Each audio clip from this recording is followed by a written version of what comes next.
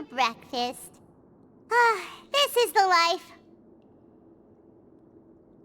Wait a sec. Isn't something important supposed to happen today? Oh, today's our big day! We're supposed to leave the Fortress of Mirapede! Come on, we've got to go complete the release procedures now!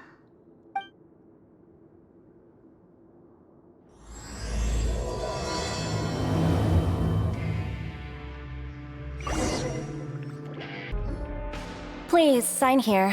This document will be effective immediately upon signing, and you two may exit the Fortress of Mirapede via the regular channels. It's been so long since we've been to the surface. Let's hurry up and... Huh? What's happening?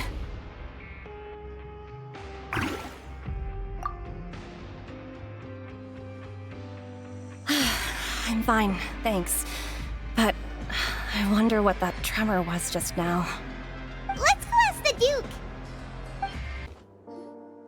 Your Grace? Ah, good to see you two. Is there something you wish to see me about? Yeah, what was with that earthquake just now? Ah, that. The tremor didn't originate from the seafloor. In fact, it seems it came from the surface. Over the years of serving as the warden here, I've developed a sense for distinguishing between what occurs on the surface and what occurs underwater. Besides, the seal that Monsieur Neuvillette set in place won't fail so easily. So the fortress is okay? If you recall our last incident, if there really were a problem, there would be crowds of inmates in a panic right now. Huh, you've got a point. Okay, seems we need to get back up to the surface and ask about what happened. By the way, do you know what day it is today? I believe today is this month's pipe cleaning day. Wait, seriously? Ah, yes. Have you completed your release papers? Yep. It's you two. Are you leaving now? That's right! Today is our last day in prison! But now that Paimon says that, it doesn't feel like we were confined here. It's actually been pretty nice. Oh yeah, Paimon feels fond of this place now. Then be sure to come back and visit. I'll miss you. If you've signed the release papers, then you're free to go. The guards will escort you out. You're not going to see us off? I knew you'd ask. All right, sure. Let's go. Well, you actually agreed. No worries, you must be busy. Paimon was just joking. Ah, so you do have a polite side, I see. After being down here for so long, I imagine you must feel like you're lacking companionship. Shall I come along too? Yeah, don't worry, we'll come back to see you. Paimon really likes the cafeteria here. The chefs sure do know how to make good grub. I hope you won't be here as convicts the next time I see you. We'll do our best to stay out of trouble. Well, it seems our work in the Fortress of Mirapede is finished. That's the end of another chapter in our journey. And since Neuvillette was the one who asked us to come here, we should probably go report to him now. Next up, the Palais Mermonia! You're going to see Monsieur Neuvillette? Please pass on our kind regards. I'm sure just your regards will do, no? I believe it would be the polite thing to do. You're right. I've heard the Palais has been terribly busy these days. Tell him that I hope he hasn't been overwhelmed by the recent string of troubles.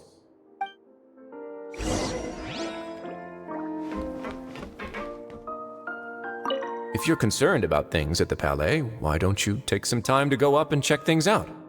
I believe you should still have some vacation time to spend. Thank you for being so understanding. It means a lot. It's been some time since I've gone to the surface. I must say that I've started to miss it a little. The Palais Mermonia sure is buzzing with activity today. Halt! Huh? Oh, it's you two. Apologies. Monsieur Neuvillette did say you'd be welcome at any time. Excuse me, would you mind helping me take a look at this report? I'll be right there. Sorry, I've got my hands full here. You can see yourselves in. Everyone's so busy. Seems a lot has been happening.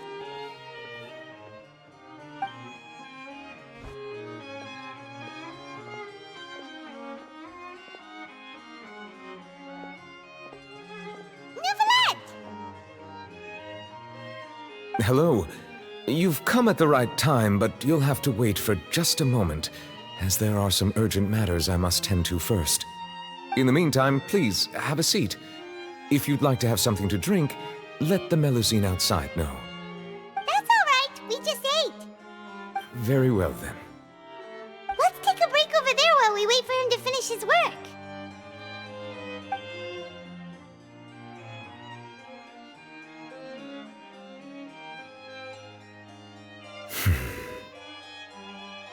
All right. That should wrap things up for now. Are you done with your work? Yes, sorry to keep you waiting. Today should be the day you were released from the Fortress of Meripede, and it appears that you have managed to complete all the release paperwork. That's right, and we came here to see you right away.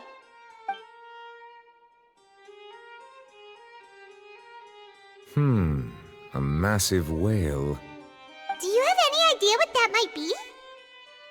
Judging from your description, that cannot have occurred in any ordinary waters, but rather something like the primordial sea.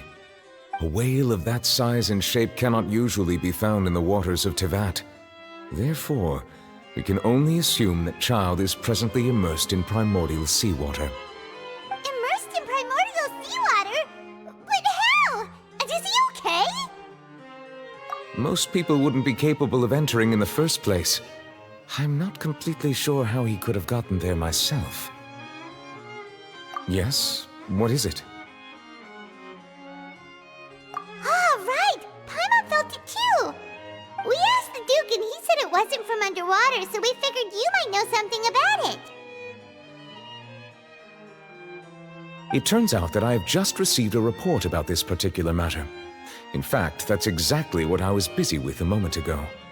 The source of the tremor was here on the surface near Poisson. After the shaking stopped, the water levels in the Poisson area rose at an alarming rate. The water levels rose? Oh no! What about all the people there? Fortunately, the water levels only rose for a short period of time and have already returned to normal now. However, I still have a bad feeling about the whole phenomenon. If the change in water levels is connected with the leaking primordial seawater, then the situation in Poisson may be much worse than it appears. Navia should be in Poisson, right? We need to go check on her! I would also like to go there as soon as possible, but I'm afraid I can't leave just yet. We must immediately formulate disaster prevention plans for the surrounding coastal areas to avoid potential catastrophes. I'll have to ask you two to go to Poisson first. I'll meet you there to check on the situation once I finish things here. There's no time to lose! Let's get going! Please be careful.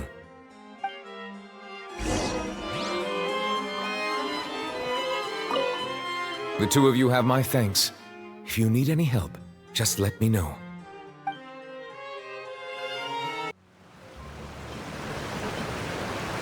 Oh no! What happened here?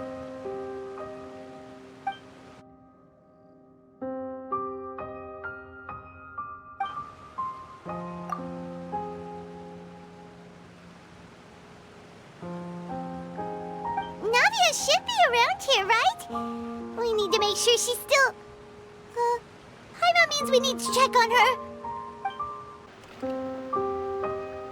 We haven't seen a single soul all the way here. Oh, this is getting scary. Whatever do now? Look, there's someone on the roof over there. Just stay put! We're coming up! Watch your balance! All right, just hurry!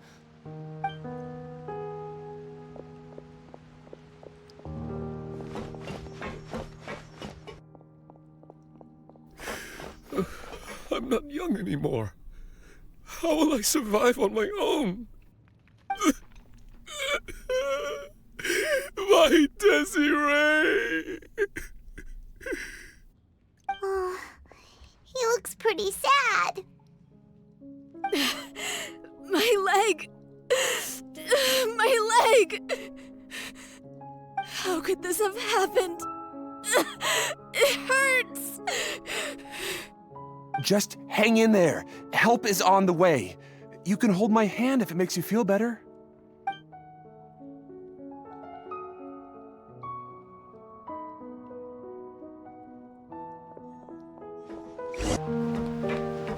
Ah! Don't move me! Don't move me. I'm scared. Give me some space.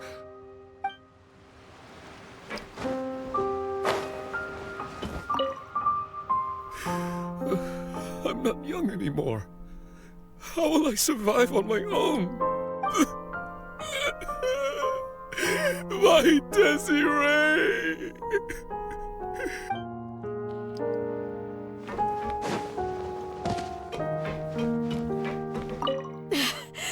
My leg! My leg! How could this have happened? Just hang in there. Help is on the way. You can hold my hand if it makes you feel better.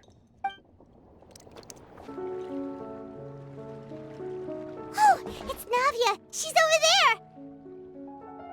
Hey, Navia, are you okay?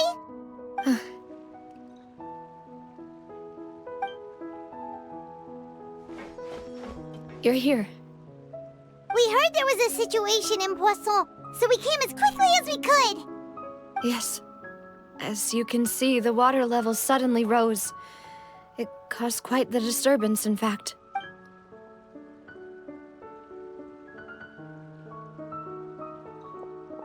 Demoiselle! There was a wounded resident next to a building southeast of here. We've already transported him to safety, but we've run out of medical supplies. He's wounded? How badly? He fell, so it's probably a broken leg. He's pretty shaken up. When the water level rose, he desperately climbed up to the roof. Once the water receded and he saw the ground, he became terrified and eventually... He jumped down then. Find the leader of Squad 1 and tell him to take the wounded resident to see a doctor. He should know where to go. Understood. I'll take over his search and rescue mission in the meantime. All right, you'll be in charge. I'm sorry. Where were we? The situation in Poisson? Ah, right. Allow me to explain. A little earlier, we suddenly heard a loud noise.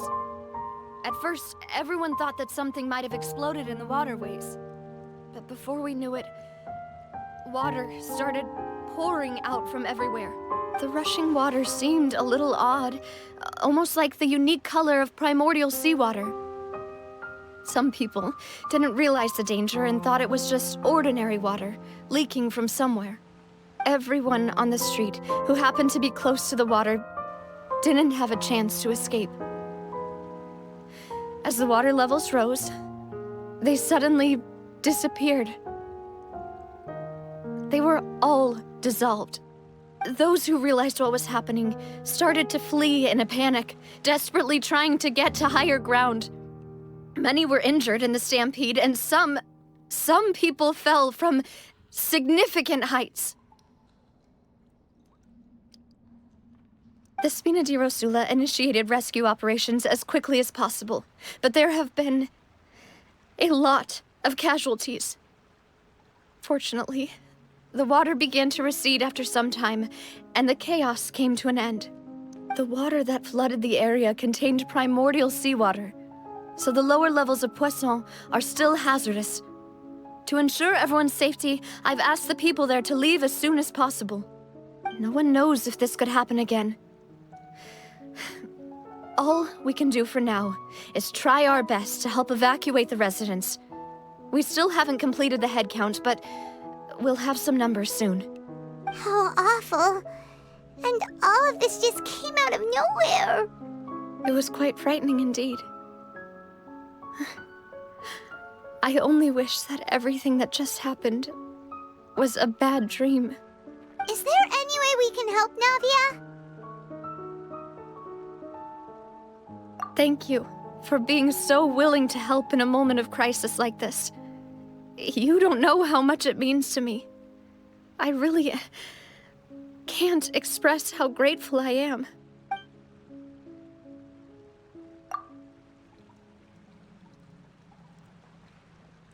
Don't say that, Navia. That's what friends are for.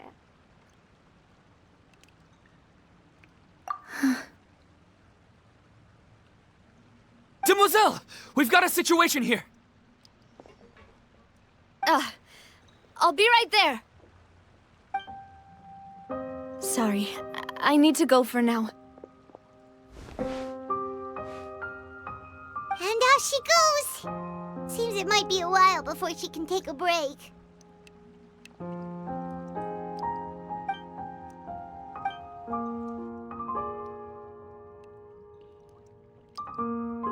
Okay, the wounded are being tended to, and we finished a preliminary head count. More support has just arrived, so I suppose I finally have a moment to focus on my own matters. Of course, we should remain ready for anything, and continue doing our best to rescue others. I'll be sure to have everyone at the Spina di Rosula ready to render assistance. Traveler, Paimon, would you two accompany me to my father's grave for a moment? Huh? Right now? Thank you.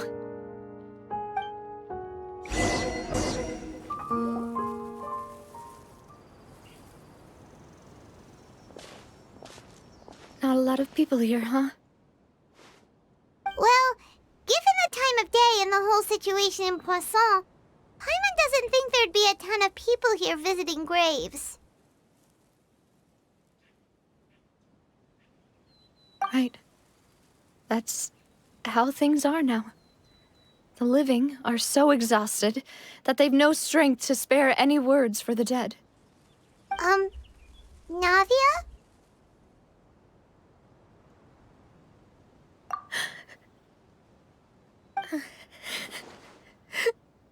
Navia, what's wrong? Sorry. I just... Malus and Silver. They won't ever come back here again. What should I do, Papa? Huh? What happened to them? Everyone agreed on the rescue plan, but still, I was the one who initiated it. They were helping evacuate the residents, but they couldn't leave in time. And they were caught in the seawater.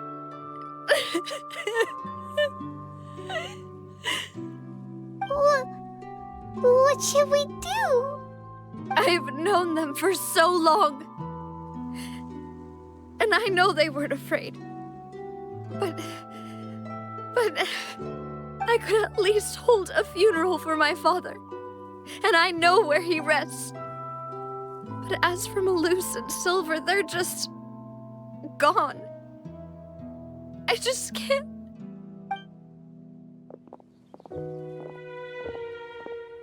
Everything looks so clean after it rains. Even the gravestones. I didn't expect that you'd enjoy a glass of red wine in front of Master Callus's grave. I can understand. Besides, the scenery here isn't half bad. See, it's not just me. I always want to bring something when I visit Papa. Perhaps we might even have a picnic. He wouldn't be angry, would he?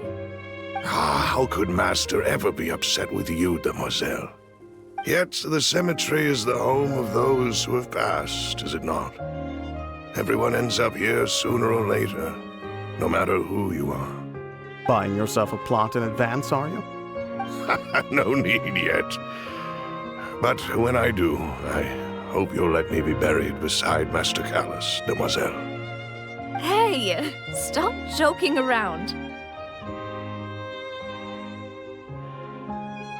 I'm quite serious. That way, it will save us both the trip to see each other whenever you visit your father's grave. That makes sense. In that case, could I be buried on his other side? After all, besides you, demoiselle, the two of us could certainly be considered Master's closest companions, no? Personally, I believe we fill those shoes just fine. Why are you bringing this up all of a sudden? Seriously. All right. I'll remember your requests. But I'd really prefer not to talk about this stuff. And what do you mean by saving me a trip? I'd make the journey even if I had to visit you two somewhere else. I'd promised to let them rest in peace here. But here I am breaking that promise. I'm sorry for letting you see me in a mess like this. I don't usually cry, really. Paimon doesn't know how to help you feel better. But, well, she understands how you feel. I had always thought I could make my wishes come true.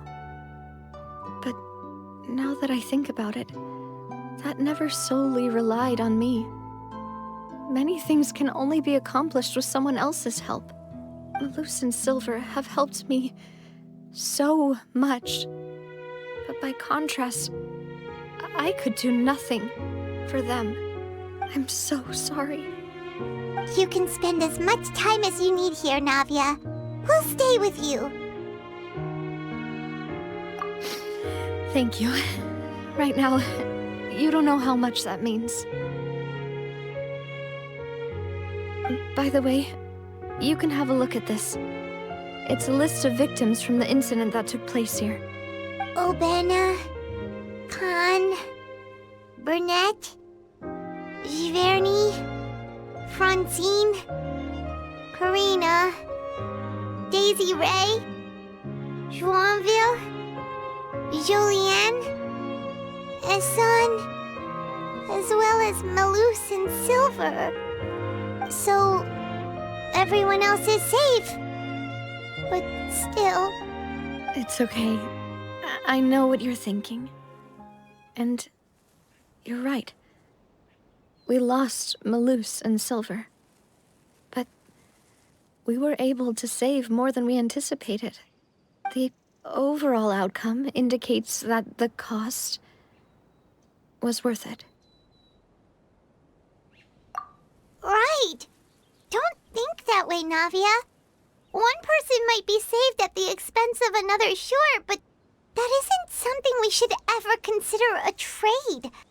Malus and Silver were not the price for saving anyone. They're heroes. You're right. Thank you, Paimon. What you said just now was pretty amazing, actually. I'll remember your words. Oh, really? Seems you've become more eloquent in the time since we last met. The knave? What are you doing here? Is everything going well on your side? Yes, my people are carrying out the mission according to your request. All the residents of Poisson have been evacuated, and we're preparing to relocate them to higher ground. As for these supplies, we have everything taken care of. There is no need to worry. Thank you very much. Wait, do you two know each other? We just met recently. Right, Miss Navia? Usually, I would call this a coincidental encounter. But that doesn't quite fit this time.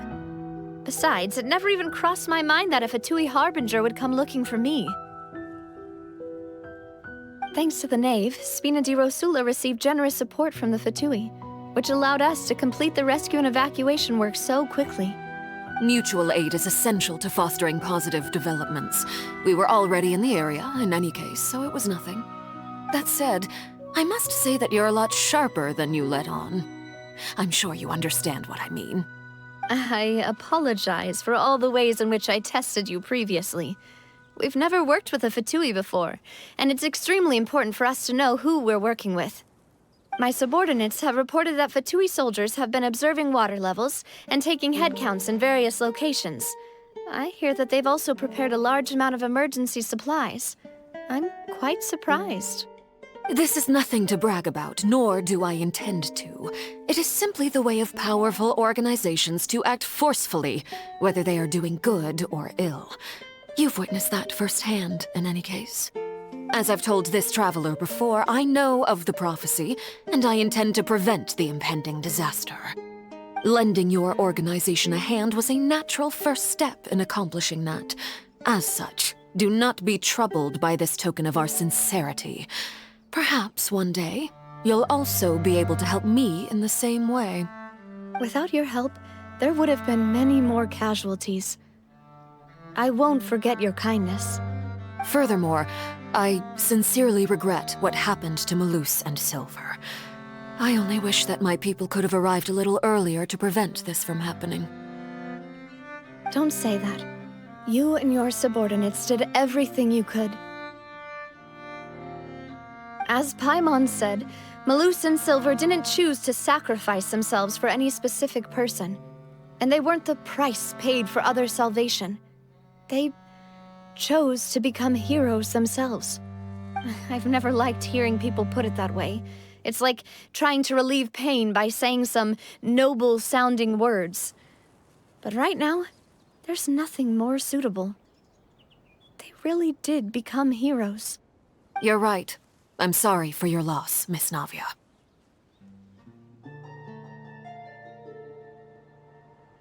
Water is life to Fontaine's people, and it also spells disaster. It's no wonder that people always say that prophecies represent fate. Fortunately, I've never been one for such opinions. So, you're one who will try to change fate, then? Of course. That is why I'm going to Hotel Bouffe de Thé. I still have some things to take care of, and the children need my attention. By the way, Traveler, Paimon, one more thing. Alright, then we'll just... Huh? This isn't right. Paimon thought you would ask us to walk with you for a moment so you could tell us something in private. That is a clever and useful conversation technique, which I do like to use when necessary. But there's no need today. It would not hurt to have Miss Navia listening in. Traveler, I'm sure you remember that I said we could work together when we had the chance. You and I both know that there may be issues with the Primordial Sea. Previously, it was the Fortress of Meripede's sluice gate, and this time it was the water levels in Poisson. These are both signals. Indeed. Allow me to share the latest intel I've received from the House of the Hearth's intelligence network with you. During some recent investigations, a child claimed to have discovered some ruins near Poisson. The ruins date back to ancient times, and seem to be worth investigating in many ways. Judging by the dating of the ruins, they may be related to the prophecy and the coming crisis. The situation is becoming more urgent, so any pertinent information will prove extremely precious. My people initially came to prepare for ruin exploration. Unexpectedly, this disaster struck, and at present, we're all busy prioritizing the rescue effort. So that's why the Fatui were already in Poisson. I wanted to take the children along, but unfortunately, Linny, Lynette, and Fremine have all been dispatched to higher ground to assist affected residents. Linny told me that outside of the house, the person they trust most is you. Which is why I want to give you this task.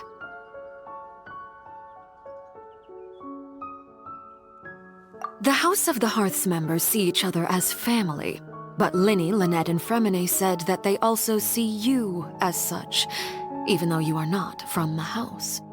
I'm sure you already understand how earnest they consider their friendship with you to be. Oh, that somehow makes Paimon feel kinda happy. The intel I just shared about the ruins could fetch a high price. But since the children consider you family, it's only natural that I freely share it with you. Got it! So all we gotta do is go to some ruins, right? We can handle that. Excuse me, but may I tag along? You wish to join, Miss Navia? But are you sure you're up to exploring some ruins? You need to rest. Well, I'm sad, yes. But I can't just go back and plop myself into a chair by the roadside and do nothing.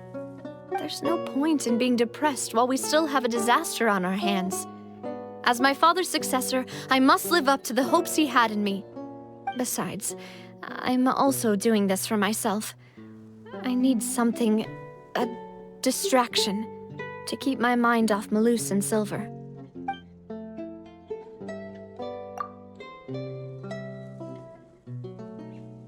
Since you put it that way, I have no objections. What do you say, traveler? All right. The ruins are to the south of Poisson. Here's the map. Okay, the three of us will handle it. Come on, let's pack up and get going. So, are these the ruins the knave was talking about? Whoa, talk about old. They seem to be pretty ancient, all right. Let's go in and have a look. Just be careful.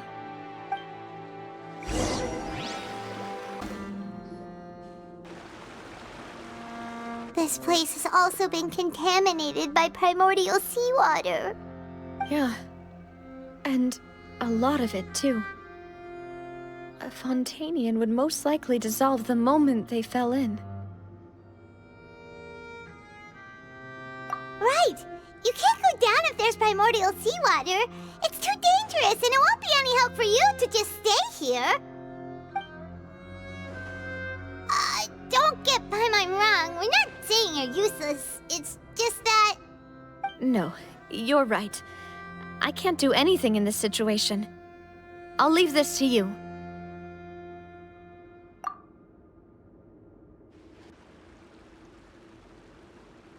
That complicates things. Maybe the only way left is forward. In that case, do you want to wait for us here? The water levels here are unstable, and there's a chance the water will rise. So staying here wouldn't be safe either. I'll go together with you. Perhaps we'll find the exit just up ahead. All right. Come with us for now then, but please be careful.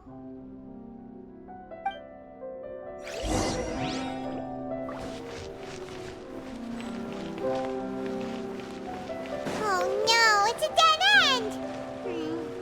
Let's try climbing over from the side.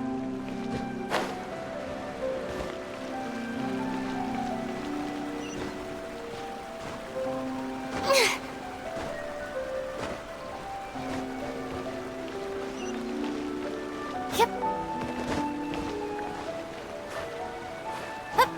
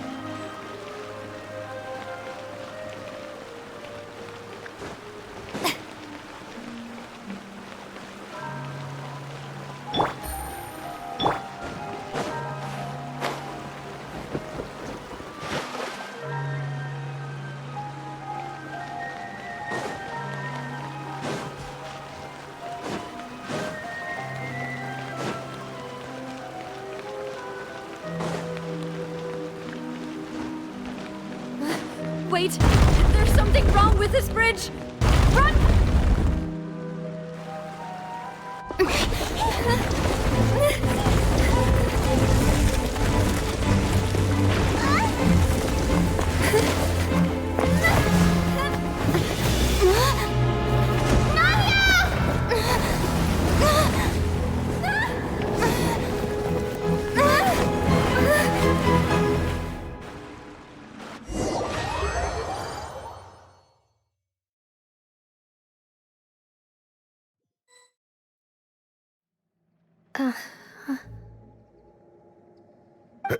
Demoiselle? Huh? Demoiselle, what are you doing here by yourself? Would you be standing here till dark if I hadn't come to get you? Maybe she just wants some time to herself, Malus. Oh, was I sleeping? Yes, it would appear so. I must be tired. That's quite possible. However, you were the one that suggested we go out for a walk. Oh, right. I nearly forgot. It must have slipped my mind when I dozed off. I haven't had a nap today yet. Have I? This is a familiar feeling, yet something's a little strange. Is something the matter, Demoiselle? Oh, no. No, I'm fine.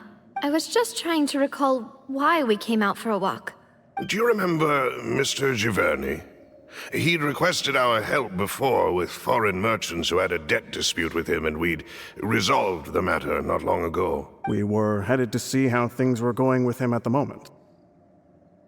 Ah, right. Yes. I remember now. Oh, Miss Navia. Ah, Mr. Malus, and Mr. Silver, too. It's good to see all of you. How have you been? I've been great. Thanks to your help, those bothersome merchants finally realized that I wasn't the one they were looking for. Why, I wasn't even the guarantor for that person. They were knocking at my door day and night. Even my neighbor, Obina, was getting fed up with them. Sometimes force is required to calm someone down and get them to listen to what you have to say. That's right. Oh, by the way, Burnett, what was it that you wanted to give to Miss Navia again? Oh, yes. One moment, I have it right here. Miss Navia, these are some flower seeds that I prepared. Please take them. They're a very good variety, and they'll become very big and beautiful once they bloom. I don't know what we would have done without your help, so this is a little token of our appreciation. I hope you won't refuse. Ah, did you cultivate them yourself? Thank you so much. I'll certainly take them.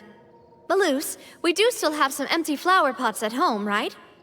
Why, we can have as many pots as you'd like, demoiselle. Perfect. In that case, we'll swap out some of the decorative plants for some of Mrs.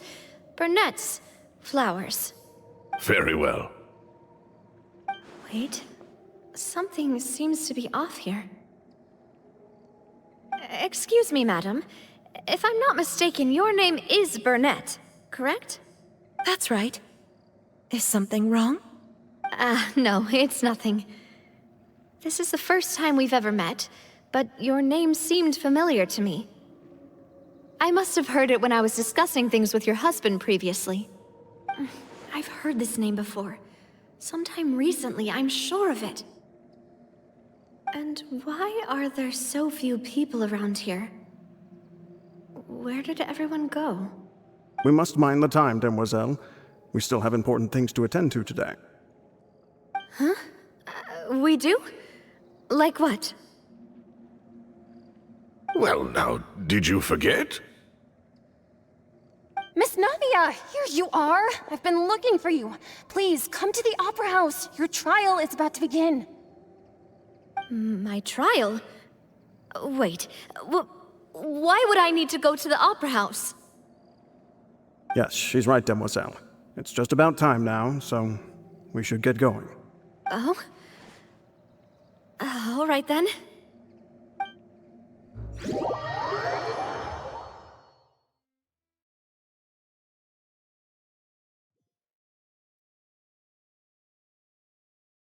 Look, it's Navia! She's here! And her two attendants are with her! Goodness, everyone's finally here. There sure are a lot of people here to see the trial. And they all seem to be oddly excited about something. I even know some of these people. Karina, Desiree, Joyville, Jolien, Essen. Why are so many people here? And why do I have no recollection of this case? And as for the judge... huh? Where's Monsieur Neuvillette? Please sit in the defendant's seat. Don't worry, Silver and I shall accompany you. All right. But are you sure you can stand behind me? Typically, it wouldn't be allowed, but today is an exception.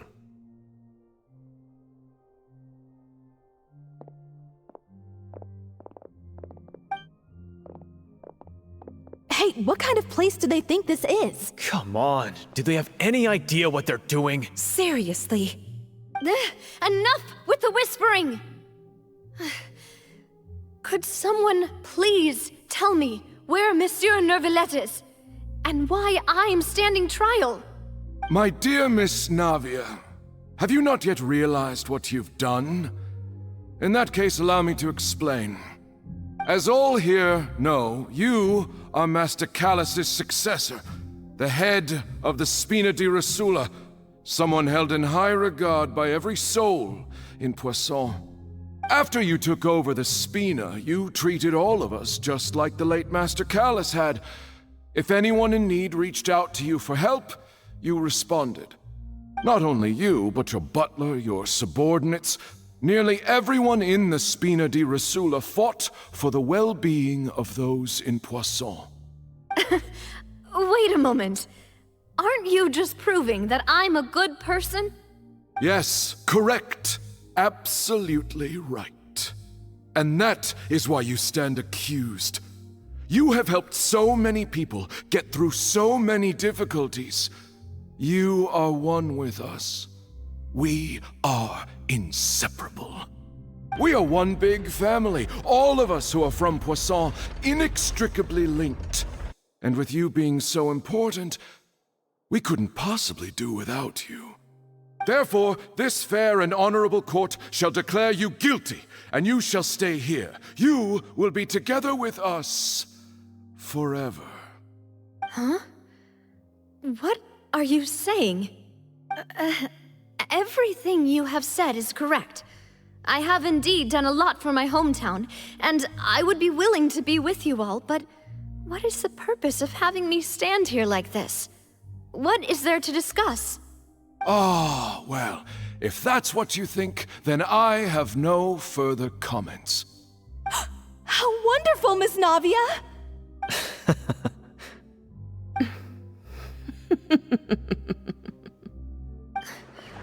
I know all these people. Why are they laughing?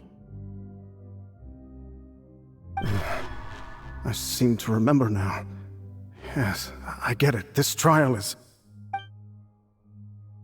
Wait just a moment. This isn't right! Malus? What was that, Mr. Malus? Our conclusion is very clear and unanimous. Let the court judge her now. She's guilty! Stay here, Navia! You're one of us! Demoiselle, don't admit guilt. This trial means to keep you here forever. I wish to exercise my right to defend Our Lady. Mr. Joinville, you only know of Navia's goodness, but nothing of her utterly independent mind.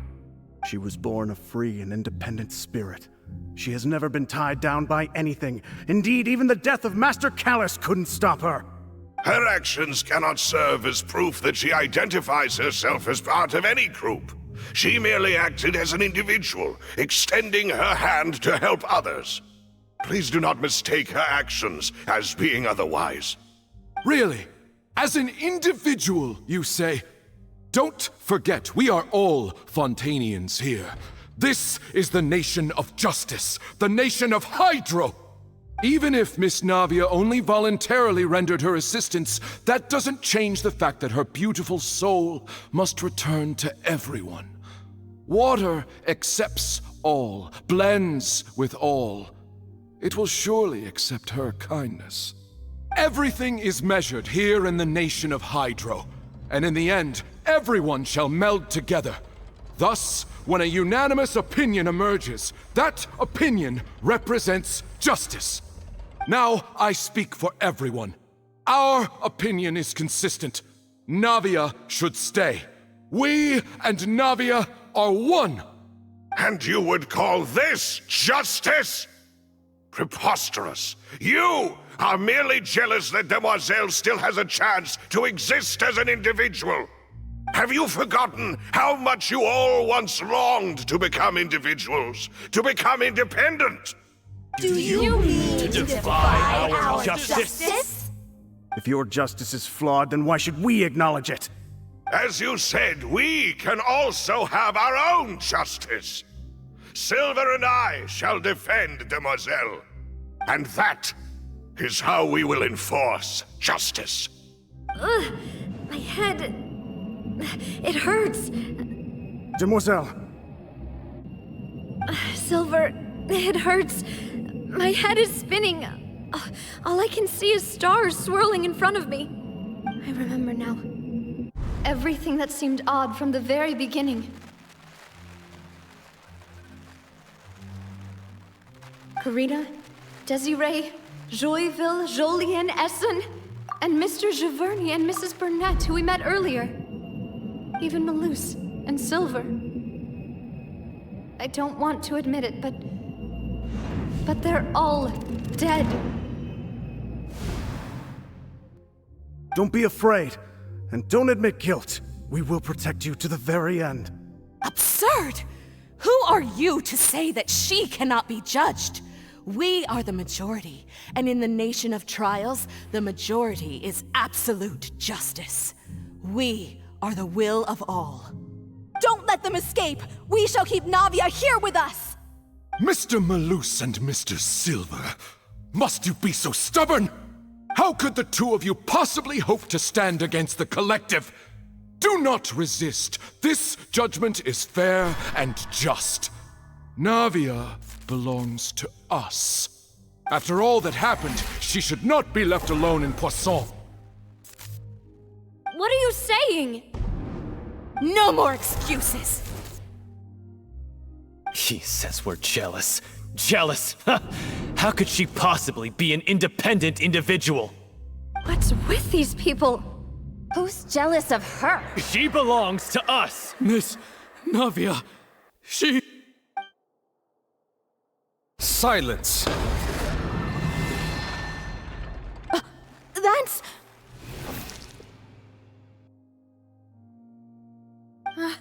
Monsieur Neuvillette! Such commotion is prohibited in the court. The accusations you just presented are nonsense and cannot constitute a proper trial. The court will adjourn for the rest of the day. In this, I shall hear no objections from any unauthorized party. Our thanks, Monsieur Neuvillette. Please leave with me, Miss Navia, while there is still time. But... Go on now, Demoiselle. This is your only chance to leave this place. What, can't bear to leave us behind or something? Malus. My apologies. I couldn't resist making one little joke once I realized that this shall be our last goodbye. Malus... Silver... Quickly, you must come now! Goodbye, Demoiselle. Farewell.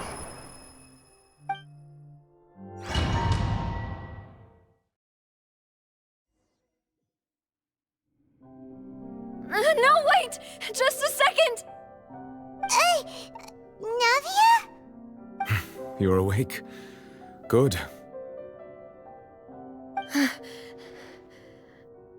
I must have been dreaming. Malus and Silver were still alive, and they were defending me at some insane trial. It looks like you're all right. Did all the sad feelings cause you to have a nightmare? Paimon could give you a hug. The ruins you were exploring suffered a cave-in. When I arrived, I found you falling toward the water. You were just about to be dissolved within, but I...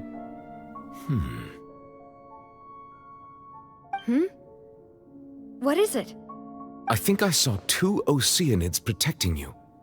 It was only for a moment, perhaps even a fraction of a second, but they gave me the chance to retrieve you. Were it not for their intervention, I would not have been able to rescue you before your consciousness dissipated. Wait, did you say Oceanids? You mean like what happened with Vache? Perhaps those 2 Oceanids were the people you saw in your dream. I always told them that they didn't have to protect me. To think that they'd keep doing so even after death. Please come with me.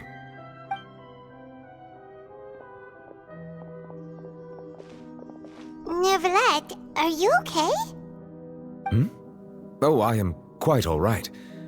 Perhaps there's something we could chat about? Why do you look so stiff all of a sudden? Oh, Paimon knows. You're the type who feels awkward when there's nothing to talk about, right?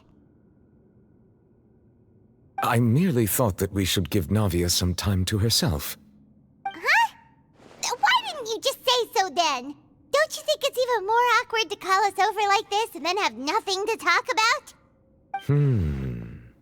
I suppose so. Ah, Sigewinne. I hope all is well with her these days. Her work in the Fortress of Meropide has not been too much for her, has it? No way! Don't worry. She's doing fine down there. She's an amazing head nurse. I see. Well, that is good. I have always worried that Sigewinne would need a lot of time to understand the world of humanity, just as I have. Oh, and the Duke also says hi! Even though Sigewinne made him do that. He hopes that you haven't been overwhelmed by all that's happened lately. Thank you. I have indeed been busy lately, and I also hope that everything is going well in the Fortress of Meropide. He still doesn't know what to talk about. Let's chat about something else then. So, Neuvillette, you're probably quite the swimmer, huh? Yes, of course. This isn't going anywhere. Let's try something else. How did you find these ruins? Did the knave tell you? Yes, in fact. I had arranged to meet you in Poisson, but when I arrived, I discovered that the Fatui were helping the residents evacuate. They had even transported a large quantity of supplies to the area. Amid my astonishment, I ran into the knave, and we had a chat. She informed me that she had asked you to investigate the ancient ruins here. Yeah, we originally planned to meet up with you, but we thought you might still be busy with all those official documents. We didn't think exploring the ruins would take very long, and who would have thought you'd wrap things up so quickly?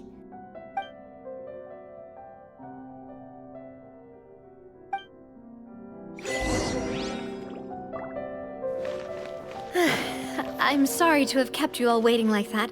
I'm feeling much better now. I guess we should get going again. Will you come with us, Monsieur Neuvillette? Yes, if you wouldn't mind my company. All right! Another one joins the party! Let's get going then! Oh no! Another unstable path! Watch your step!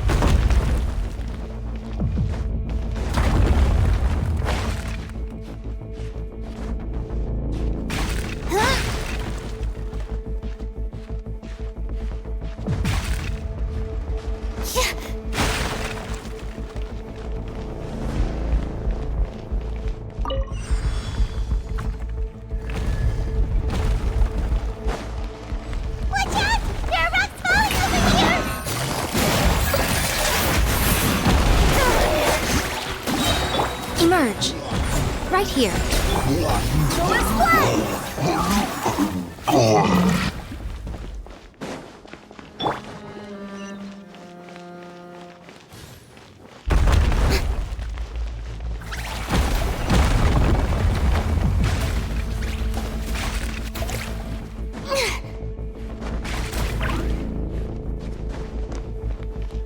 Seems we're almost at the top. Keep it up!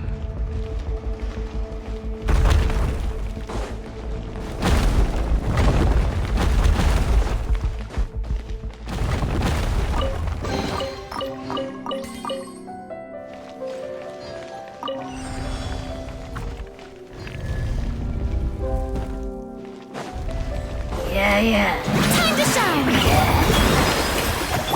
Gotcha. Game's up. Fun's over. Quietly now.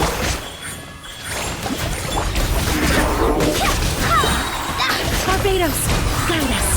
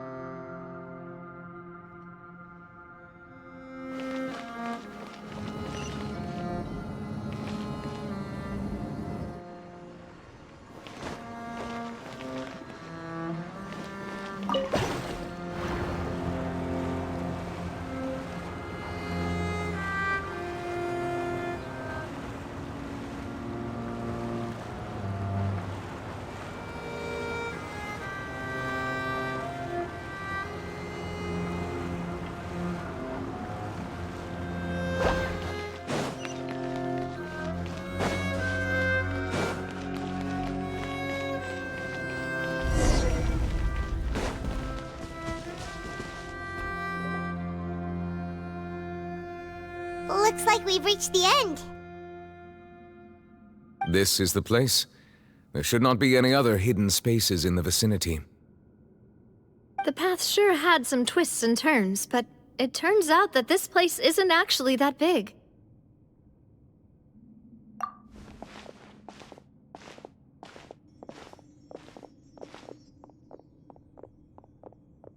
Stone slates. It seems like they were put here as an offering. Could we take them down and have a look? Perhaps we should just leave them be for now. There are 4 locations in total, but only 3 stone slates. The slate that should be in the first empty spot is missing. The surrounding walls also show signs of damage. There's something written below. Let Paimon see. Reason dictates that this nation be destroyed. I shall record the history of its future here in its past. Say what? It feels like someone left these slates and these words here for a purpose. But does he mean that Fontaine should be destroyed? That would fit the circumstances dictated by the prophecy, yes. Indeed, the slate's contents correspond to it. Take the second slate, for example. There's a person kneeling here. She seems so dedicated. And there's a whole bunch of other people behind her doing the same. She's facing this... what is this? Some kind of island in the sky? And is that Lady Farina in the third image? Did the Hydro Archon fall into the water? And is that a ring of people around her? Paimon doesn't quite get it. Are they all in the water? The fourth image. I know this one. This exactly matches the content of the prophecy. The people will all be dissolved into the waters, and only the Hydro Archon will remain, weeping on her throne.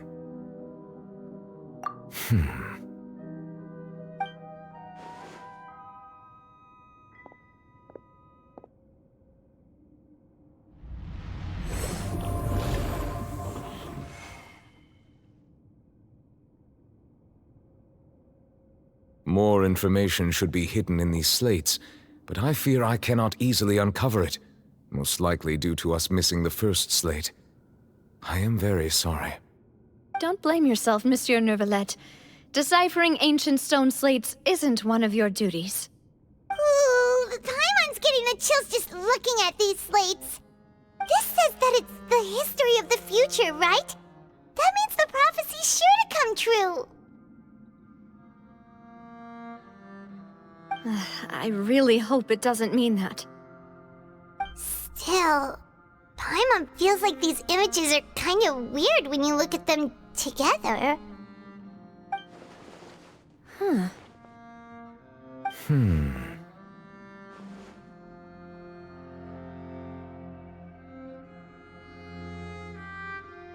That's right! If the images are in chronological order, shouldn't the fourth, the waters drowning Fontaine, come before the third, where the Hydro Archon herself falls into the water? And yet the order is reversed here.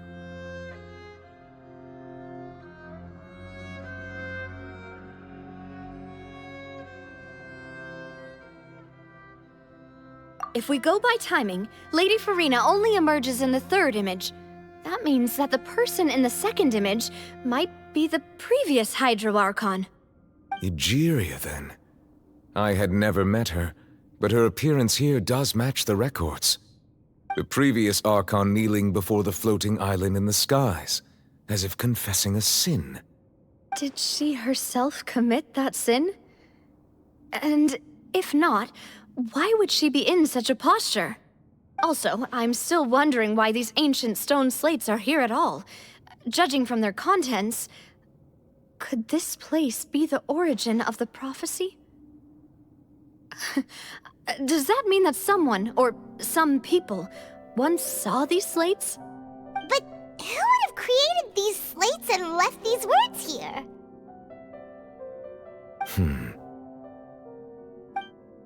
It seems that any further clues will have to come from Farina. In that case, there's no time to lose. There's nothing else to be gained here, so let's head back first. Yeah, we better get somewhere safe for now.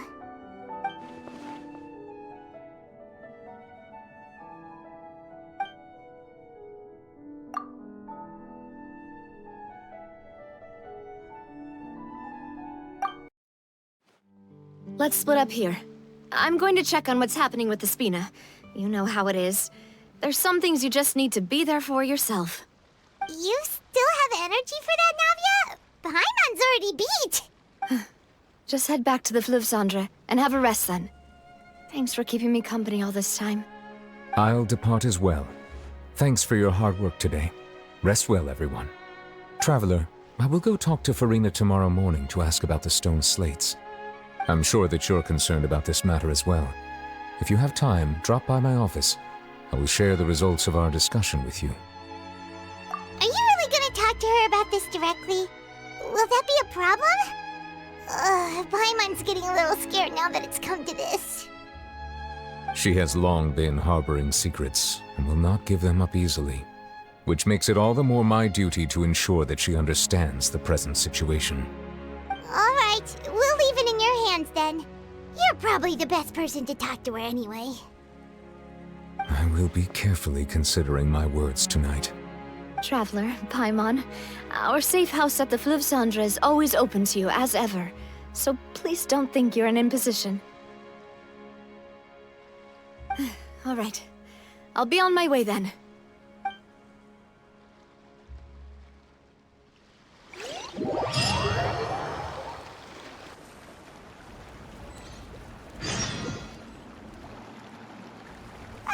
We're finally back!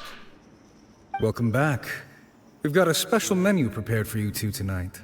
Yay! And there's good food too! Navi, no, the boss is the best. Ooh, desserts! Nice, these are all Paimon's!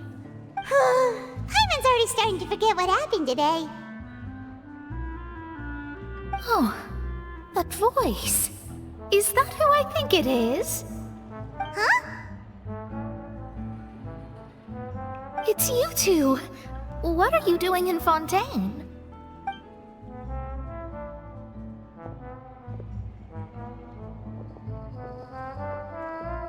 Mona?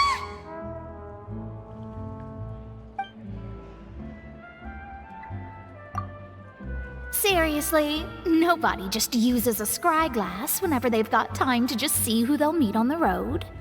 Still, we didn't expect to see you here. Wait, you're not a Fontanian, are you, Mona? Well, I have some business to attend to here, so I booked a hotel in the city. I was just out for a stroll when I bumped into you. Quite unexpectedly, if I might add. Why did you think I was from Fontaine, though? Is that because Magistus doesn't sound much like a Mondstadt surname? Yeah, let's go with that. Well, I used to have my own surname, which was, well, some other thing. Either way, the old hag told me when she took me as her disciple that the first step to being a great astrologist's pupil was to change that name. There was nothing for it, really. She really is amazing at astrology, so I changed my name to what it is now according to her wishes. To my surprise, however, Magistus is not the name of some ancient house or clan. It isn't? Nope. Although it is used by us in place of surnames, it generally just means great. Wow! Imagine including a boast in your name. Wait, are you gonna have to put that into your genealogy as well? I reckon so. In any case, I'd give my disciple a name like this as well, if I were to take one. Astromancer Barbeloth Trismegistus. Whoa, that's a long one. Does it also mean great or something? My name means Mona the Great Astrologist. As for the old hag, hers is, in plain speech, the thrice-as-great Scholar of the Stars. Just take it as a title specific to astrologists. Thrice as great? That's so petty. I know, right? That's just how she is. She used to call herself Magistus, actually, but when she took me in, she changed her name to Trismegistus. Talk about excessive. Magistus is thus the calling card of our school, so to speak, which makes it about the same as a surname. It's all right if you don't get it. You can look into it further should you need to study astrology more deeply.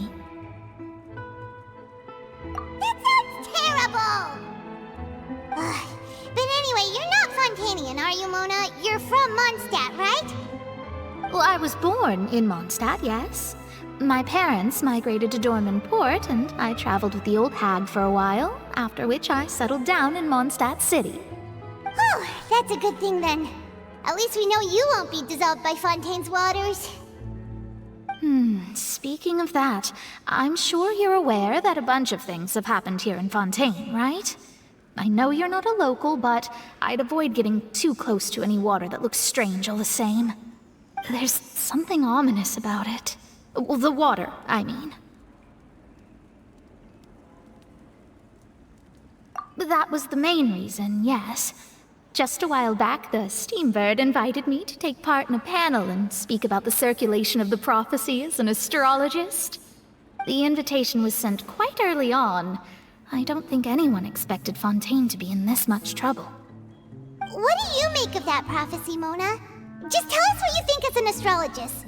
Your word would go a long way to make things more certain and less scary. What I can tell you is that I'm an astrologist, and that this prophecy concerns the fate of Fontaine, even that of all Tevat. Ascertaining this is akin to reading the fortune of the whole world. I'm afraid that this is not something that just anyone can do. If I could do it, you would no longer call me an astrologist, but a visionary. But on the flip side, the prophecy is so huge and powerful that it must surely come from a powerful visionary. Its contents involve the fate of the world. Disregarding it would be a mistake. A visionary? Sounds really powerful and all, but does such a person really exist? Of course. The old hag could do it, and I bet there are others amongst those Hexenzirkel colleagues of hers who could do something similar.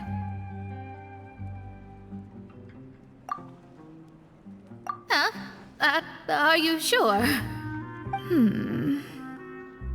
All right, I'll help you. It isn't often that I see you with such a serious look on your face. I'll tell you once I hear back from her. Thanks, Mona! You're amazing as always! Oh, well, this is something only I can do after all. So yes, your praises are quite welcome. That's the greatest of astrologists for you! Of all the people we know, you know the star's the best! Indeed, indeed. That's the spirit. Oh, sorry. I came to see what all the commotion was about. If there's anything you need, do not hesitate to inform the Spina di Rosula. Oh, whoops.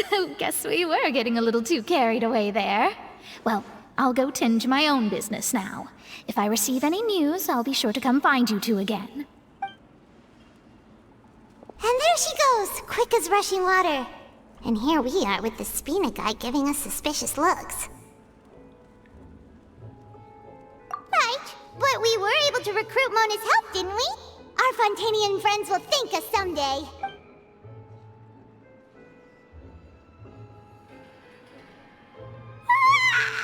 Good morning. To be honest, I'm still feeling kind of sleepy. But it's time to get up, Traveler. We agreed to go see Neuvillette, so let's pack it up and get going.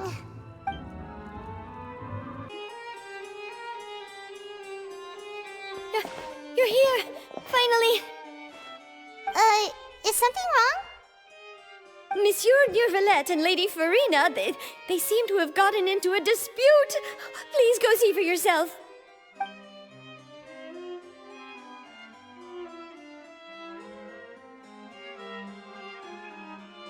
Like I said, I've already explained everything. And yet the problem has not been properly solved. There is little space for excuses between us. It is not my intention to offend you, but please, tell me where you stand. You are the Hydro Archon Focalor, are you not? Look at this. This is a list of the victims from the recent Poisson incident.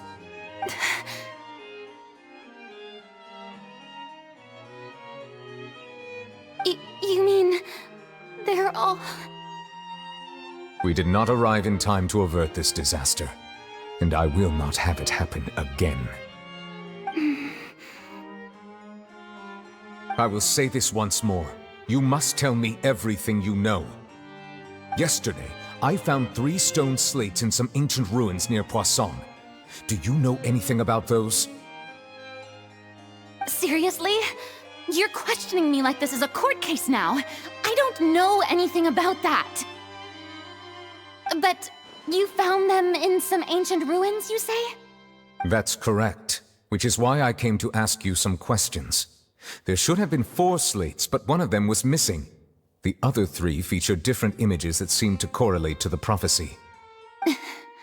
The prophecy? The second of these slates depicts the previous Hydro Archon Egeria kneeling before a floating island in the sky, as if confessing something. Do you know nothing of this either? I don't. I've never seen such slates. I'll ask you again. Do you really have no information regarding the previous Archon? My deciphering of the slates indicates that the Hydro Archon Egeria once had to confess to, or apologize for, a certain sin. If anyone would know about it, it should be you. All gods don't have the same secrets, you know. She was herself and I'm me. Is it really so strange that I know nothing? I understand your concerns, but I'm sorry. I just don't have anything to tell you. Forgive me for saying this now, Lady Farina, but I have long known of your various secret investigations into certain matters. There are several indications that you have been investigating the prophecy on the sly. This is not strange in itself, considering that you are the Hydro Archon. But it is strange that you should also claim to not know any of Egeria's secrets, as well as do nothing following your inquiries. You have never been as superficial as you have presented yourself to be, nor are you a fool. And yet, your behavior is very inconsistent.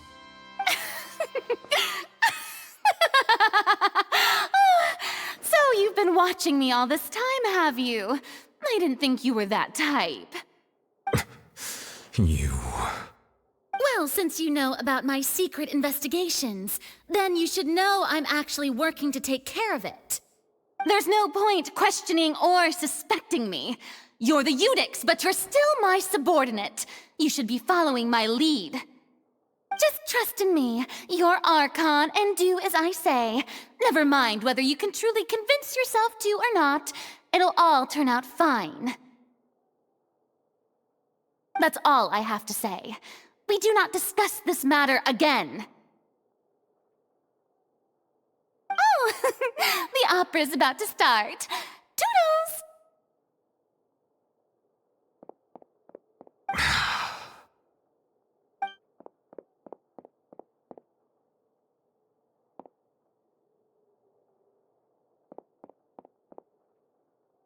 Did Farina not notice us standing by the door? Wonder what's up with her. She was smiling. Huh. She didn't seem in the mood to care if we were listening in or not.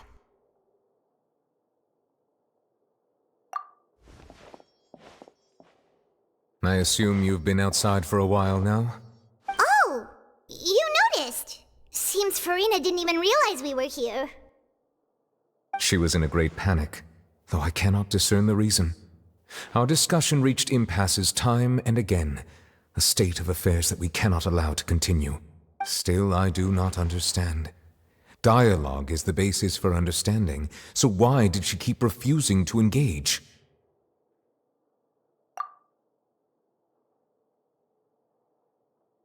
Everyone in her inner circle has noticed that she is hiding some secret. The issue is her attitude. I fear that she will not reveal anything unless absolutely forced to. We may have to create a situation in which she will have no choice but to speak. Oh? Like what? Normally, people will only reveal the truth when standing trial. Perhaps we must have the Hydro Archon experience just such a scenario. But Farina's seen so many trials, and she's really good at dodging questions. How do we make sure that she won't just slip away at the first chance she gets? We will need to consider this thoroughly, join forces with various parties, and then do what we can. If at all possible, I would prefer to recuse myself from this affair, but we must prevent the prophecy from coming to pass. This may be cruel to her, but all Fontaine is in crisis. The information a god possesses is too precious, and so we must take a chance on this. But who will lend us their aid to do such a thing?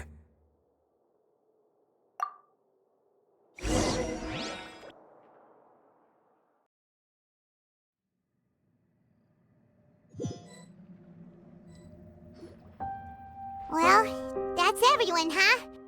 Speaking of which, it was pretty smart of you to think of hiding here. Poisson was just involved in a disaster, so it's presently devoid of people. That naturally makes it the best choice. And here you are drinking tea like it's the most natural thing in the world, huh? That's what families should do. Sit and enjoy a leisurely time together. It's nice to enjoy tea here, you know? Care for a cup? Lend me your ears, everyone. Or perhaps one of you might like to start us off. How about you, friend? Me? No, I don't think I can. Then, how about you, good sir?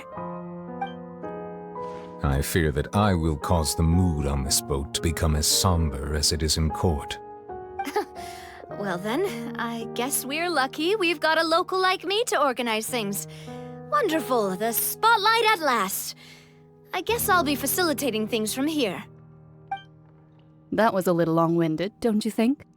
Oh, you might be right. Anyway, to cut to the chase, our friend here, the Traveler, has brought us together to discuss something. As for what that is, well, let's start by saying that we'll be pooling our efforts together to create a series of traps. Oh, how intriguing.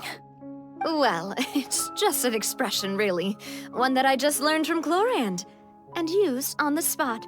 So, let's invite her to explain in detail. A round of applause, please.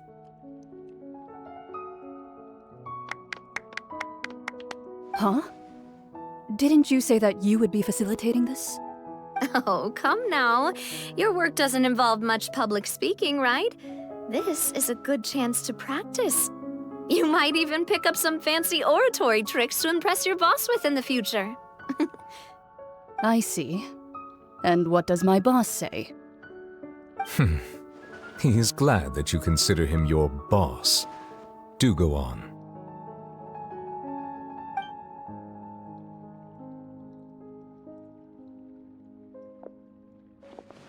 In that case, do any of you have experience hunting?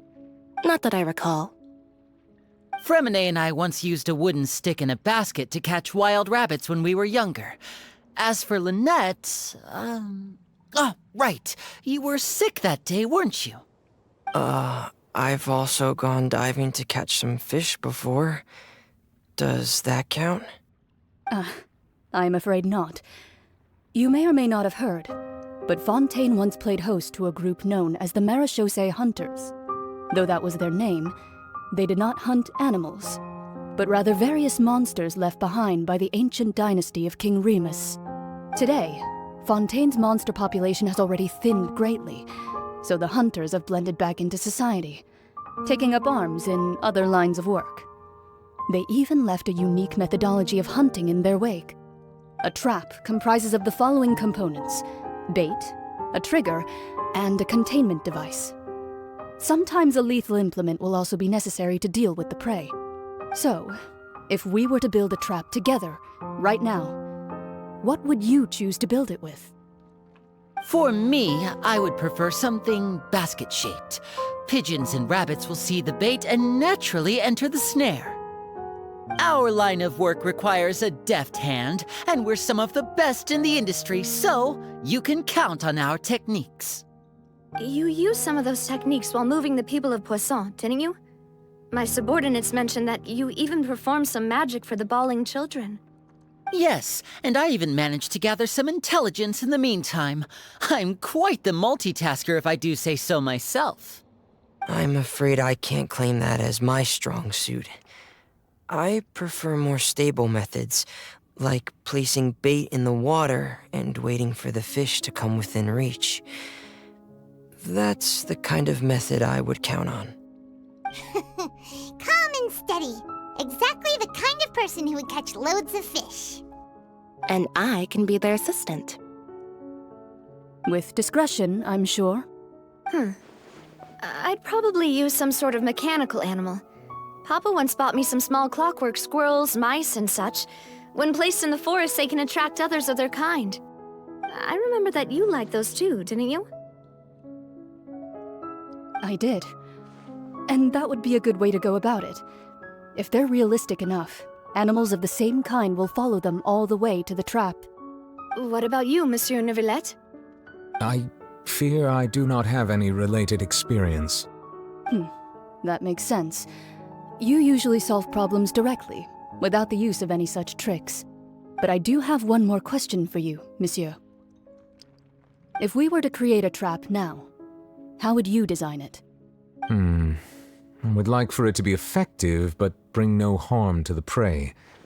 A more gentle trap would be ideal. Kind, as always. However, our intention doesn't necessarily change the containment device and the type of implement we need. If we wanted to kill the prey in one strike, we would need a powerful implement. However, that also goes for prey that must be captured and safely contained.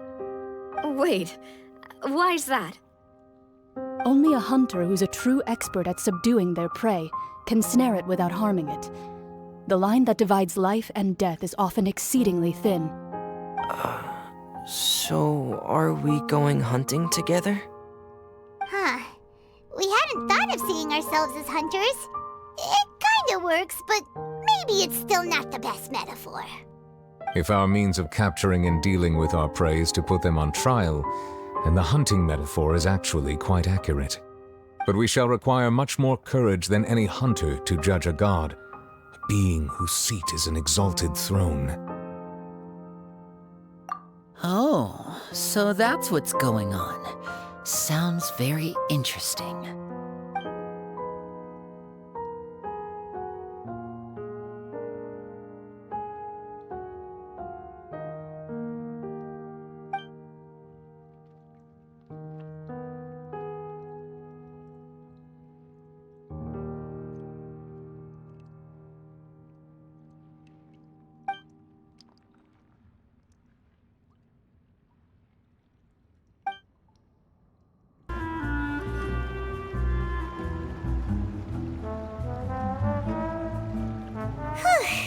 It's been a tough few days, hasn't it? So much has been happening. Paimon didn't think the meetings would go on for so long, but everyone seemed pretty fired up, huh? Paimon thought they'd be at least a little frightened. Well, Fremen I was, now that Paimon thinks about it, but everyone else just looked a little surprised. Well... It's hard to say. Paimon doesn't have any experience with this sort of thing. But with you around, Paimon sure will do great. After all, you're the most reliable person in the world, aren't you? Did you just pour some tea? Paimon didn't notice you doing that at all. Then what's that? Paimon's never seen that cup before. Don't be frightened. I'm just joining you two for tea.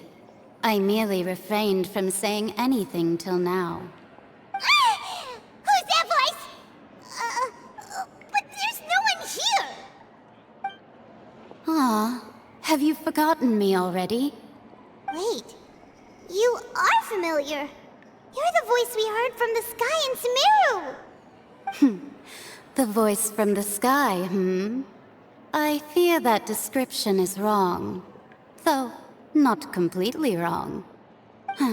You're feeling lost now, just as you were feeling previously. I sensed that confusion and thus came to you. Guiding people is an irresistible hobby of mine, after all. Consider me a passerby, just accepting a commission from my friend's disciple on a whim.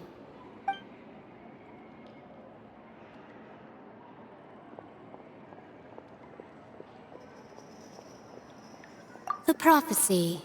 Yes, what has been prophesied will be fulfilled.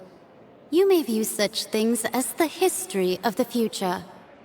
What? Then is there any way we can stop it? I believe you have witnessed a failed attempt with your own eyes. Can everything in Teyvat so easily be changed? Ah, so you've caught on. Just as prophecies are usually only the future as seen from the perspectives of the gods, could things be happening in hidden corners where the gods' gaze does not fall? Are the things that you shall see different from the fate that the gods perceive?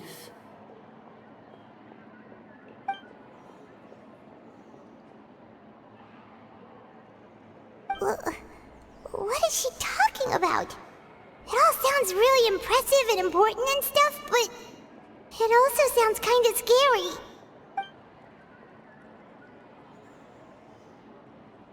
I believe that you understand, right?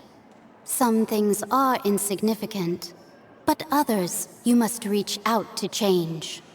Ultimately, fate shall serve as your only guide, no matter what will happen in Teyvat's future. All you need to do is to play your part. This was good tea, by the way. Thank you for your hospitality. Well, that'll be all for today. The voice. It's gone.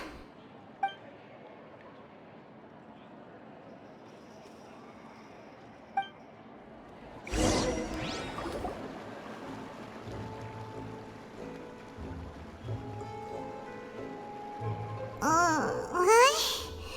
I want to hear someone talking. All right, coming. Hey, it's you who's getting lazy, okay? Well, I see I've walked in on some lively banter. Mona! Fine, just fine. I went to take part in that Steambird panel. It turned out to be more interesting than I expected. Not all Fontanians are pessimistic about this. One journalist mentioned that sitting around and waiting for the end to come would be wrong, and that they should make their own rescue preparations. I agreed, so we had a brief chat with her. Did she have pink hair by any chance? Why, yes! It was Charlotte. You remember her, right? That daredevil journalist? I'm in full support of her view. Prophecies are very important, but how can people allow their lives to be commandeered by just a few words? That's right! Paimon's glad to hear something sensible for once. Ah, yes. About what we had discussed before. I did try, but I'm afraid I couldn't reach the old hag. I'll try again tonight, but I wouldn't get your hopes up. Huh?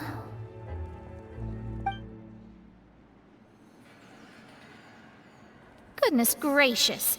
Are you serious? She said that even the god's gaze has blind spots. Pretty bold if you ask Paimon.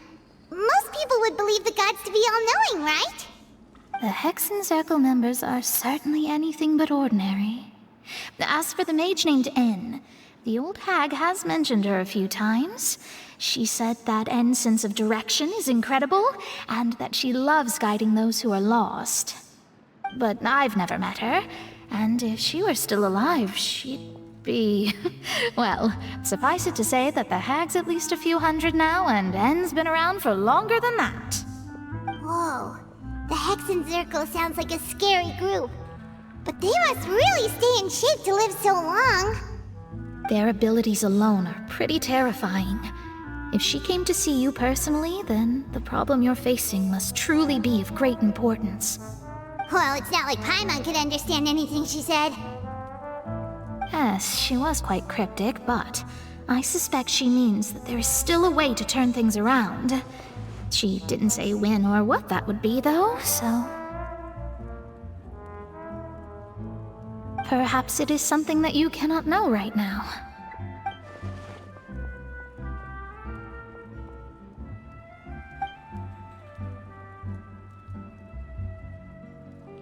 Traveler, Paimon, are you two all right? Oh, we're fine. We're just a little down right now. It kind of feels like the end is coming, you know? I see. I feel that same sense of desperation, too. I guess you could consider me someone who has often witnessed fate. So far as I have seen, it cannot be swayed. But even so, I still hope for, and believe in, miracles. Astrology is eternal and rational, but fate may not be. It is cruel, but it can also be beautiful. Perhaps that's what En was trying to tell you. Not to lose heart, and to believe that what you are seeing playing out before you is not yet set in stone. I did originally think of steering clear of all this, but I couldn't. Even if this is all futile, I still wish to help everyone. If we don't struggle to the last, then how can we face the end when it comes? Huh. You do have a point. There I go, talking about astrological principles again. Sorry about that. The moment I start talking about work-related stuff... I need to get going. It was worth trying to comfort you, even if only a little. I believe that you'll help those who are struggling in the same way I did. I suppose that might be why we always seem to meet by coincidence. Paimon feels kinda moved by what Mona said. But also kinda sad, too. Hey, Traveler. Paimon suddenly feels like going outside for a walk. Let's go. Let's walk around the city, shall we? There's a few spots we always like to walk by. Huh? Our names are written in this newspaper. What's going on? Let Paimon see! The underwater stronghold, the Fortress of Meripede, has continued in its noble autonomy, but that does not mean that others cannot interact with it. My recent attempts to enter the fortress bore little fruit. Huh. Guess Charlotte still hasn't given up on that. Thus, did an Outlander friend become the focus of this report, a blonde adventurer with their white fairy legends trailing in their wake. It is said that this mysterious traveler once visited the underwater fortress. So while the fortress's interior remains a mystery behind closed doors, do not fear, for the tales of the traveler contain surprises in spades. Journalist Charlotte's biggest scoop yet, the Traveler's Trail, World Walker. Huh.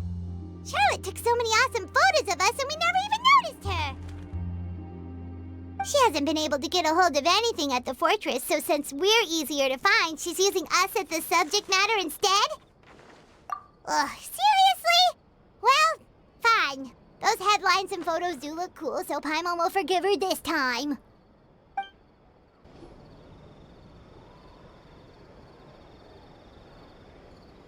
We're here! Paimon's hungry. Should we go in and get something to eat?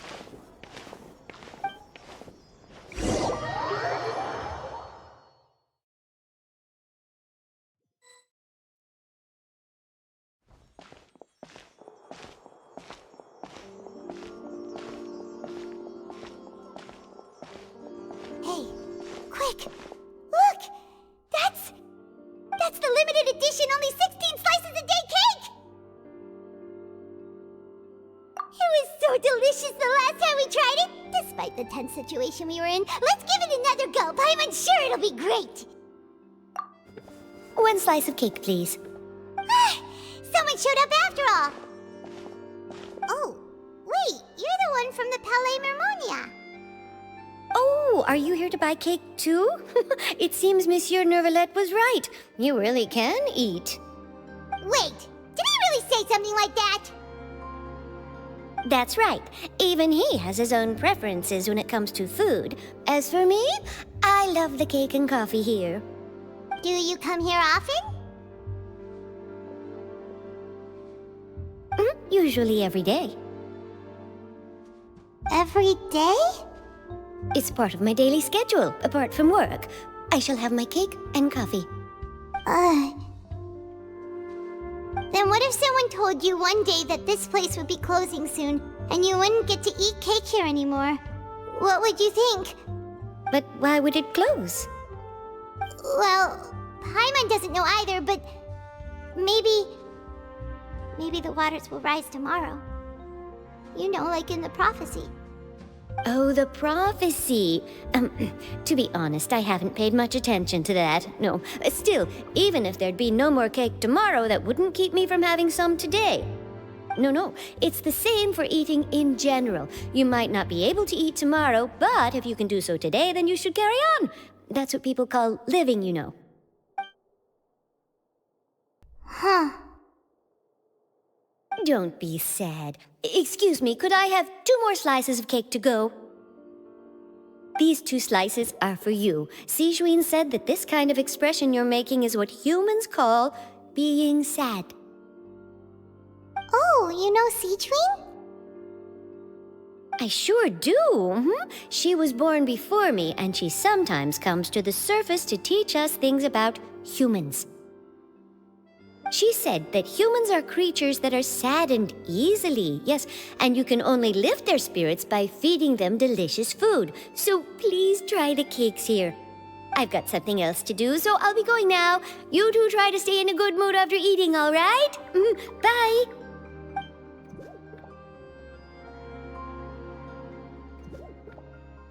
And there she goes! Alright, let's dig in. Paimon's sure this cake will be delicious.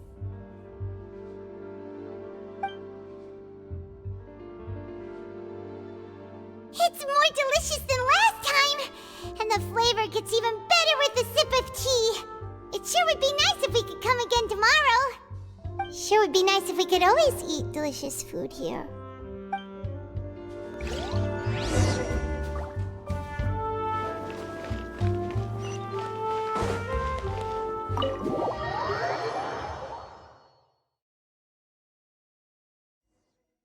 Oh, we're near the Seabird office. Let's go look for Charlotte and have a chat.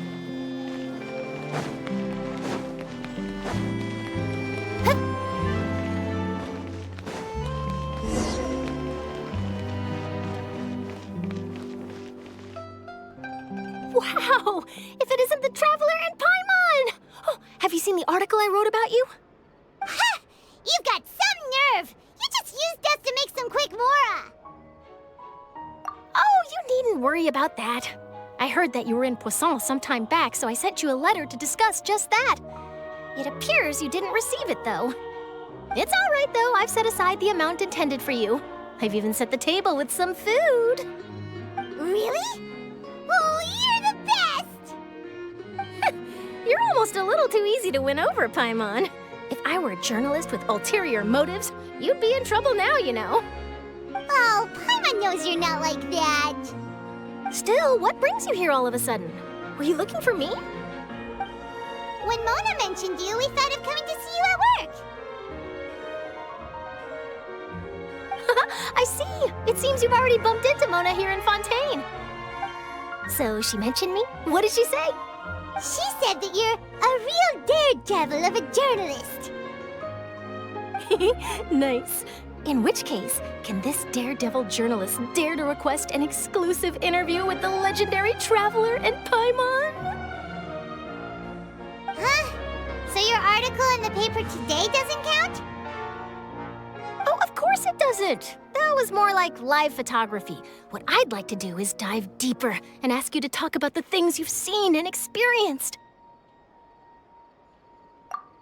Yeah, are we even qualified enough? Why not? If I say you're worth an interview, then you're worth it. But not right now, of course. I'll need a few days to prepare. Oh, in that case, we'll just chat when you have the time then? Oh, so that's a yes? Ooh, splendid! I'll tell the editor-in-chief immediately. I'll have to apply for lighting, a venue, some props, and... Whew, so much to get done now. Talk to you later. Wait, Charlotte, Paimon's still got a question for you. And what's that? If, just for example, Fontaine were to be flooded tomorrow, what would you do today? Huh, that's the prophecy you're talking about, isn't it? I mean, I do hear about it often, but I've never once thought that the day could be tomorrow. If you're seriously asking, then I might try and think of a way to leave Fontaine. Oh, but I'm still a journalist first and foremost. That means I have a duty to be reporting from the scene. And secondly, I wouldn't forsake my homeland that easily. From what I've seen, most people don't know what they'd do should the worst come to pass. In truth, it might be better just to behave like normal rather than worry over such an end. So in all likelihood, I'd probably still be prepping at the office for that interview of ours. I know what you're thinking. That sounds a bit sad, but I've always believed that it's best to do what you enjoy. Just think about it. If this nation really were to be suddenly destroyed tomorrow, but I still successfully finish an exclusive interview with a truly unique person, then the story I would wind up writing would truly be timeless. And then do you know what I'd do? Well, I'd write that story, send it for printing, and use messenger pigeons to get copies out to the various nations as soon as possible. I'm not a dreamer, nor am I a workaholic, but I do love my job, and I'd be proud of leaving such an article behind. I guess you could say that I was born to be a journalist. But anyway, that's my answer. And on that note, I'll get back to my preparations. That's so nice. All of a sudden, Paimon actually kinda envies her. Anyway, let's go and take a look at the sea, shall we?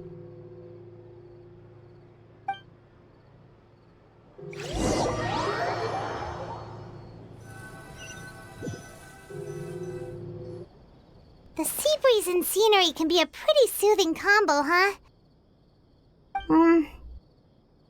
Paimon's been thinking.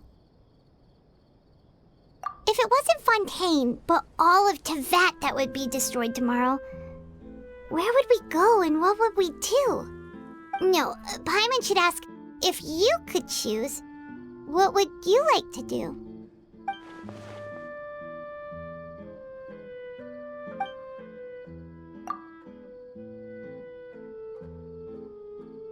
We've always been moving to the next destination, so we haven't spent much time thinking about these kinds of things. We didn't have to either, with us always being on the road and whatnot. You mean, still traveling?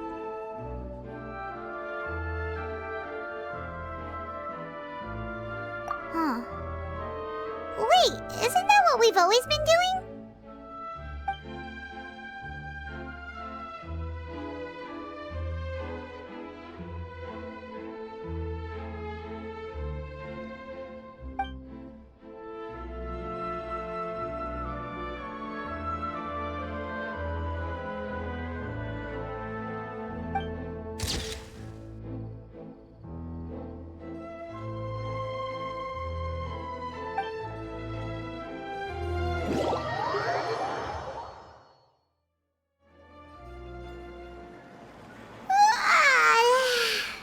Sounds like you'll grow mold if you stay here long enough. But it's still better than the Fortress of Mirapede, that's for sure. It's not only damp there, but salty too. Ah, so the two of you are still here. Wonderful. Oh, you're from the Palais Mermonia, aren't you? Yes, I'm Isadora. Monsieur Nervillet sent me to look for you two before. I heard that afterward you went to the Fortress of Meropide. Not at all. I'm well aware that you're friends of his. Actually, I'm here to pass along a message from him. Yes, inside the Opera House. The Maréchaussée Phantom has declared the incident a small-scale riot. A riot? Well, that said, I don't personally think it was that serious. Lady Farina was watching a performance at the Opera House, and while she was resting during an intermission, some other audience members suddenly started harassing her, loudly accusing her of doing nothing about the prophecy crisis. And before she could respond, others started to join in. The crowd continued to grow, and protests against the Hydro Archon started to break out. So people have started to put the blame on Farina. Guess they finally found an outlet for the pressure they've been under due to the prophecy. I agree. People will naturally rely on gods, as is customary. But the moment people feel threatened, gods are also the first to be blamed.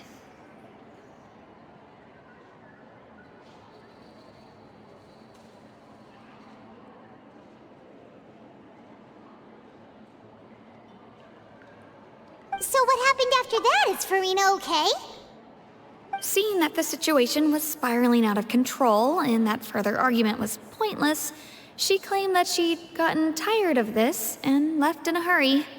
The Maréchaussée Phantom had their hands full maintaining order and did not catch where Lady Farina had gone. Only when things had stabilized did we realize that she had gone missing. So, you mean she's still missing? That's right. The Maréchaussée has dispatched many people to search for her, but we don't have any leads yet. That said, I don't think there's much to worry about. She is a god after all. Even if she were to fall into the hands of rioters, what could ordinary people do to her? Good. Monsieur Nervillet sent me to tell you about the situation, but he didn't say anything else. Don't worry, this is more than enough to go on. Thanks for keeping us informed. Ah, is that so? Well, all right then. In that case, you two take care. I'll be heading back to the Palais now.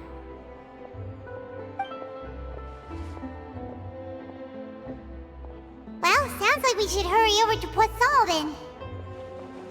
If we know Farina, she won't try to fix things in this situation. Instead, she'll look for a place to wait out the heat. And, as we also know, she may be loud and dramatic, but she doesn't have a heart of stone. When Nervillet was talking to her in the Palais Mermonia, and she heard about Poisson, she couldn't hide her sadness and remorse. It would be hard for her to ignore being accused by the public today. Paimon thinks Farina's probably taken the opportunity to slip away to Poisson and try to relieve the sense of guilt that she's feeling. Huh. Well, what do you think? Paimon knows the answer, of course, but Paimon can do the analysis to back it up, too. Cool, huh? In that case, there's not a moment to lose. Poisson, here we come! This place looks deserted. Guess all the survivors must have evacuated already. All that's left here are signs of devastation. Could Farina really be here? Let's try to find her as soon as possible.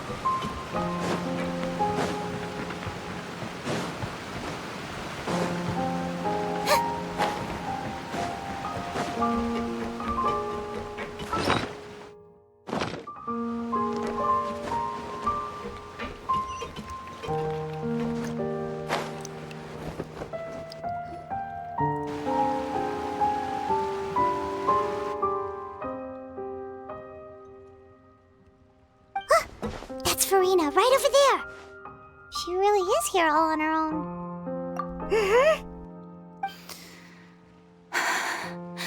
Should I just give up? This is all meaningless. What was meant to happen did happen after all. Everyone's dead. I'm sorry. I am so sorry. Give up, Farina. There's no point in holding out. I'm sorry. But what can I even do other than to repeat meaningless apologies over and over? Who's that? Don't worry, Farina. It's just us.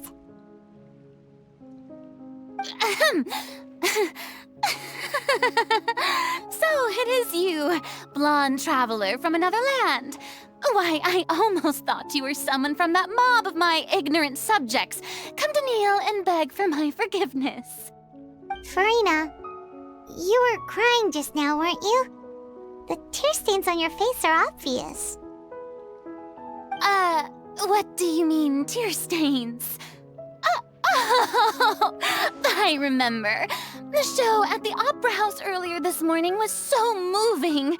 I'm still trying to process it. Who did that uncivilized rabble think they were, disturbing my enjoyment of the arts? They even dare to tout their Archon. I must teach them a lesson. I can just imagine their twisted and frustrated faces once they realize that I'm nowhere to be found. Oh, and I'm sure Nouvellette and those people from the Maréchaussée Phantom are freaking out right next to them, too.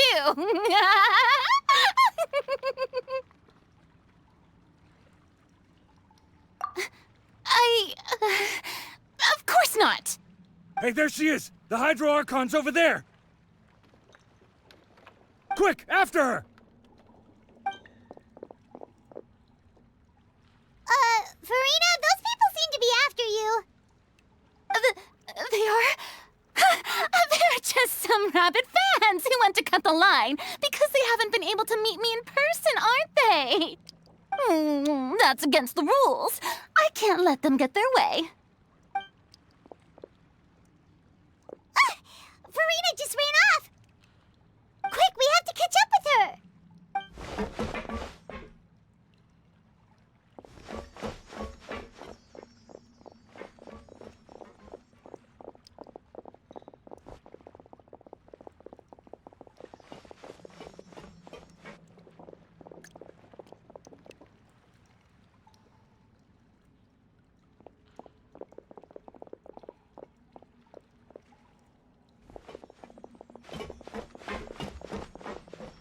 This should be the place, right? Hey, Farina! There's a good hiding spot over here. Quick, come to Paimon before the rest of them catch up to you.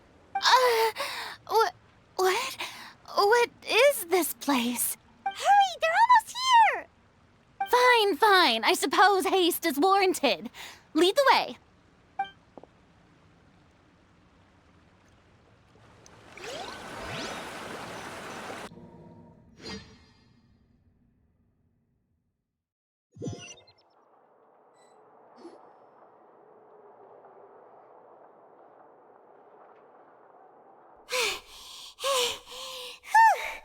Paimon's exhausted.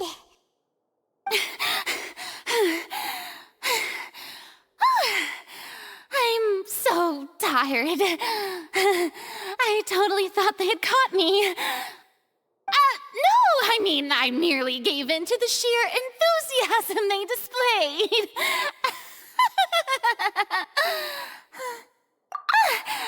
You're right. Yep, that's a good girl.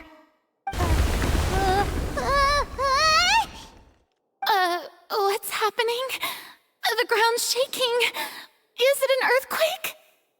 Yeah, a quake of this kind preceded the flooding in Poisson, didn't it? It can't be. It's happening again.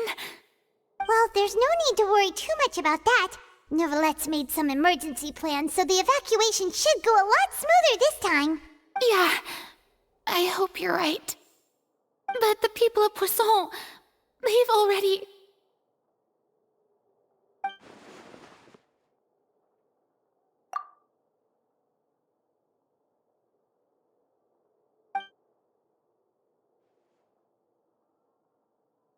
It's true.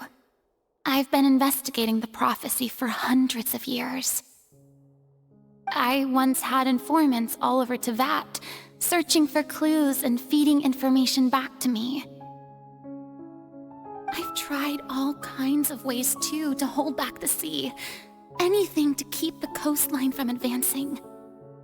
But all my efforts proved to be futile in the end. Really, the truth has been clear to me for a very long time. We cannot make an enemy of the divine. No matter what we do, the will of the heavenly principles will have its way, and the prophecy shall be fulfilled. Give up. I do love the sound of that phrase. It would mean finally coming to terms with fate, but also for me to finally be free. Indeed, I've thought about giving up so many times, especially after we almost lost Poisson. Fate is really unreasonable, isn't it? It has no heart and obeys no rules. The prophecy has only just started to come true, and so many people have already lost their lives. But just now, it all became clear to me. I still don't have the right to come to terms with fate on behalf of everyone else. As long as the final moment hasn't come, it's still not too late. Don't worry. I will keep hope alive for everyone until the very end. Well, that's enough for now. I got the impulse to play the stricken maiden, but honestly, considering my rank and station, that wasn't a good fit at all. Don't take any of what I just said seriously. How could I possibly let Fontaine fall to the whims of trivial prophecy? Come on! Paimon could have sworn you were actually being honest just now.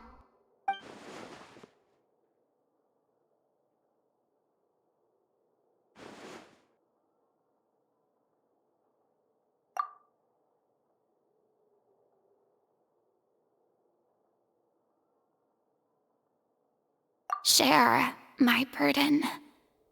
That's impossible. It was fated right from the start that this would be my duty alone.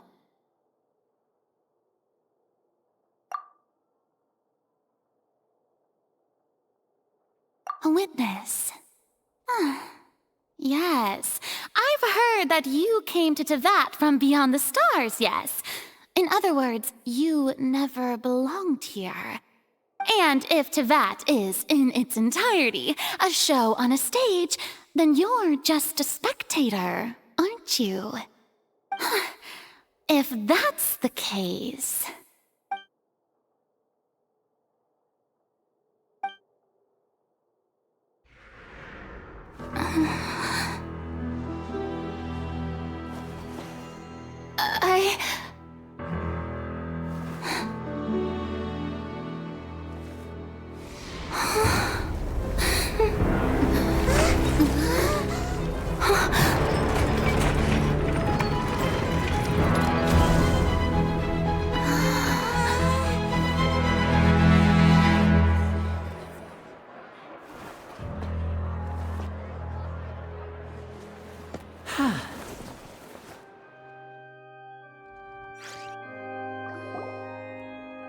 Ladies and gentlemen, this concludes my opening performance.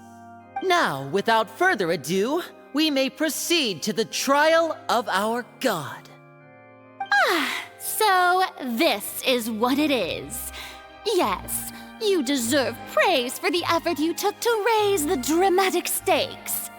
Do not forget, however, that I am Focalor, the god of justice, the embodiment of justice itself. Does it not strike you as even the least bit absurd to bring the very concept of justice to trial? May I interpret these words as your refusal to stand trial? In that case, you will have the opportunity to defend your honor through a duel. You would draw your blade against a god? I see. It seems like you have made up your mind.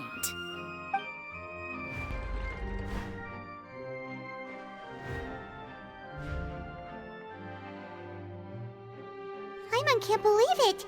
She just surrendered. What the heck is going on? Did I just see an Archon surrender to a human? Wow, how utterly humiliating. Lady Farina, what is the meaning of this? Shh! It would seem that there has been a misunderstanding. To be clear, the raising of both hands is not always an indication of surrender. Looking for excuses again, huh? I raised my hands just now to indicate my acceptance of the trial. No duel shall be necessary. I will admit that I've been running away for a long time. I'm sorry, everyone. I was unable to protect the people of Poisson. It is my duty to stand trial for my crimes. You are not the only ones to be disappointed in me. I, too, am exceedingly disappointed in myself. But now, it is time for the Hydro Archon to show you her courage and resolve. I, Farina, will use this trial to show the world the true meaning of justice! This time, I will protect you. Applaud and rejoice! One of the most outrageous and fantastical arcs known to the opera epiclese is now unfolding before your eyes. Mark my words, this shall be one of the most exhilarating and brilliant shows ever to grace the stage of Fontaine! The trial of the Hydro Archon, Focalor, will now begin! Woohoo! Oh, now we're making history! Why does it feel like Farina just took over the whole thing? Like, come on! Didn't she just get forced to stand trial for her crimes? Also, even though she's still acting super dramatic, she is taking this seriously this time, right? All right, then. Who will be my opponent in this trial? The court asks the prosecutor to please take the stand. Is that so? Very well. Then please speak, witness of Tivat, my accuser and fated opponent.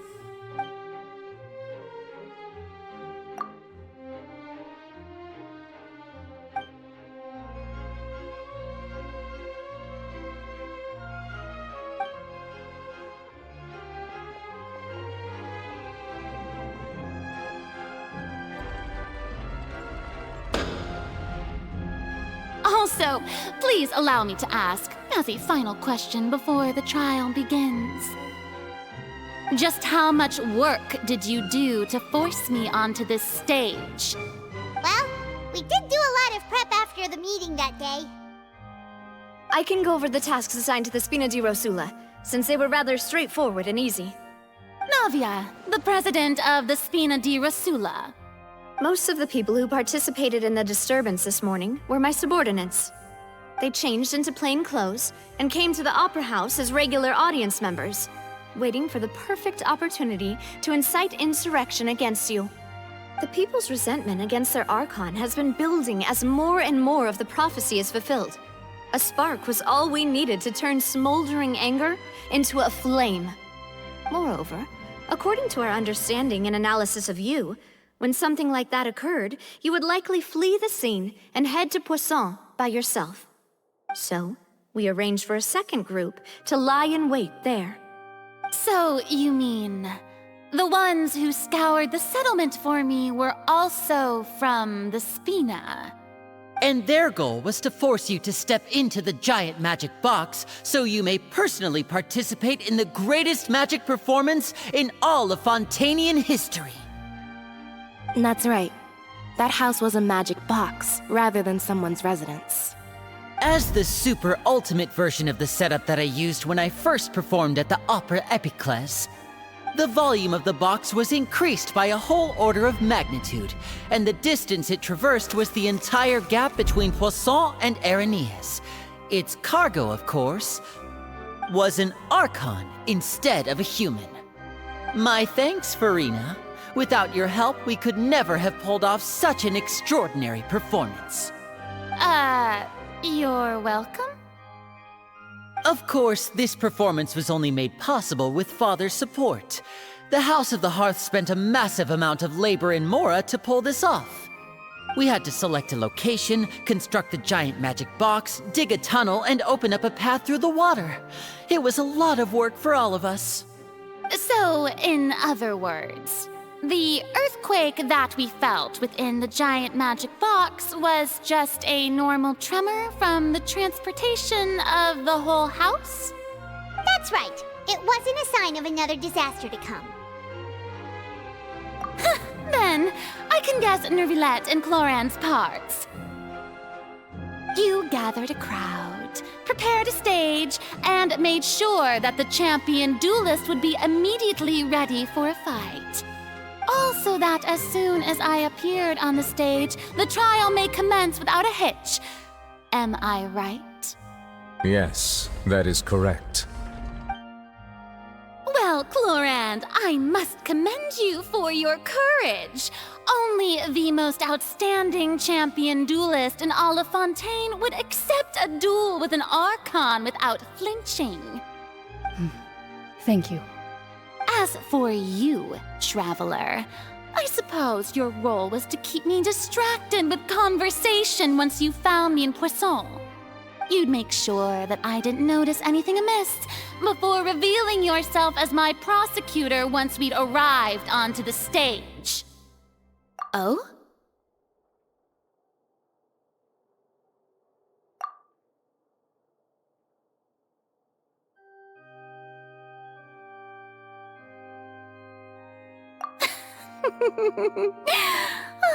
Is that so? Then I suppose I must have missed my final chance. It's fine. It matters not. What's done is done. The stage is already set, so there's no reason to disappoint the audience. Let's see this trial through to the very end.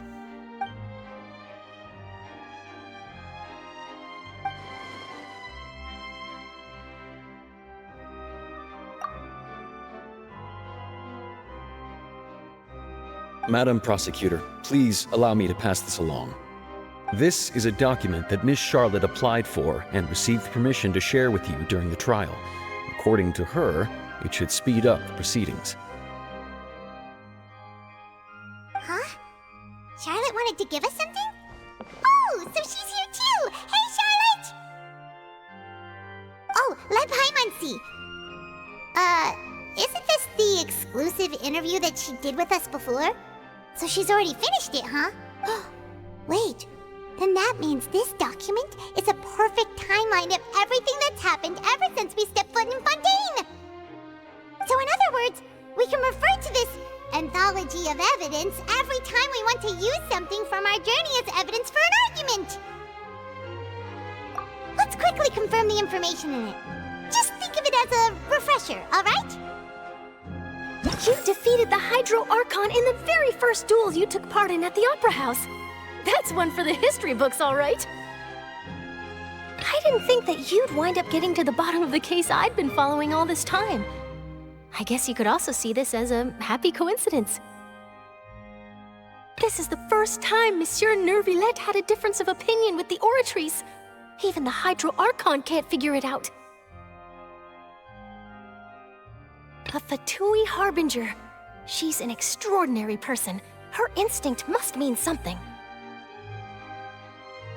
The fortress of Mirapede was almost destroyed in a single day. That I didn't witness that scene personally will always be a source of professional regret, I think. According to Monsieur Neuvillette, both Child and that whale should have been in the primordial sea at that time.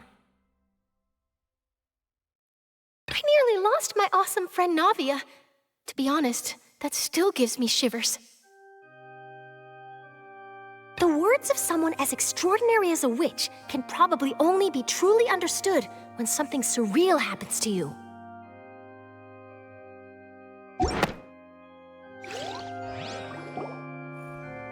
The prosecution and the defense are both in position. The trial shall now begin. Oh, come on, Neuvillette. There's no need to repeat all the unimportant legalese. Just fast forward to the part where the prosecution lays out my offenses. As the defendant and the lead actress of this performance, I still haven't even been informed of my supposed guilt in all of this. Of course, it is only natural for humans to struggle to understand the actions of a god. However, you will need more than that to convict me of a crime. That's true, but my charge here is unrelated to your conduct as an Archon. Instead, I would like to charge you as a fraud who's never been the Archon in the first place.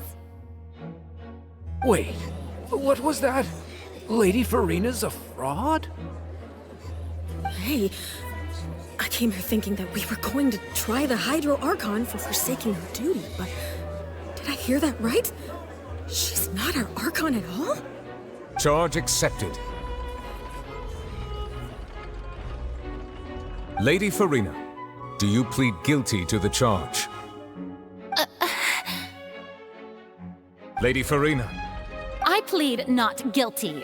How can I be guilty? There is no way that I, Focalor, otherwise known as Farina de Fontaine, a member of the Seven and the Regina of all waters, kindreds, peoples, and laws of Fontaine, could be anything other than your true Archon. Yeah, even though Lady Farina can be rather eccentric, isn't it going too far to doubt her very identity? Yeah, I've never questioned her identity either. Sure, Lady Farina can be super irresponsible, but what grounds does that prosecutor have to make such a huge claim? I have cause to believe that common sense will prevail in this case. Many of the members of the audience have known me as the Hydro Archon ever since they were born. There would be no fooling their memory. See? Even the Oratrice has decided to show me its favor. Are you sure you want to commit to a charge that will never be upheld? If you wish to drop the case, I can promise you as the God of Justice that you will not have to face trial for making a false accusation. We will treat everything that's happened as a dramatic spectacle and move on with our lives. What do you say to that? Huh. An argument with near impossible odds, huh? We have to not only refute Farina's claims, but also overturn the long-held beliefs of the people. Well, I tried to give you the chance to surrender. If you must persist, then let me ask. If you believe I'm not the Archon, then what manner of being do you think I am? And if I was not the Archon, then how did I manage to live for over 500 years?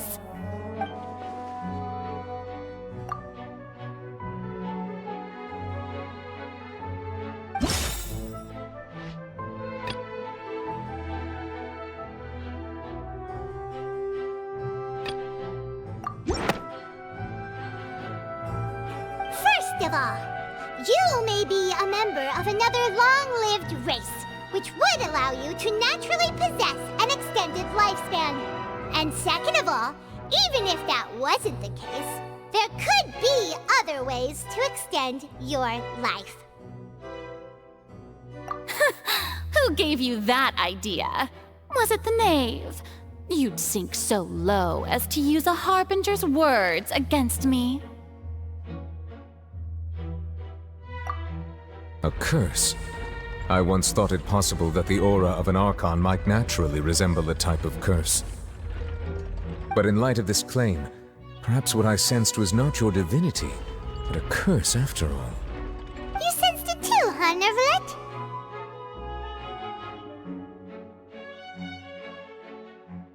Lady Farina is actually a human? Well, it is true that it's extremely difficult to tell humans and gods apart just by looking at them. It's not impossible.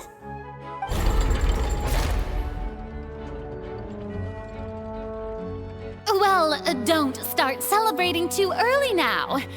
Even if I have been carrying a curse like you said, how does that prove that I am merely a human being? Besides, everyone knows that the main difference between a human and a god is the possession of authority. Gods can do what humans cannot. That's why they're worshipped as gods. For centuries, manifestations of my authority have served the nation of Fontaine.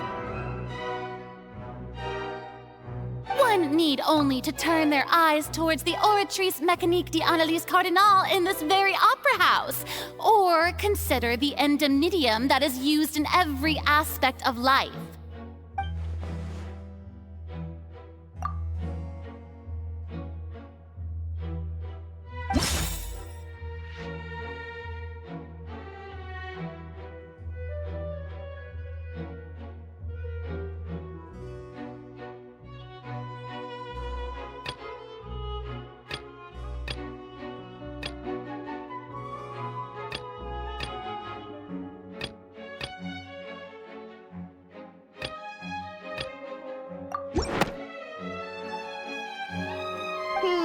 That doesn't sound right. Paimon doesn't think this clue can be used as compelling evidence to build a...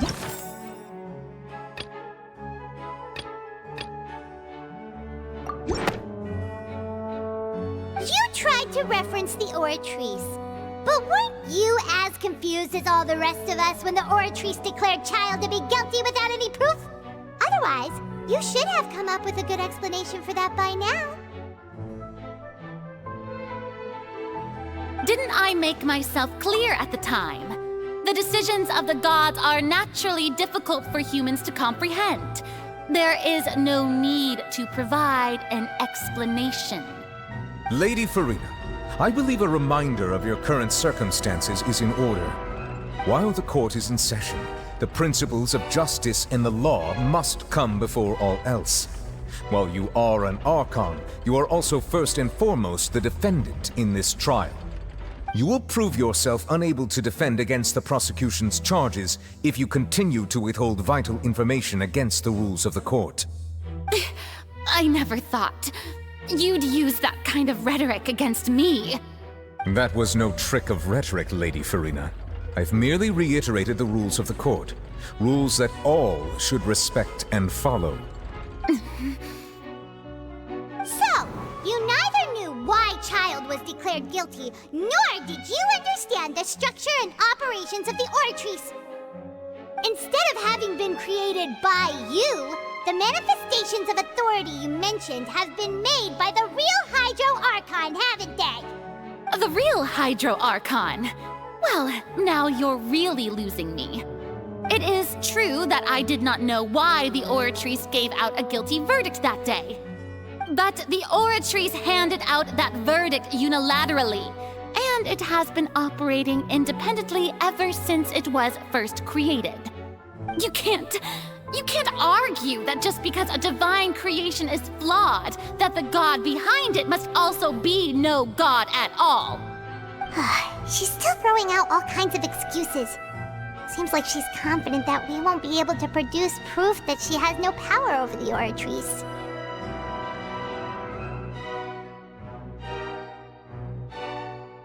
My power as an Archon.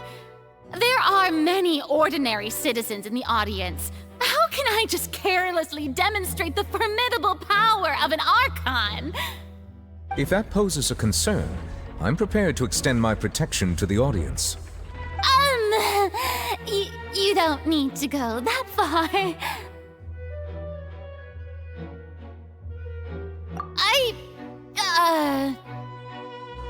Aren't you the Hydro Archon?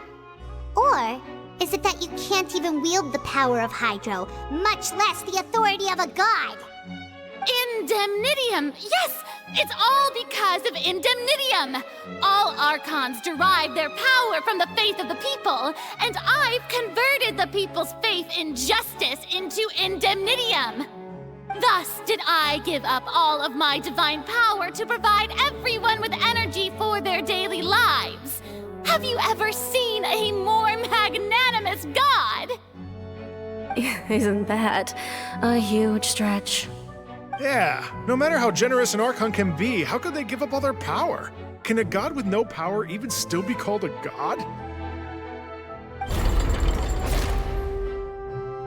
It seems like nobody's buying Farina's excuse. Hey, come now, everyone! Please don't stare at me as if I was a liar! I'm still the same Farina you knew, right? The one that you loved! Shouldn't you want to believe in me? Please? You've got to believe me! If what the prosecutor said is true, she really has committed a grave offense. Did she deceive all of us? And all of our parents and grandparents too? And all of our ancestors? Ever since they were born? Enough! That's enough! Tell me then, if I'm not the real Hydro Archon, then who is?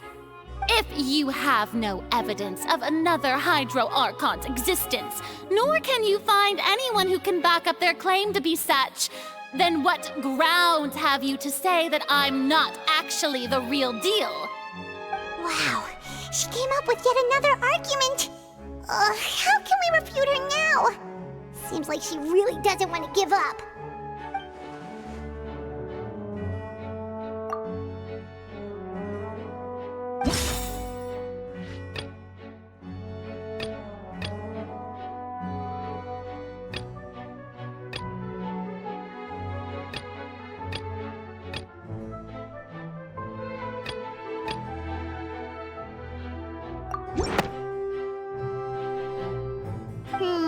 That doesn't...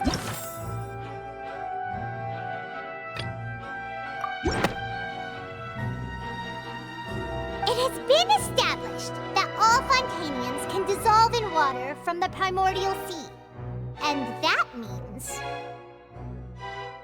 Since you insist on claiming to be a god and not a human, then there's a method that you can use right here and now to eliminate all suspicions of you being the latter. Miss Navia, please apply to serve as a temporary attorney for the prosecution before addressing the court. Though you act in partnership with the prosecutor, you must still adhere to proper procedure. Super sorry, Monsieur Chief Justice. I swear this really will be the last time that I'll speak out of turn. Now, I've brought some seawater from Poisson. As everyone knows, a massive flood struck the area not long ago, taking many lives, including those of some of my closest friends. So, Miss Farina, would you dare to touch some of the seawater? If we are to believe that you are indeed the real Hydro Archon, touching the seawater would have no effect on you. All it should do is strengthen your case. But if you don't dare to touch it, then we would have basically proved the reverse. Oh, and I must remind you that after the disaster at Poisson, nobody wants to see any more people dissolve. I do hope you'll act prudently and choose the simpler path of admitting guilt. Navia from the Spina di Rosula. The Spina has governed Poisson for many years. I guess her suggestion is valid. If Lady Farina is indeed just a human, she's probably Fontanian like all the rest of us. Would she really dare to try?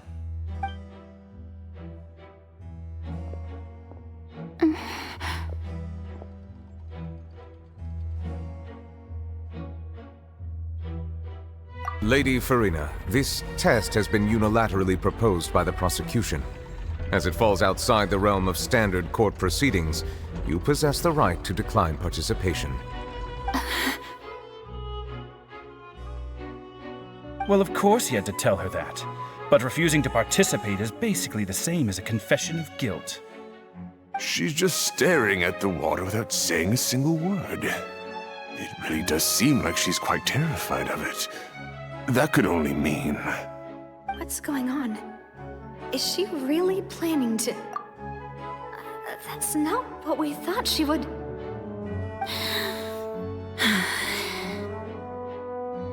Due to the inherent risk of the test, Lady Farina, you may...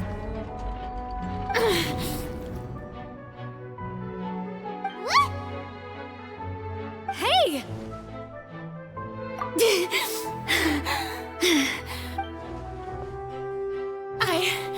I'm fine! Look at me, everyone! My hand is still here! I haven't been dissolved! Will you believe me now? I really am your Archon! I'm nothing like a normal human who would fall apart as soon as they touch this water! Really? Was this not the most obvious thing in the world? Miss Siegewin? If you're present, Miss Siegewin, please come forward and attend to the defendant. Siegewin? Don't be nervous. It'll just take a few seconds. Let me see.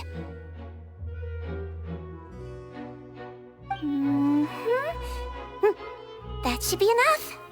Please announce the results of your evaluation to the court, Miss Siegewin. As everyone doubtlessly saw, Miss Farina was displaying symptoms of hyperventilation and flushed skin. These indicate that she was experiencing the adverse effects of exposure to primordial seawater. The extent to which she was affected is the same as other humans when exposed to primordial seawater of a similar concentration. Thank you, Miss Siegewin. Lady Farina, you may return to the defendant's stand. Oh wait, what did she just say? I didn't get dissolved! Shouldn't that be enough to prove my innocence? Well, considering your tendency to run from your problems, we did originally prepare a direct sample of the seawater around Poisson. However, after extensive discussion, we exchanged it for a sample that is not concentrated enough to dissolve an actual human. After all, on the off chance that something entirely unexpected might occur, we don't want anyone else to lose their life to the sea. Yeah, so out of regard for Farina's life, you secured a low-concentration sample and asked the head nurse to serve as an expert witness. It's a great thing that the direct sample wasn't actually used. Farina could have... I can't believe... You...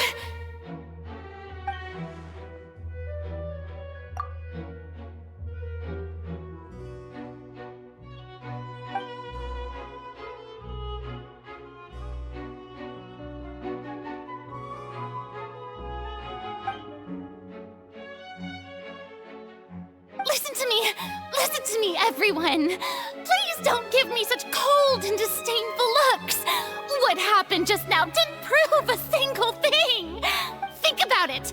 How can you conclusively prove that an Archon can't also be affected by the primordial seawater? Also, if I was really just a human, why would I dare to just put my hand in that kind of water?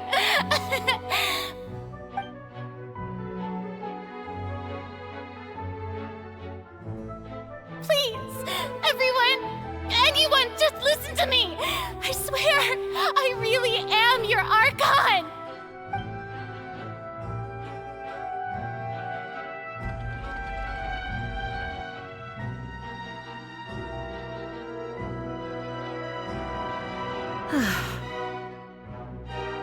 I don't think anything she says at this point will sway anyone.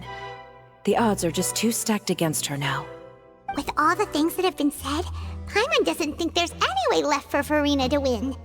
I believe the time for arguments and presentation of evidence has come to an end. If there are no objections, we will move on to the final judgment.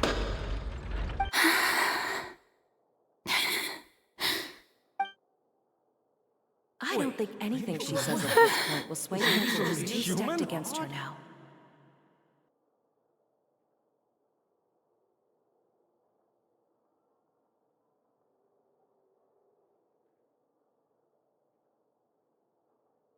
In my capacity as Chief Justice, I shall now render judgment on Farina's misrepresentation of herself as the Archon of Fontaine. As a human who knowingly deceived her fellow citizens, Farina is guilty.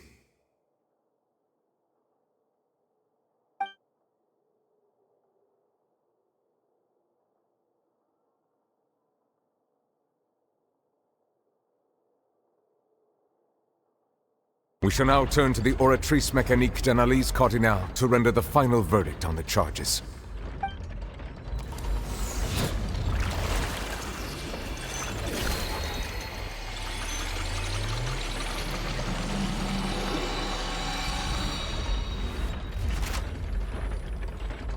According to the judgment of the Oratrice Mécanique d'Analyse Cardinale, Farina is...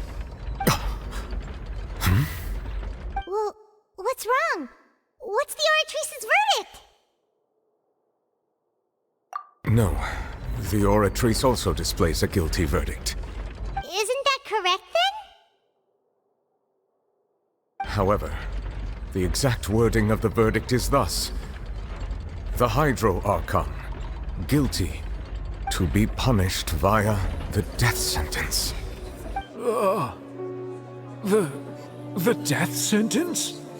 That's actually one of the available sentences?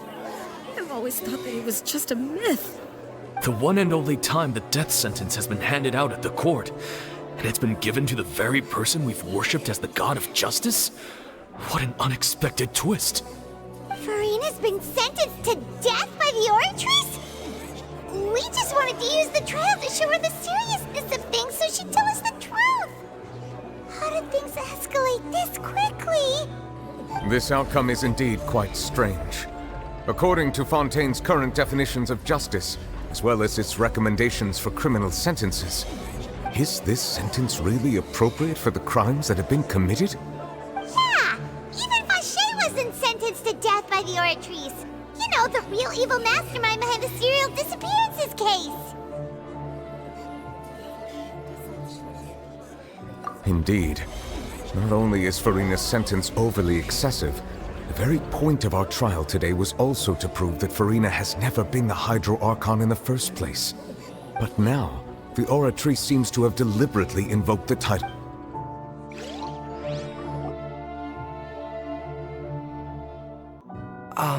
Excuse me, if I may interrupt. Is the trial still going? Fremine! You finally made it. I assume this means you've completed your mission? Mm-hmm. Any mission Father assigns to me will always be top priority. Is that the first prophecy slate?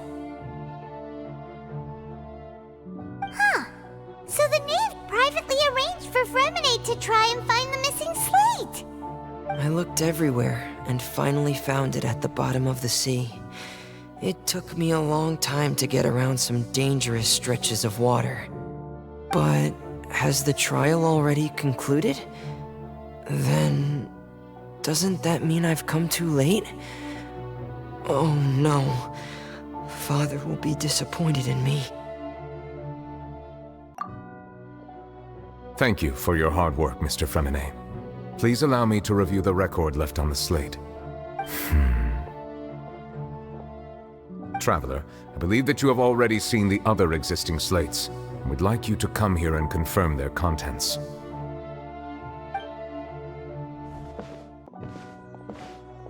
Huh?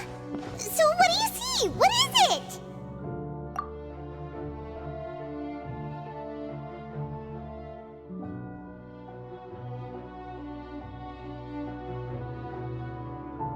I believe I have now made sense of the Hydro Archon's crime.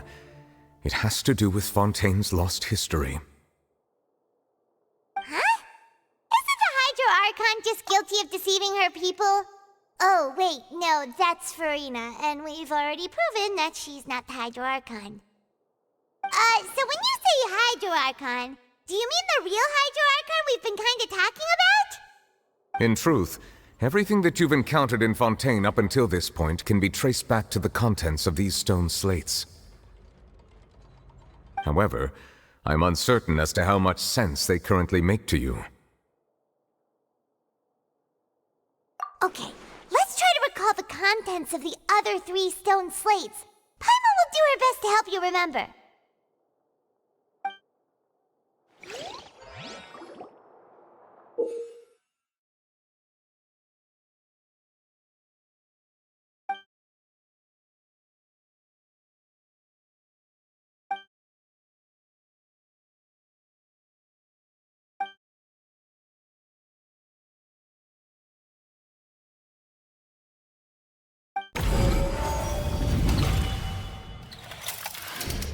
The first stone slate describes what you just said.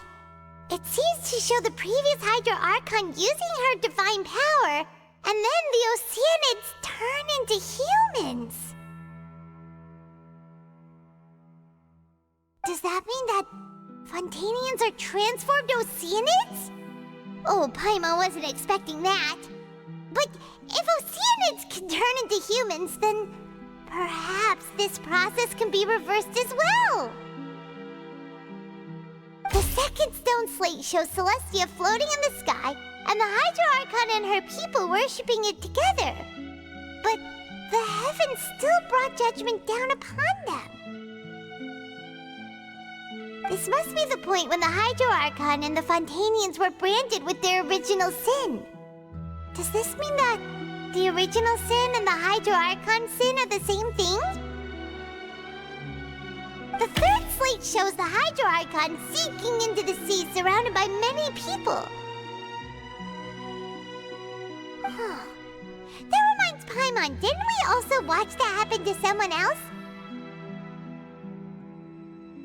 Well, the fourth slate is the prophecy the Fontainians have been talking about. People dissolving into the sea, the Hydro Archon crying on her throne, and so on. We didn't believe that such a crazy disaster could happen at first, did we? But after that incident, it was just a question of when and not if.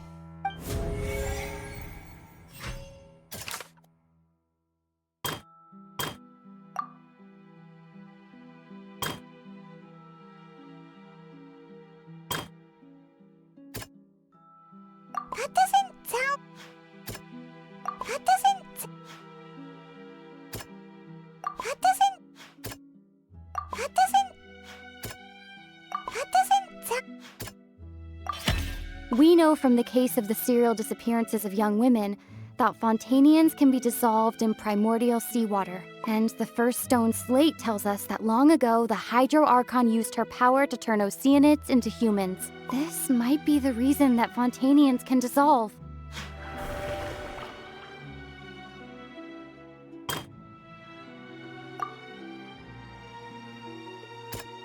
That doesn't sound... The prophecy from the stone slates found its way into society, but not many people believed it at first. The fortress of Meropide was nearly flooded with primordial seawater, which we know can cause Fontainians to dissolve.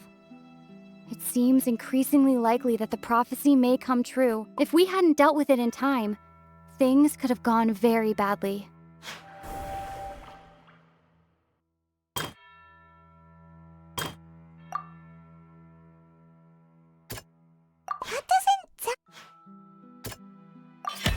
It's not as simple as falling into the sea. When Navia fell into the sea, her consciousness was subjected to judgment. The stone slates show the people gathered around the Hydro Archon in the sea. Could that be alluding to the same thing?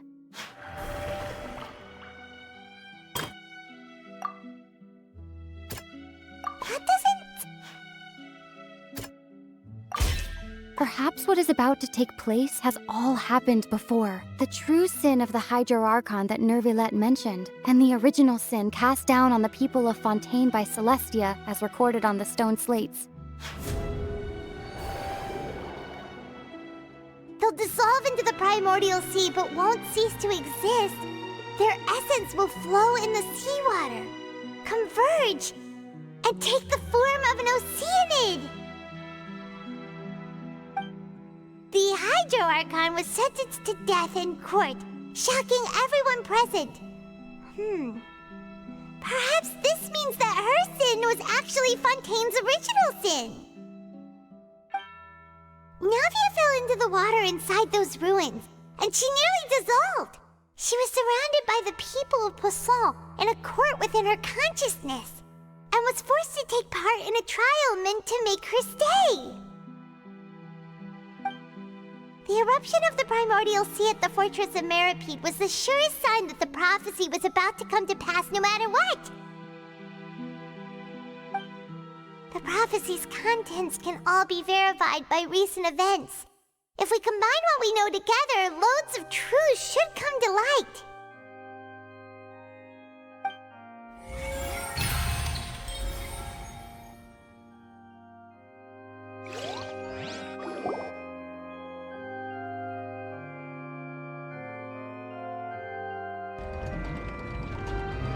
Huh? Oh, Paimon gets it now! So that's how you can make sense of it. But then it feels like we're going to have to share some truly shocking revelations. Let's hear them.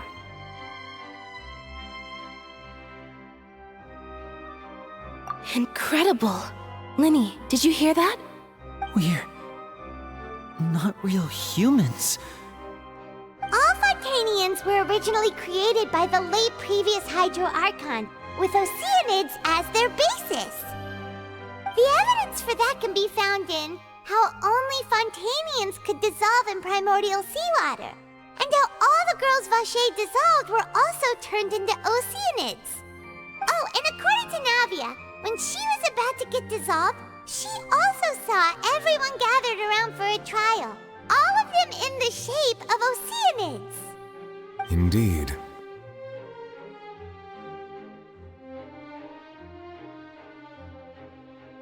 Yeah, and it follows from the content of the first slate that she probably angered Celestia by creating humans without prior permission. That could also explain why the Oratrice judged the Hydro Archon to be guilty. It's to account for that ancient sin. The Hydro Archon's true sin was creating us? And yet, after many hundreds of years, the Hydro Archon's creations have turned around to try to judge the Archon within the Opera Epiclese. The twists of history are often the most unexpected of all. Yeah, isn't the image here just like when Navia fell into the sea? So wouldn't it be trying to show the image of the Hydro Archon also falling into the sea once the prophecy has been fulfilled in the fourth slate? In the end, the people will all be dissolved into the waters, and only the Hydro Archon will remain weeping on her throne. Only then will the sins of the people of Fontaine be washed away. Did Paimon get all that right? You've made some keen deductions. I must say, given how much you still don't know, it is impressive that you've already managed to connect so many pieces of the truth. However, while you were able to decode all the information on the slates, they've also been etched with an additional layer of hidden information using a different power source. When we were at the ruins, I tried to decipher the hidden information recorded in the slates. But since we only had 3 slates at the time, I was unable to come to a full conclusion. Now that the slate collection is complete, I shall make another attempt to decipher the narrative recorded within. If everything goes well, we should finally be informed of the unadulterated truth.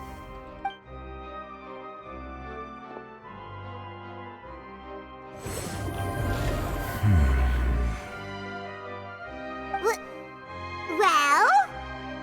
Did you get it? I believe I should share this truth not only with you, but with all the people of Fontaine as well. I will try to briefly summarize it for you. Your hypotheses regarding the origin of Fontanians and the sin of the Hydro Archon were both correct. In the Fontaine of old, the previous Hydro Archon sensed the yearning of her Oceanid familiars for life on land. The Oceanids were enamored with the beauty and romanticism of human beings, and wishing to have those experiences for themselves, expressed to the Hydro Archon their desire to become of a similar kind. However, even though water as an element is intricately linked with the power of life, the Hydro Archon, as one of the seven, did not possess the authority to create a new form of human life. Not one to give in, she eventually found a way to create permanent humanoid bodies for her familiars by appropriating the power of this planet's primordial sea. She poured primordial seawater into the Oceanid's blood vessels, creating humanoid mimics in the process. But if Fontainians were to ever come into direct contact with water from the primordial sea, the power within their bodies would escape these artificial restraints and return to the sea. As a result, their forms would collapse, and they would be reverted to their original forms as Oceanids. Of course, the Hydro Archon never received permission from the heavenly principles to create a new human race. And thus, the Hydro Archon and all of her creations came to shoulder the original sin of appropriating the power of the primordial sea. That is the true history of how the people of Fontaine first came into being. So we were all Oceanids before we turned into human beings? That's way too much information for me. I think I'm just going to pretend that I never heard a single thing. Wait, but if that's the truth, we can't let the Hydro Archon be sentenced to death. After all, her only sin was creating us. This really might be too much information for your regular Fontainian, but it does answer a lot of our questions. Alas, your hypothesis regarding the third and fourth stone slates was inaccurate. The slates' respective positions are, in fact, correct. A key point of the visual on the third slate is how all the individuals depicted in the water are humans rather than Oceanids. They have not been dissolved, which implies that the water depicted in this slate is not water from the primordial sea. The nation of Fontaine is the nation of Hydro, as well as the nation of trials and justice. Instead of being the literal element, the water in the scene symbolizes judgment and justice. You may also recall Navia's experience. When she fell into the sea, her consciousness was surrounded by that of many others who intended to hold a trial to determine her fate. Therefore, the meaning of the third slate is that the people of Fontaine shall try the Hydro Archon at the court of justice. Yes, it refers to our present situation. I think I'm following now. So, what you're saying is, even though we decided to put on this trial to avoid fulfilling the prophecy, in truth, everything we've done has happened exactly as the prophecy foretold. So now, it seems, we're the ones making sure it comes true. What should we do? Huh. No matter what, the prophecy will be fulfilled. Is this what it feels like to be a prisoner of fate? If that's the case, does that mean the scene in the fourth slate will also be fulfilled soon? Traveler, I would like to point out another small fallacy in your deductions. About the fourth slate, you probably thought that the eruption of primordial seawater beneath the fortress of Meripede served as the surest sign that the prophecy was about to come to pass, yes? However, I believe that rather than being a sure sign, that eruption could in fact only be a small warning of something far worse to come. As for the root cause of the catastrophe, I believe you've already encountered it once before.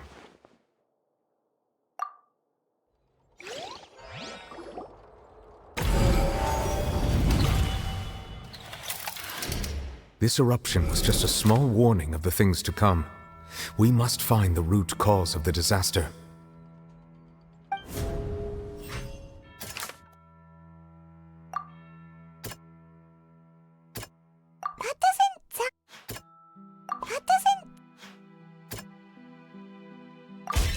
It was both dream and reality.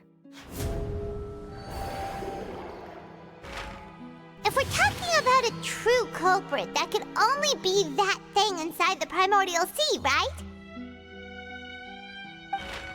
The truth, the original sin, the trial, and the root cause of the disaster.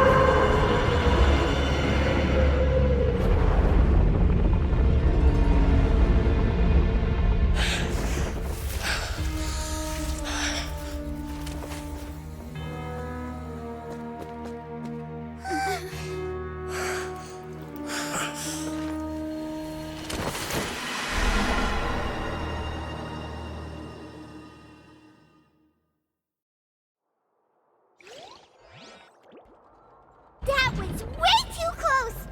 How did that thing just burst into the Opera House? Wait, was that the huge whale you saw in your dream? So we've met it at last. I understand very well why it has chosen to make an appearance here. That whale does not belong to Tevat. It is a monster that has traversed the stars, weeping all the while. It has been greedily consuming the energy from the planet's primordial sea, using it to grow. That is the main cause for the rising sea levels. And once it has finished consuming all of the energy contained within the sea, its next step will be... You said that when the Hydro Archon first created Fontanians out of Oceanids, she filled their blood vessels with primordial seawater. Precisely. That whale finds the blood of Fontanians nigh impossible to resist. Therefore, when it left the primordial sea, it decided to make its next stop a packed opera house full of food. Food in the form of Fontanians. We just barely managed to push it back, right? In that case, won't it come back to target the people again once it's managed to recover its strength? That is correct. Indeed, it is more accurate to say that we should thank that Harbinger for buying us some time. Without him, the whale would have likely come onto land far sooner. From the way he looked, he must have been fighting the creature for quite a long time. That battle maniac. We've always known that he had a special connection with that whale, but we definitely didn't expect it to help us out like this. Anyway, now that we know that this whale is the actual cause of the disaster recorded in the prophecy, all we need to do to stop the prophecy would be to find a way to beat it up, right? It is too late. It had already absorbed too much of the primordial sea's energy before we could notice it. At this point, it has become practically integrated with the sea itself. Even if the entirety of Tevat were to be destroyed, it could still survive and swim off towards some other world. That's not something I will accept. We've already done everything we can, and we even found the true culprit. We've come so far. You can't just tell me that the last hurdle is some impossible foe. That's just not fair. Indeed, that's not how a grand performance should end. I'll fight it to the end, no matter what. So the prophecy will be fulfilled no matter what, huh?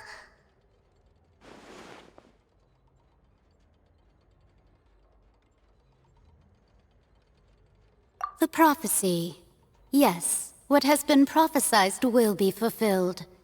You may view such things as the history of the future.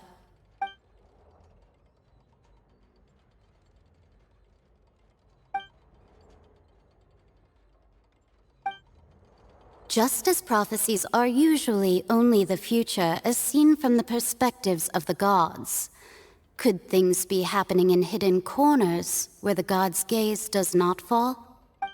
Ultimately, fate shall serve as your only guide, no matter what will happen in Tevat's future. All you need to do is to play your part.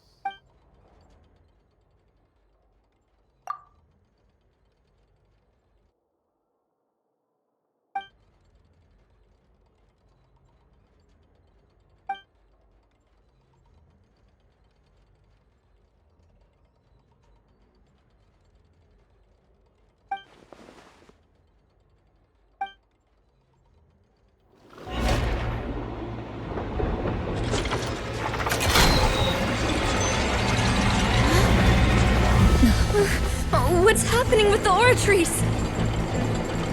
I believe it is preparing to carry out the death sentence.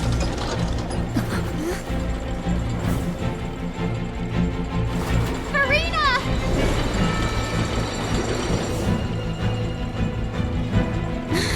No, I still need answers!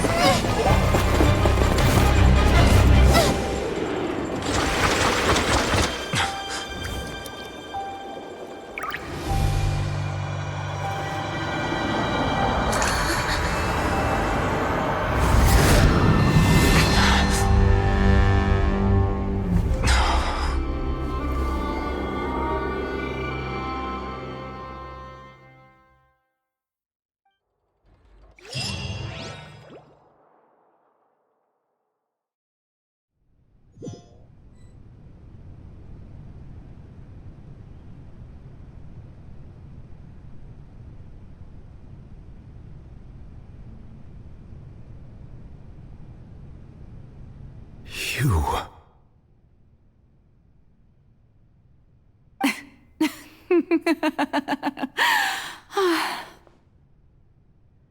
Sorry. That shocked expression on your face is just too amusing. I couldn't help myself. You are not Furina. Who are you? The sweet sound of bewilderment. Marvelous. A sure sign that my attempt to deceive everyone was a resounding success. But to answer your question, I am Focalor. You know, the god. Focalor? Why did you deceive us? Oh, that wasn't my goal, of course. Goodness, no. But I had to fool everyone else too, if I was to stand any chance of deceiving the heavenly principles. Deceiving the heavenly principles? It's all because of that pernicious prophecy. Dreadful, wasn't it? Everyone doomed to dissolve. Fontaine condemned to be flooded. One was not amused. In fact, one was positively bemused when that problem was thrust upon me by my dearest predecessor. That's the former Hydro Archon Egeria for the uninitiated. It hardly gets more disastrous than a preordained national catastrophe, now does it? She knew full well that the prophecy would surely come to pass.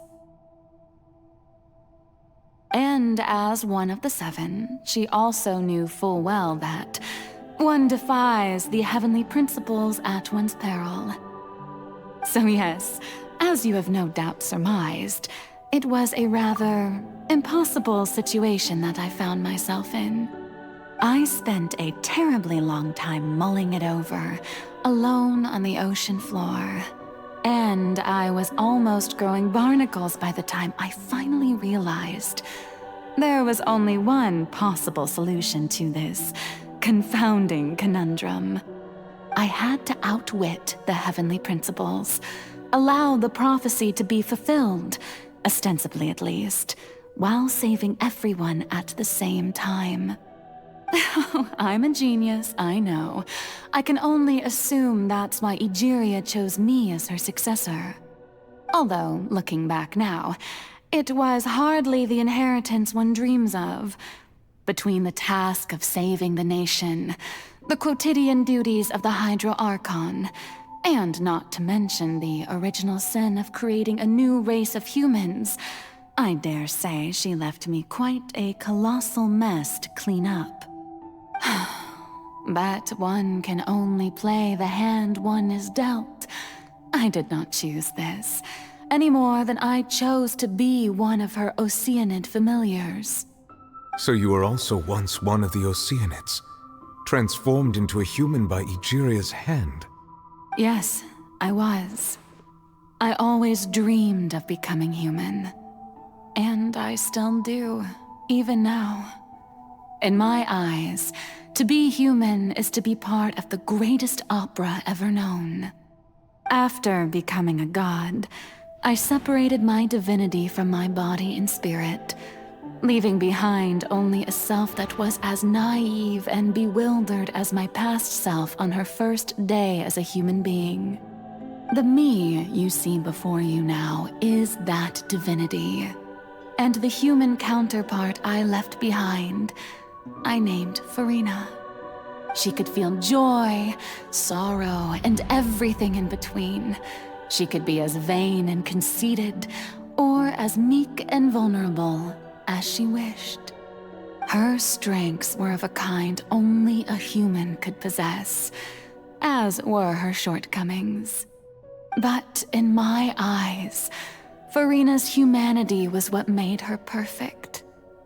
She was perfectly human in every way. The person I always wanted to be. Anyway, so then I cursed her. All part of the plan, of course. The plan to deceive the heavenly principles. Do you still remember the final scene of the prophecy? The Hydra Archon alone, weeping on her throne. In order that the prophecy might appear fulfilled, I invited Farina to be an actress, to play the part of the Hydro Archon in the prophecy. Under the curse I placed on her, so long as I, Focalor's divinity, continued to exist, she could not die. But nor was she free to live her life in the pursuit of happiness. Instead, she was forced to take the stage in the opera house, to embrace the role of leading lady, to forever play the part of the god from the prophecy, all to create a deceitful appearance of that prophecy coming to pass. I suppose now you probably understand why your court is called the Opera Epiclese. But Farina is only human, isn't she? Even though she has had a long life, her mind is no stronger than that of any other ordinary human being. I cannot begin to fathom what she has had to endure. It must have been torture for her. It has indeed. And although she is, in a sense, me in human form, I most definitely owe her an apology for it. It's been 500 years, and all along, she's been playing her part in the most unimaginably long, unbearably lonely, and agonizingly painful opera of all time.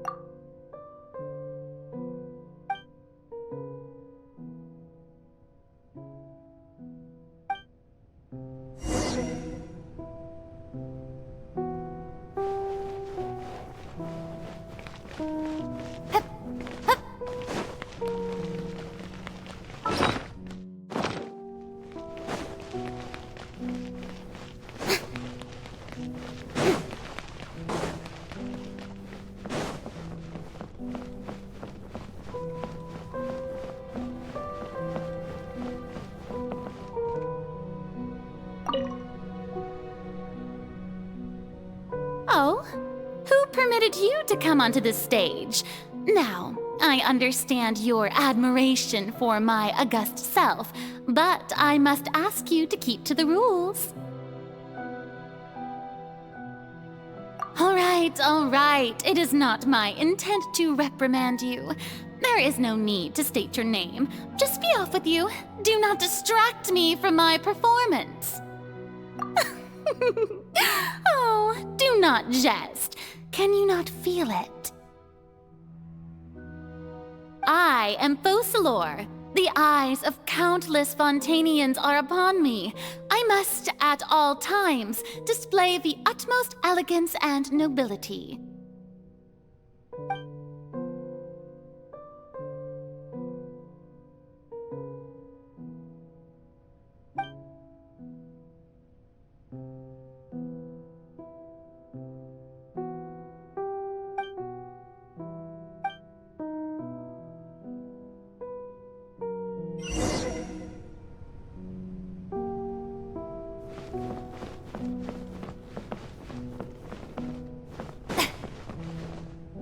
Dear audience, the performance is experiencing a technical difficulty, but worry not.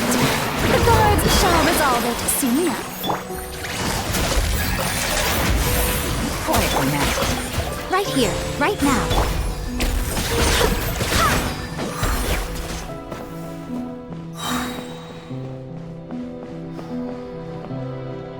Hey, what gives?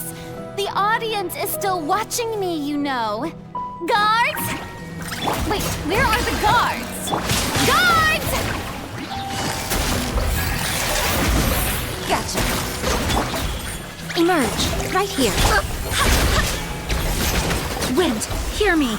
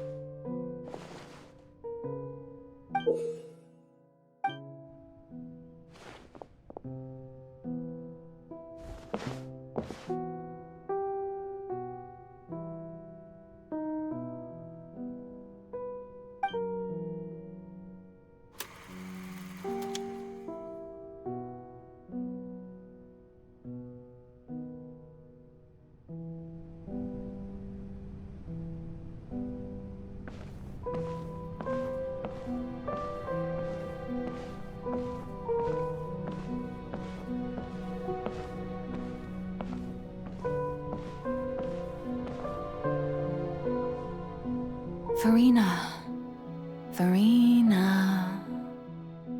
Huh? Who's that? Who's calling me? Where are you? Be not nervous. Be not afraid. I am before you. Wait a moment. You're near me? How can this be? Mirror you, huh?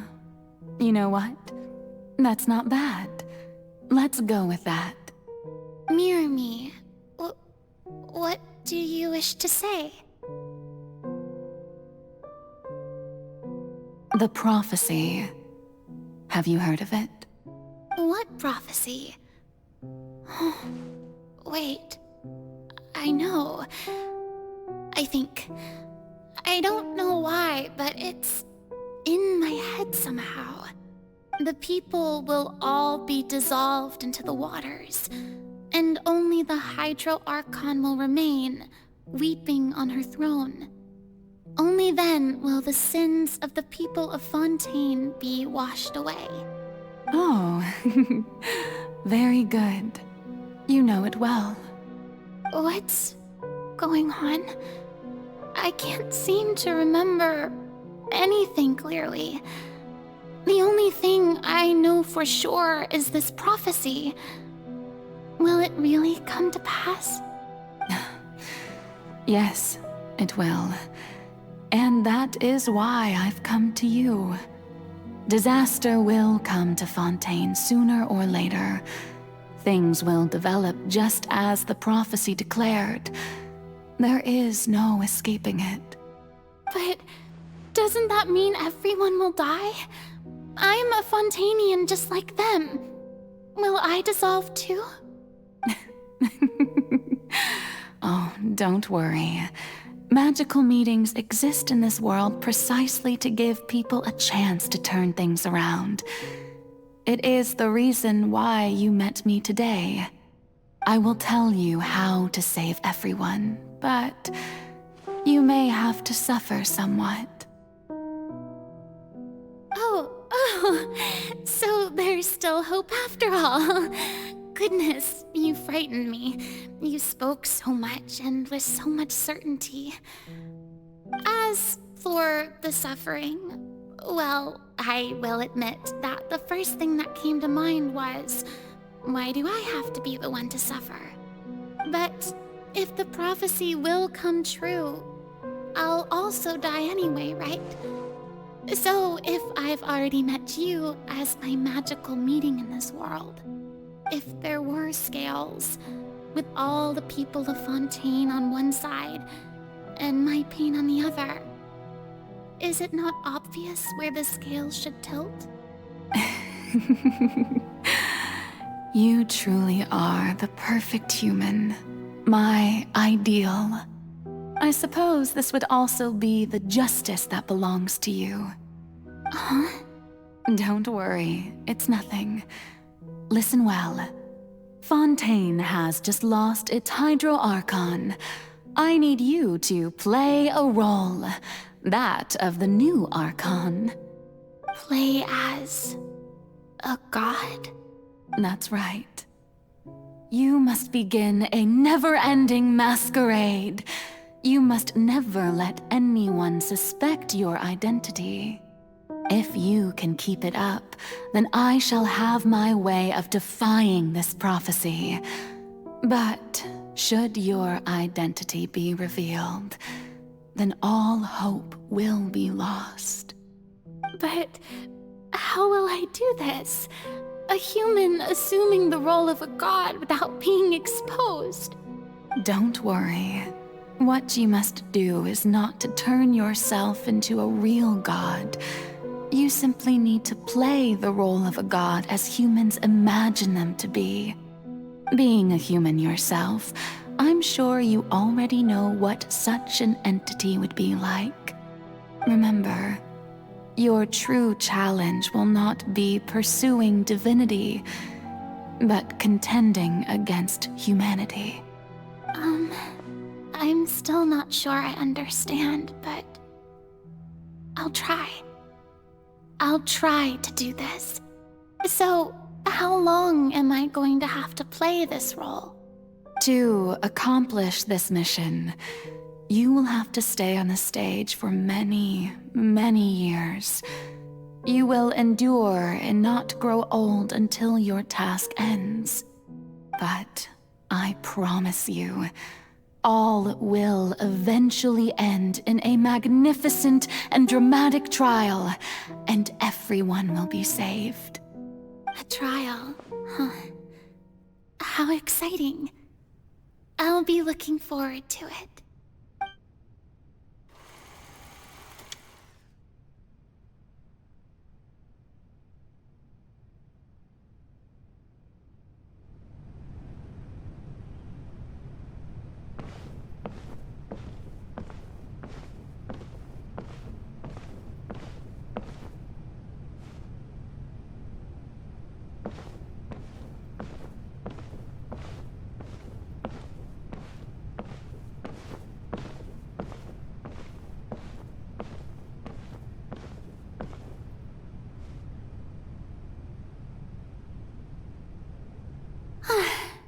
The Maison Cardinalise has announced my accession, but this is my first time facing the people.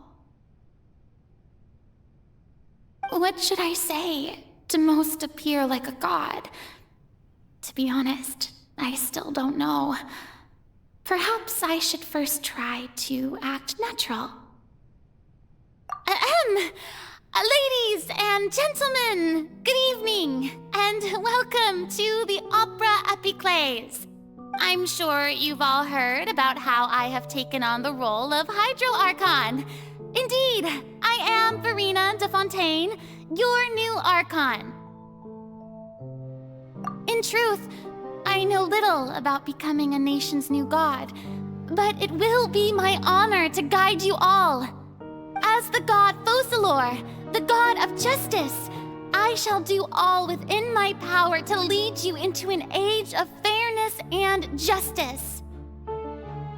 Once again, thank you all for coming. If you should have any questions or suggestions, please send them to the Maison Cardinalise. The future of Fontaine will require us to work together, after all. This should do it. I thought I might stammer, but thankfully, I was able to convey my thoughts just fine. Okay, and next. That's the new Hydro Archon. Is this some kind of joke by the Maison? I would have thought that a being that surpasses humanity would be a bit more assertive. Hey, did you hear that? She even told us to send her suggestions there at the end. Shouldn't gods be all-powerful? She's being so modest. What's the difference between her and an ordinary person, then? If you ask me, perhaps the succession didn't actually happen. She might just be a Maison-back puppet. Wait, what's going on? Why is everyone suspecting me of being a fake? Oh, this is bad.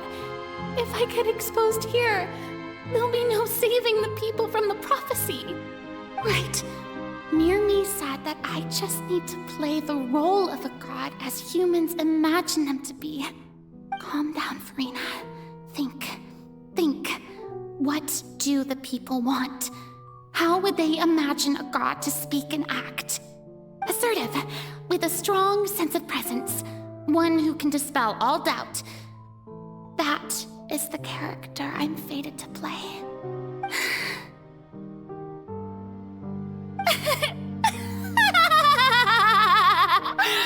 Oh, very good, my people. Only ones such as you are deserving of my rule. Now, I was wondering if some weak puppet were to one day come onto the stage and claim ownership of this opera house, would the children of Fontaine follow them? Well, it seems that you would all see right through them.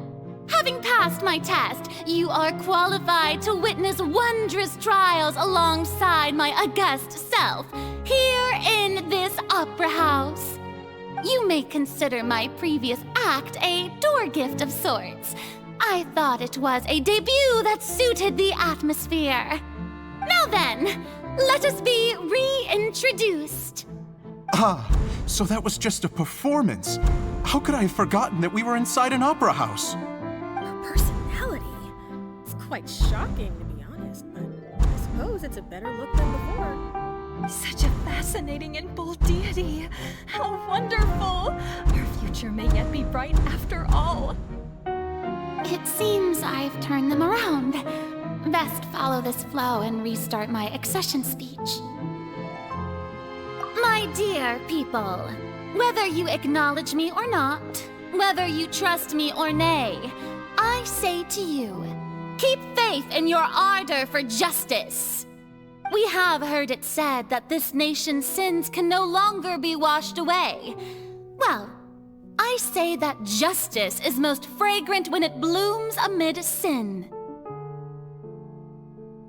The scales of justice should not weigh heavy in the hands of its God. On one side, it must carry fairness and justice. And on the other, praise and applause. May law be the prayer on our lips. May judgment be our worship. Let us light the fires and drink to the future of Fontaine. There is no trouble in this world that justice cannot solve. All that that is needed is for you, my people, to believe in it, heart and soul. So long as I, the Archon Focalor, stand within the Opera Epiclese, so long as I stand before the Oratrice, I shall even judge the gods of this world!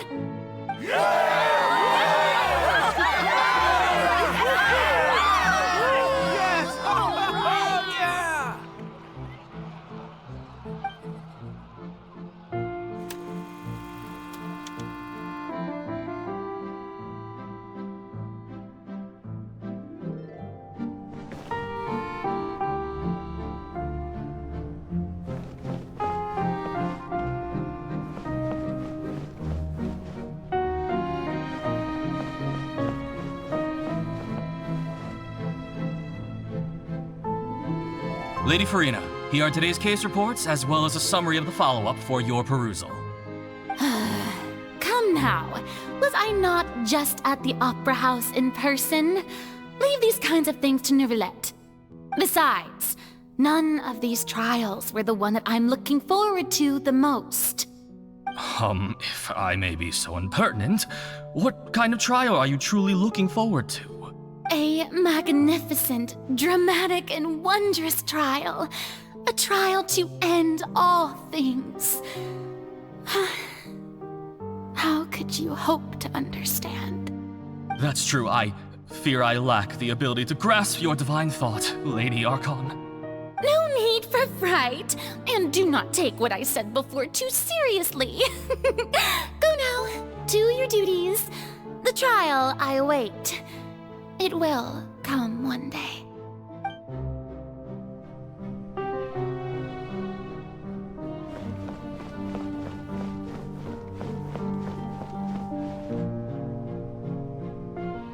Lady Farina, I don't know what to say. Thank you for agreeing to see me. No need to thank me. Or rather, thank your own sense of perseverance instead. Long have you stood in line to meet me, have you not? Oh, I'm afraid that's just an inevitable consequence of my divine charm. All right, Deoteria, is it? How is your son's illness? You remembered me, and you knew of my family, too. He is doing much better now. In fact, he is far more of an ardent believer than I. He was the one who forced me to seek an audience with you, and to bring your words back to him. Oh, good. Very good. If this should happen again in the future, please do not hesitate to come and tell me. Going down to citizens' homes every so often, while not usual practice, should serve as a fine change of pace. Ah, you're such a gentle and wise god. Thank you once again, on behalf of my son.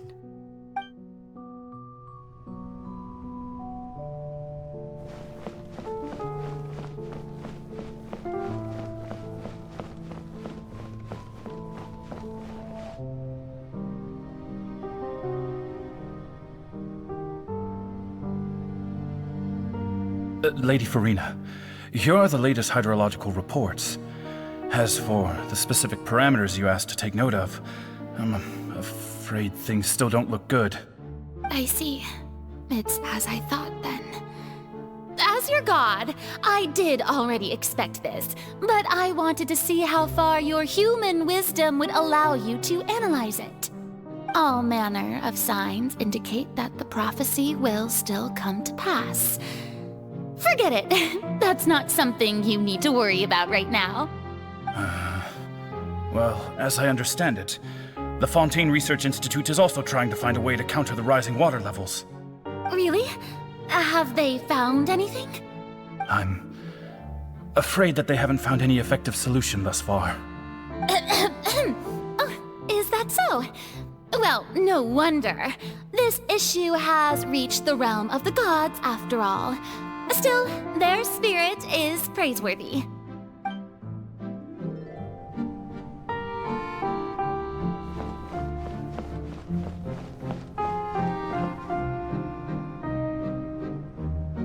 The day is finally over. I haven't had a moment to breathe this whole time. But it's good to see that everything's getting on track.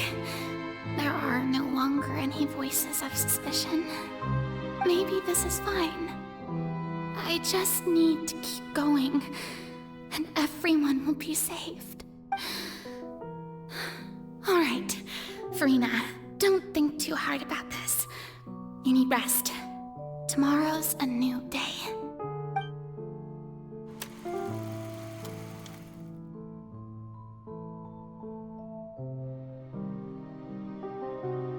Lady Farina, here are the new trial reports for the latest cases, as well as a summary of the follow-up. There'll be no need for that. I've seen them already. There's no need to go back over scenes I've witnessed in person before. Lady Farina, I've waited so long for this chance to see you in this manner. Indeed, my dear, loyal citizen. This joyous moment is an honor for us both. Lady Farina, we're detecting significant hydrological anomalies near Poisson. Understood. Keep monitoring.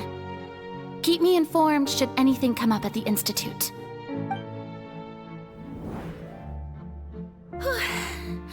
I don't think I let anything slip today. I must show the people that there is nothing to worry about. I just don't know when these days will end. I feel utterly exhausted. Best to rest early today, too.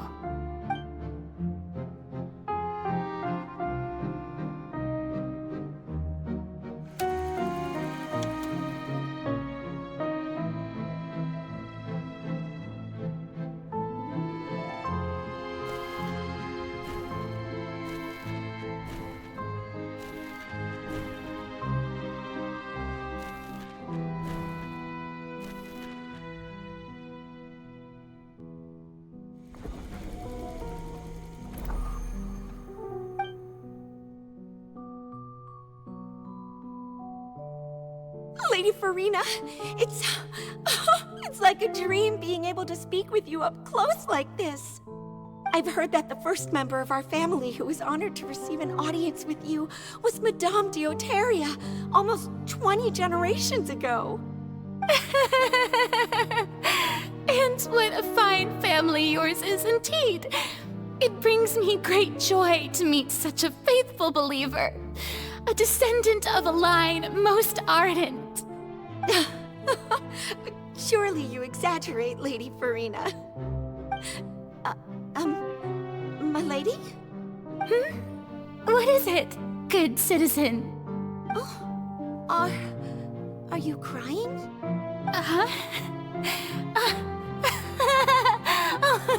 Really now? I didn't even notice. This must be the overflow of hydro from my person. Well, can't quite help being the god whose dominion is the waters, can I? No wonder. No wonder. A manifestation of your power, then. Oh, Archon, I am honored to have witnessed it. Honored indeed.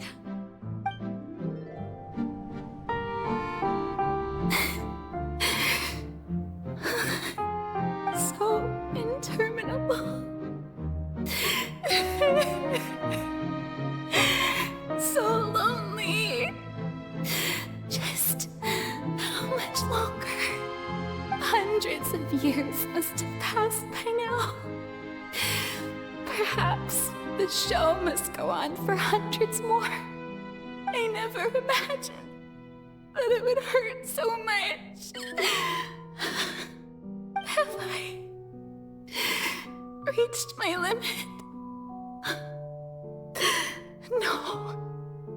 Perhaps I reached it long ago. Today I didn't even notice my own tears. I want to tell someone, anyone, about this. But would that not destroy all I've done so far? I've conducted so many investigations across the centuries. But There's not even a sliver of hope that we might break the prophecy. All I can do is keep heart. I must maintain this act. It is the only way to save Fontaine. Please, mirror me. You have to succeed.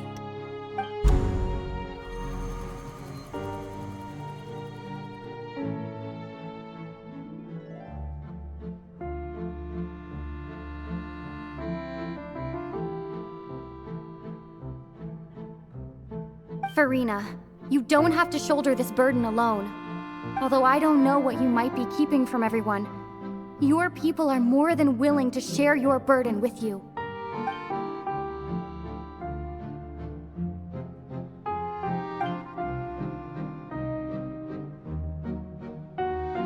Share my burden. That's impossible. It was fated right from the start that this would be my duty alone. But even if your burden doesn't need to be shared, you can still choose to confide in someone. Just share it with me. I'm what you'd call a witness. A witness? Yes, I've heard that you came to Tevat from beyond the stars, yes. In other words, you never belonged here.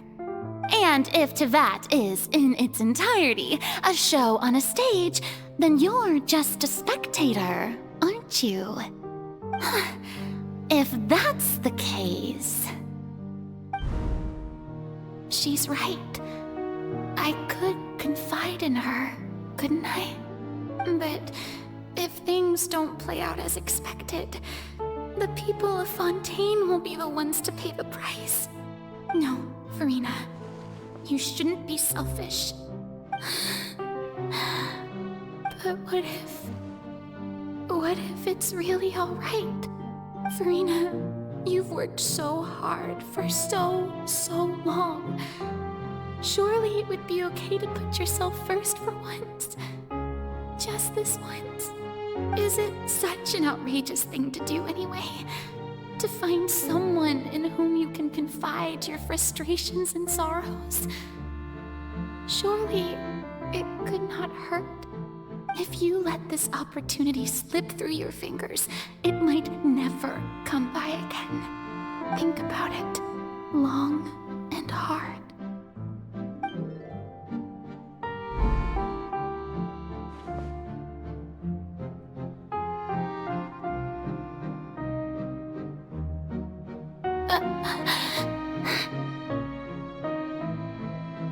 No, I have nothing to say.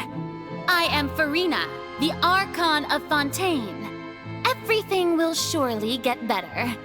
All you need to do, dear spectator, is to witness my performance until the curtains fall.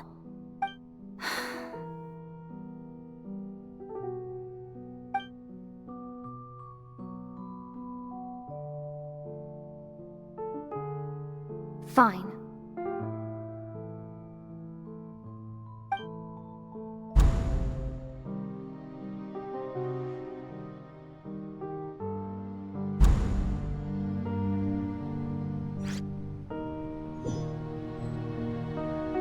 So even Farina doesn't know the truth?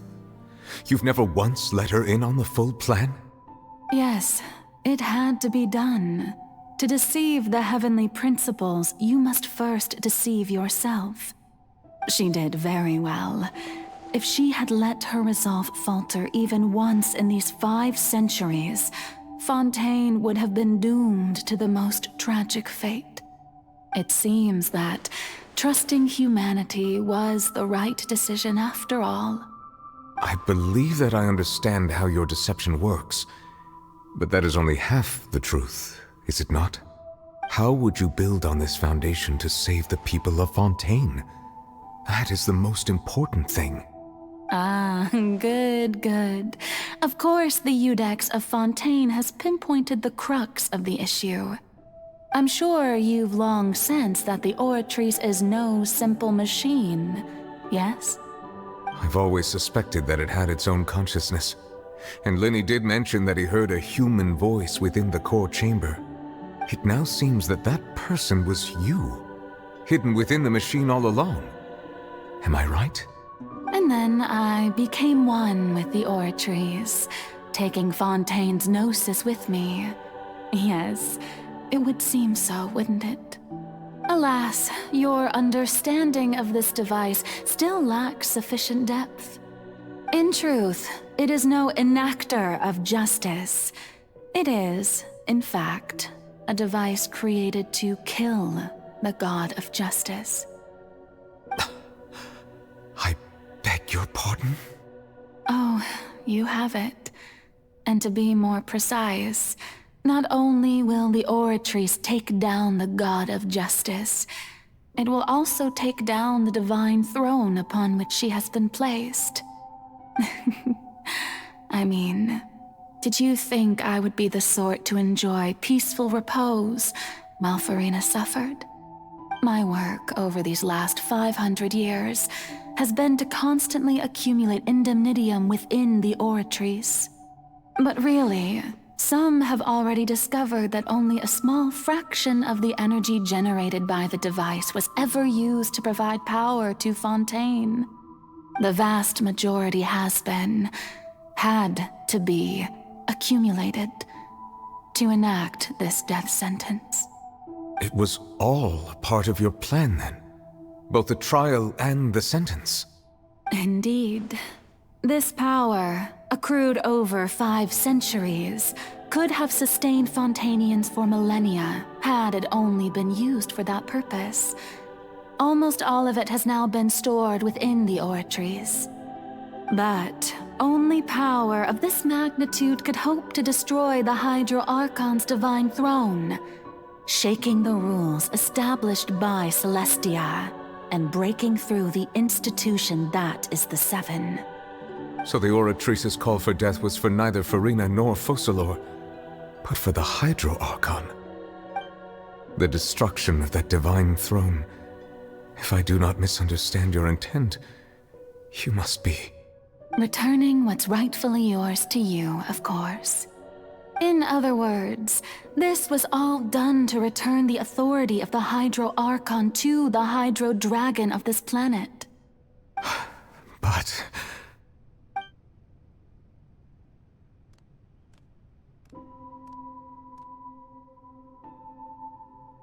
Oh, what? Getting sad again, are we? The authority of the ancient dragons shall soon be yours once more, O Hydro Dragon Sovereign. And this is the face you make. all you've done throughout the years is just so you can sacrifice yourself at the very end. I've never quite seen it that way, you know. Even now, I'm quite pleased at how well my deception worked.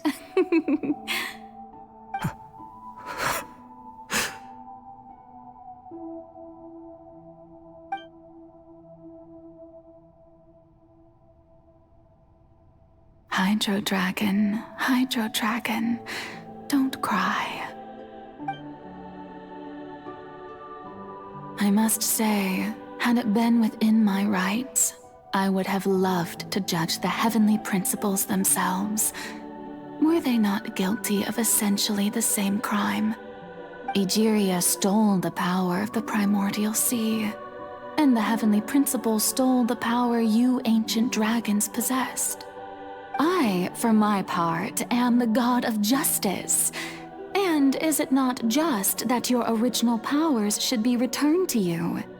Speaking of justice, I have always believed that justice lies in the process of pursuing human existence itself. So, if the theft of the primordial sea's might was Fontaine's original sin, then, leaving matters of procedural right and wrong aside, the descent of the Fontainians as humans and their right to exist in this world would be Fontaine's original justice. In other words, existence was Egeria's justice, and to me, justice is the continuation of that existence. defying the prophecy and ensuring that Fontaine's people shall live on. That should be the justice enthroned over all others. At this point, we, whether it be myself or all other Fontainians, have shouldered the burden of this sin for far too long.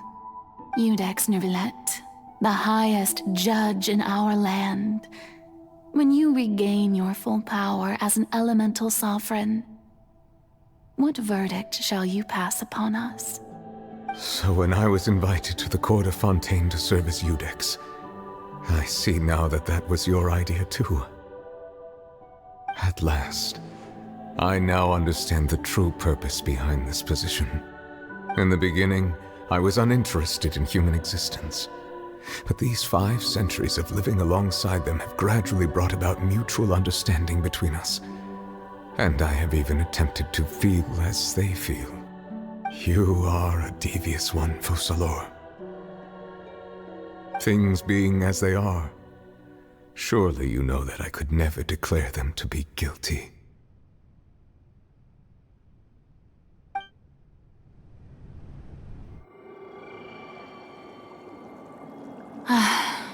The hour of my execution is almost here. For the sinner, the curtain call has come.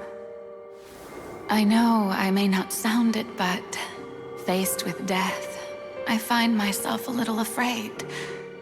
Perhaps this is one thing both gods and humans have in common.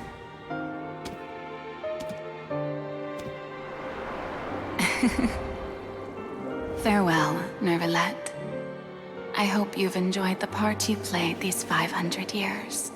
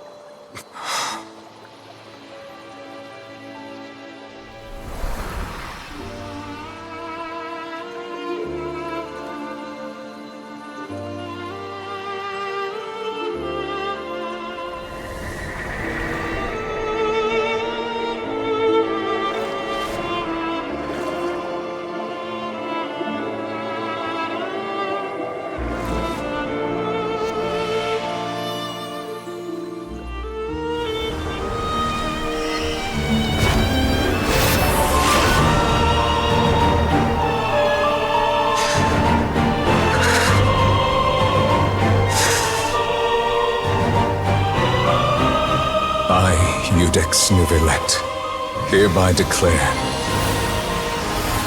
people of Fontaine, your sins are forgiven.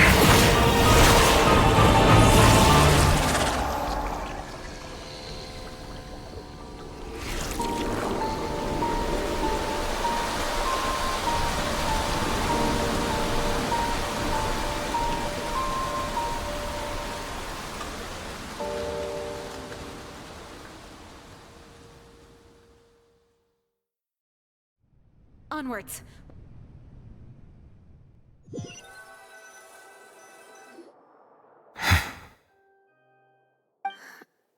What just happened? Has the death sentence been carried out?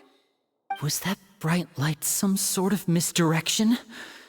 I have a feeling that something huge just happened.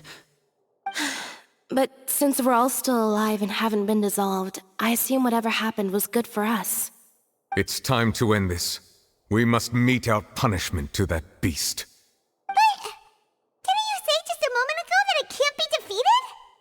I have gained the strength sufficient to deal with it. Through certain means, I now have the ability to separate the power of the Primordial Sea from that creature. We should seize the opportunity to pursue our quarry. Traveler, now that the oratories can no longer function, I require an executor to help me mete out justice. The root of the calamities befalling Fontaine, the beast that enacts the prophecy. Its name is the all-devouring Narwhal. Come with me, traveler. The hour of execution has come.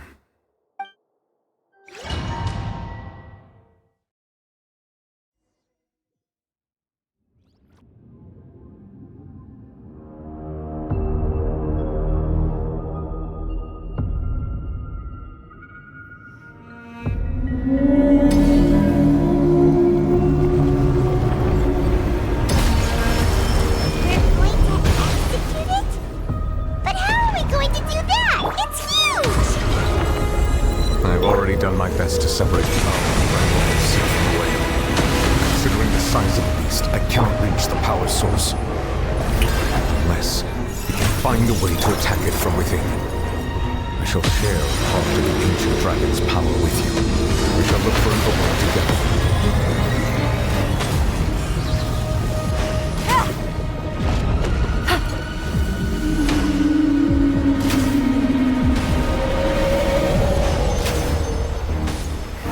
Feel its sorrow turn into hostility.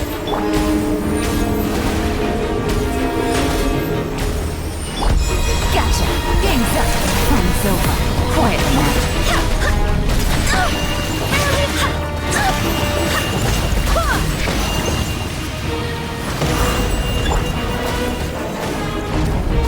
The all-devouring narwhal cannot resist its instinct to devour.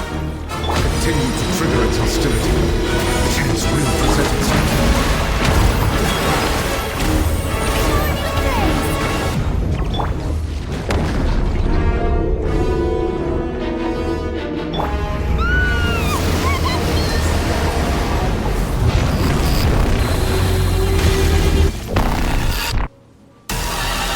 Why is there a hole thingy over there? Huh? Really scary! Emerge! Right here, right now!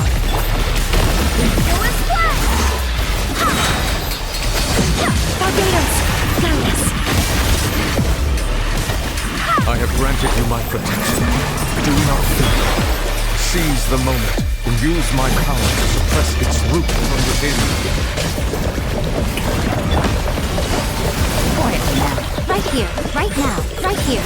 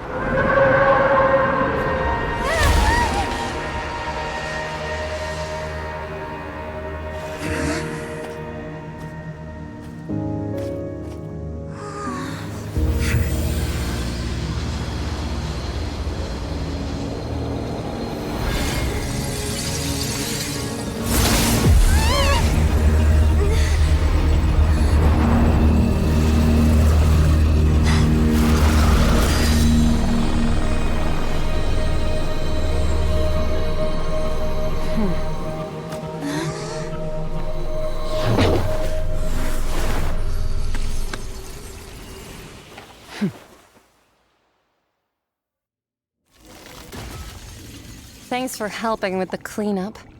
Should have been my job, but... oh well.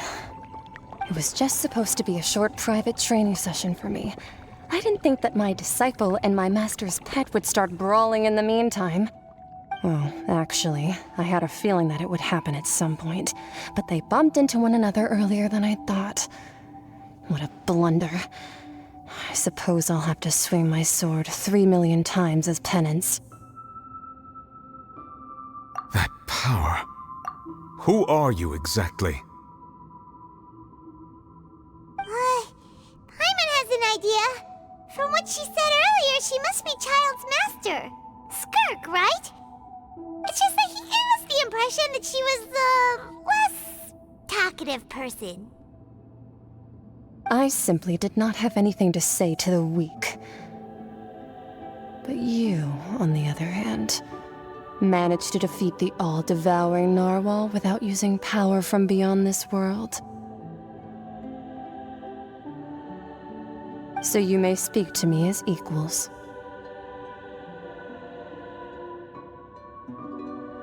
I have to agree. It's a strange use of a planet's primordial waters just to raise an all-devouring narwhal. That kind of power is wasted on it. It's not cooperative. It eats too much. And I have more important things to do with my time than pet sitting. The only thing that creature has going for it is its looks. All in all, it fails as a pet.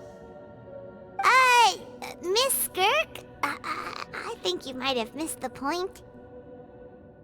The point being? Well, being that this pet almost destroyed an entire nation. So what sort of person is your master?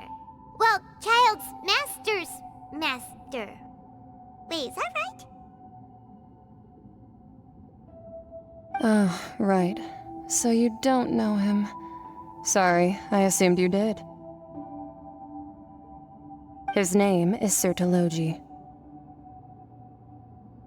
Huh? I am unfamiliar with that name. Huh. So Master isn't sufficiently famous. How should I describe him then? Have you heard of the name The Fowl? The Fowl? Still nothing? Well, how about the Visionary? Vetterfalnir then? Or Gold Rhine-daughter? Ooh, that one we've heard! Rhine-daughter's part of the Hexen Circle. She's Albedo's mom, right? Oh, so you do know that name. To be honest, I also heard all of those names and titles from my master. I don't actually know them either. But I suppose you understand now, yes? My master is likely a similar sort to Rhine-daughter. They are both pursuing some form of perfection.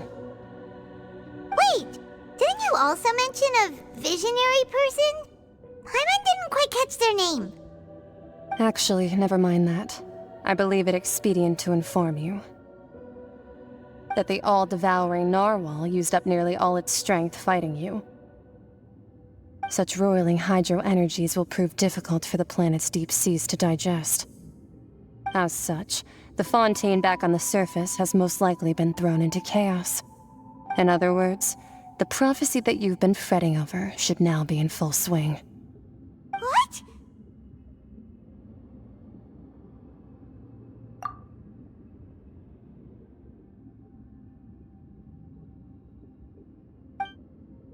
Not to worry. Focalor has already managed to deceive the heavenly principles.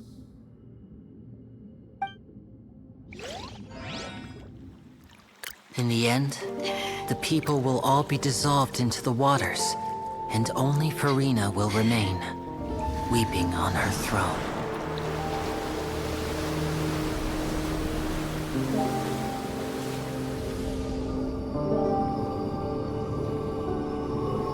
Only then will the sins of the people of Fontaine be washed away.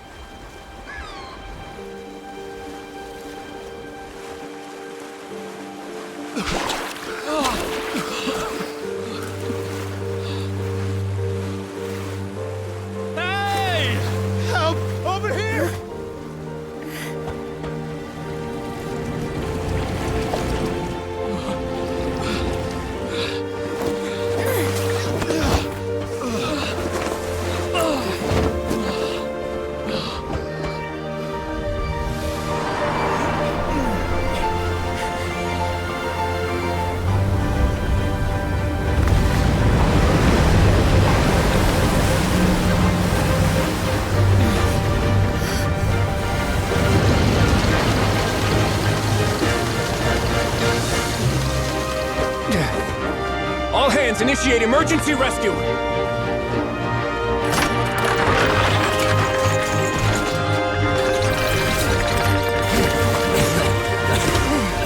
Hurry!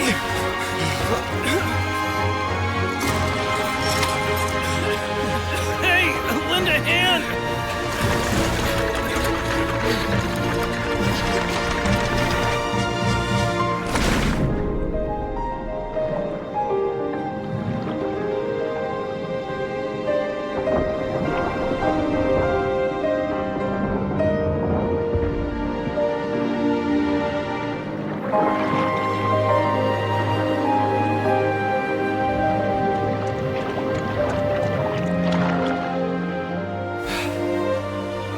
Look! The water's receding!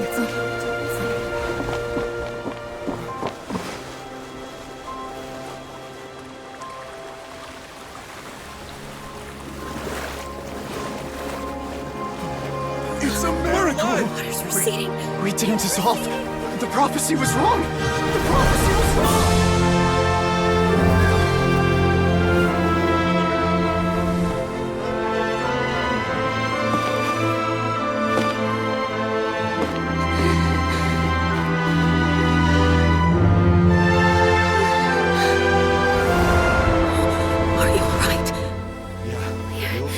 We're saved.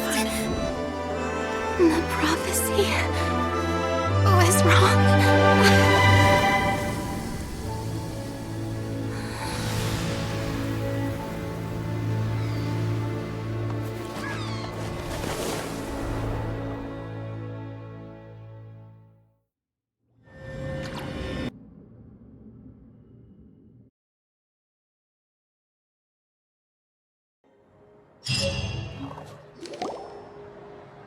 The soil renewed.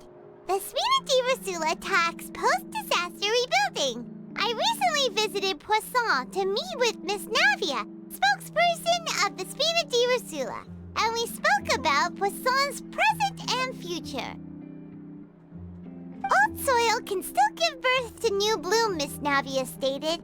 Hope is like seeing a small cookie when you're starving late at night. You just need a little of it. Skyship Winglet, lunar brain of the Fontaine Research Institute. The various disputes that have arisen on account of Mr. Edwin have suddenly become a shield over the Institute, with Jurier turning out to be a once-overlooked hidden gem. People always call the first researcher mad, but few know what to call the second. And should that latter person achieve a miracle, they would find it all the harder to find a word with which to classify him and his team. Wow! Paimon barely recognizes the people in the reports. Are those really Jurier and Navia? They sound like real big shots. What do you think? Pretty enthralling, huh? The Steambird's idea was pretty simple. With the disaster just having passed, we would print a free edition packed to the margins with good news to calm people down.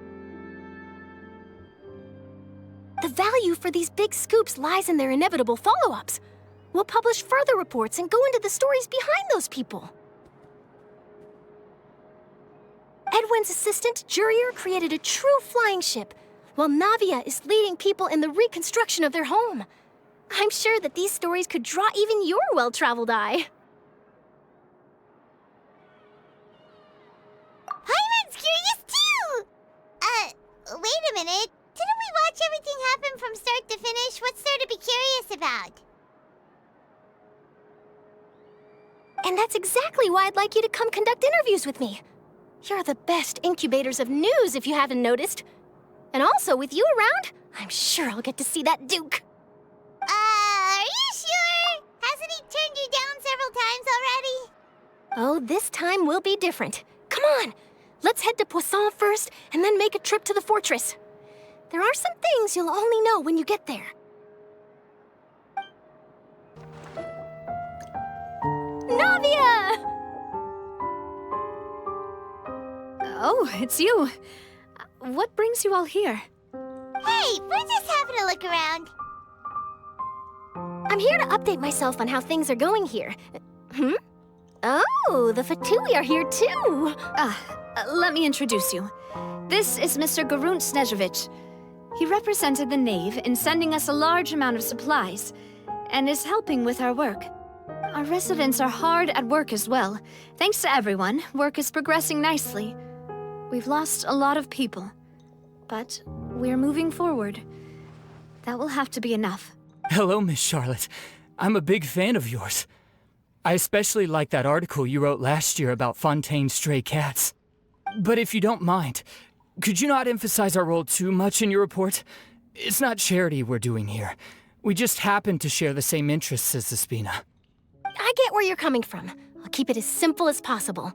Or would you be willing to feature as friendly neighbors? That would be fine. Thanks. Oh, you're back too. How are things?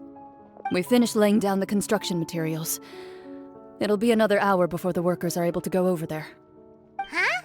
You're here too, Clorinde? Well, her reputation's greatly risen after that whole duel business with Miss Farina. So she's here in Poisson to wait out the heat. All right. She really came here to help me out. There's too much to consider in the reconstruction of Poisson. The Spina has need of more decision-makers. And, well, I do already happen to be connected to Mr. Callis. Oh, wait just a moment. Do you mind me asking a few questions? You know, about how you felt before the duel, about what it was like facing down a god. There's lots of exciting material there, I bet. Forget it. I'm sure you can find a better theme than that, Miss Charlotte. I see you're the same as always. Couldn't you do me a favor, for Navia's sake? Well, if we're talking about doing things for my sake, you might as well just take a few more photos of me. Or of the Traveler. It's better than wasting time persuading Clorinde, at any rate. Of course I will.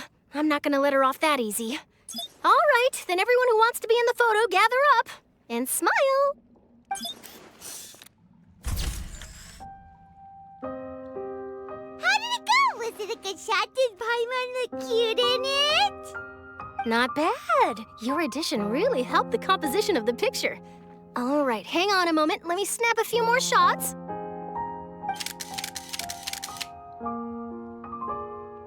All right, that should do it.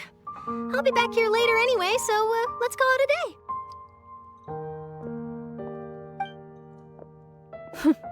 You're very quick.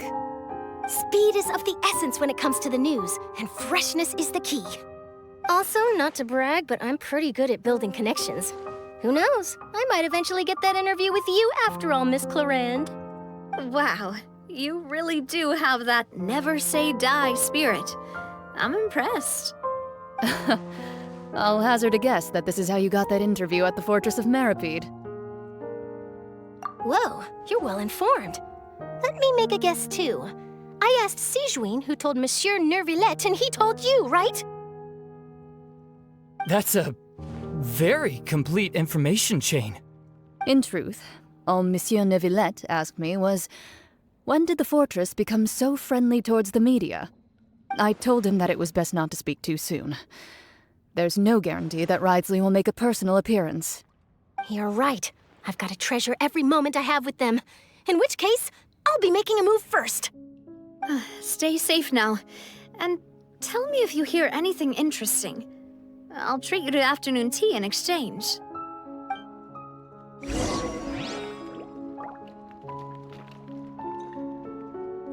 You seem curious about the fortress. Of course. That Ridesley. I still remember going down to the fortress to grill him for information on my father's case. Boy, did he take me for a ride. Without telling me anything, of course. But he did invite you to tea, didn't he? 2 large pots of it, in fact. It was good tea, though. I have to agree. The tea there is very good. Speaking of that, would you like to have some today? I mean, you've got time, right? Well, I'd be partial to some shortbread. Wow, it's like we've got a menu or something. Sure. Good. What flavor of biscuits would you like, Mr. Snezhevich? Me? I'm fine with anything. But I would prefer chocolate, should you have it. All right. Leave it to me. I'll go over the newly arrived supplies with you later, Mr. Snezhevich. We should be able to finish the preparatory work today. That works great for me. Huh. Is it just me, or did you get a new lipstick? I did. It was a gift from Sijuin. Want to give it a try? I think the color would suit you, too.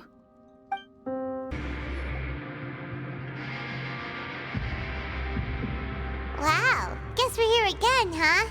There's a real nostalgic feeling to this place. Looks like you've been missing us. Duke! Did you come all the way to the entrance to greet us? Of course.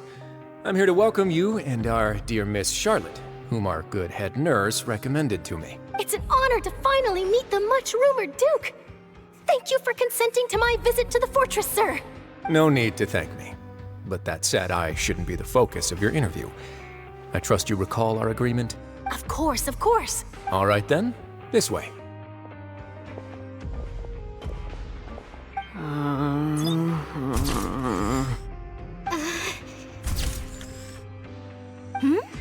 Hey, no need to be so nervous. I've already taken all the photos we need. Miss Charlotte, do these pictures really need to be published on the cover of the Steambird? It would seem that Miss Lorvine doesn't want her face to appear beside that of Mr. Jurier, Sir, please don't say things like that. But it looks like dear Mr. Jurier denies it. Might this interview be very important to you then? No, I just... This is my first time being interviewed, and I'm very thankful to the Steambird for... Now, I might not look it, but I actually did meet Mr. Edwin once. And I'll be honest, I enjoyed chatting with you more. You've definitely got more of that genius vibe going on. The boat that brought about a miracle, the ark that saved the people. Why, you recreated a myth back there, like an emissary of legend. Still, if I might ask, where's that flying ship now? Huh! Looks like Charlotte's trying to get herself another exclusive scoop. I have to apologize, but that ship is presently in the bowels of our factory. I'm afraid it won't be easy for you to get a shot of it. Really? Well, then in that case, could I have an interview with you to make up for that loss? You already know my answer, I'm afraid. Best you interview our head nurse instead. Or perhaps you'd like to take another photo of this couple of researchers? Did you really have to use the word couple? Well, then, 2 solo photos will do. Is my hair messed up? Please, someone help me have a look. Things sure are getting pretty lively here. We've seen this kind of thing before. Oh, seems like everyone's here. Would any of you like to try this new drink I came up with? Ah, Sijuin. Hey, Miss Charlotte. Why don't you, take some pretty photos of our head nurse? Sure. Come on, Miss Sijuin, over this way. Let's find a brighter spot. Sure. Do I have to smile? So, how have things been at the fortress? Same old, as you can see. Fontaine's undergone some changes, but this place is still more or less the same. Other than that flying ship, it got a tad too much attention, I think. That's why I decided to let the interview go through. We should direct more public opinions toward the behind-the-scenes heroes. Am I right, Mr. Jurier? Miss Lorvine? You're too kind, sir. I believe that you too should have your day in the sun. Not that you would want that, just pity. I'll just leave the spotlight to you two.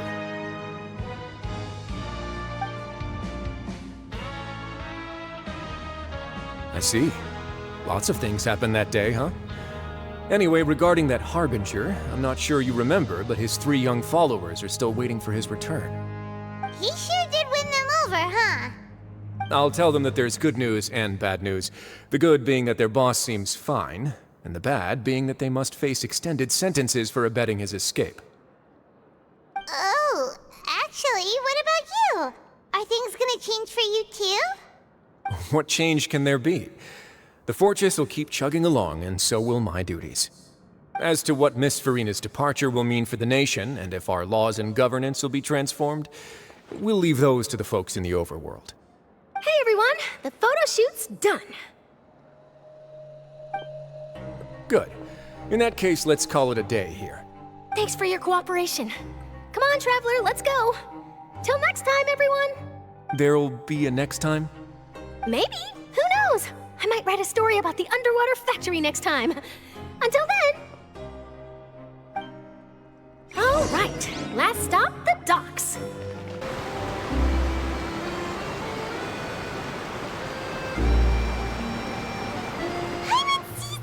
They really are here! How did you know?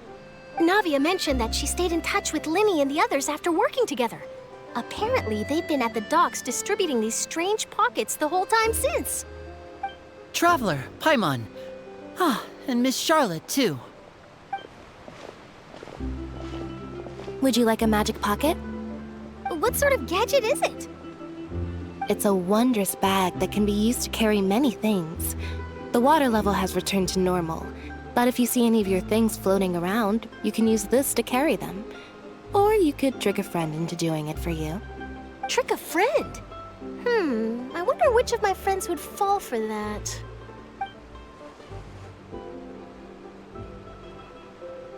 You could just make a friend like Fremine here. Isn't that right, Fremine? Is this what you meant by, I'll help you make some more friends? To be honest, that sounds pretty sweet. Could I have your contact, please? Sure. Please, write down my address. You sure are working hard to help Fremine socialize. He was the one who proposed doing this. He even wants to assist in our magic shows. Yes, I was planning to first introduce Pear as an assistant, and later Fremine himself. In the future, I think we can leave underwater escape magic to him too. That said, would anyone want to see a diver escape underwater? Oh, it'll work out. Every journey begins with the first step. He'll become a part of our show eventually.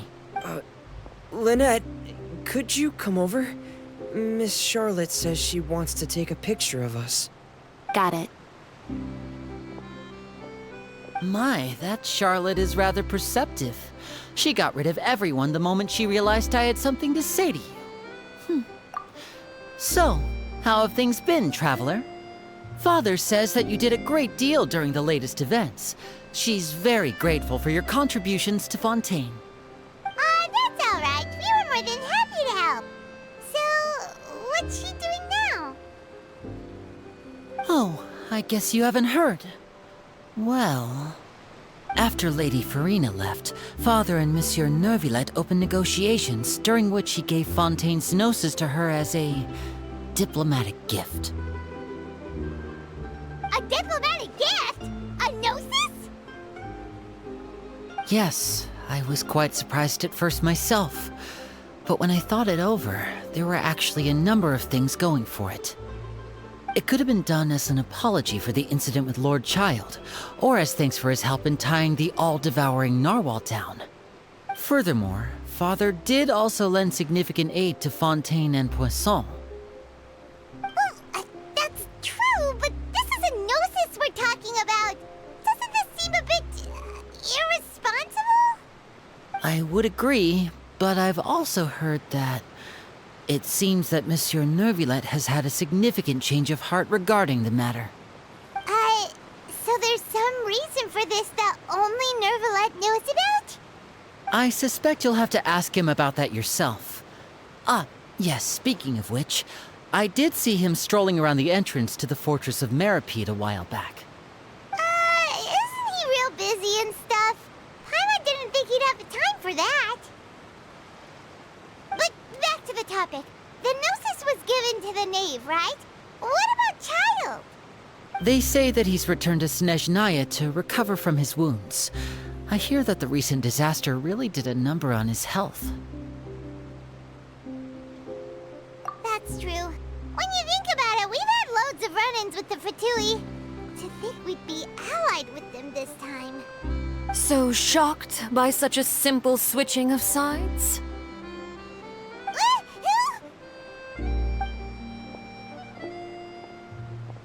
Father! Well, well, what do you know?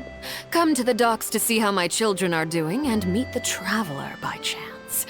Please do not pay my accomplishments in Fontaine too much mind. I would have done them regardless. Are you going to take the Gnosis back to Snezhnaya? That is our duty as Harbingers, yes. Don't be too preoccupied with sides. The goal of the Fatui concerns not a single place or person, but the entire world. With such a grand goal in mind, it is inevitable that we must wear many masks. Switching my masks is something I've always done.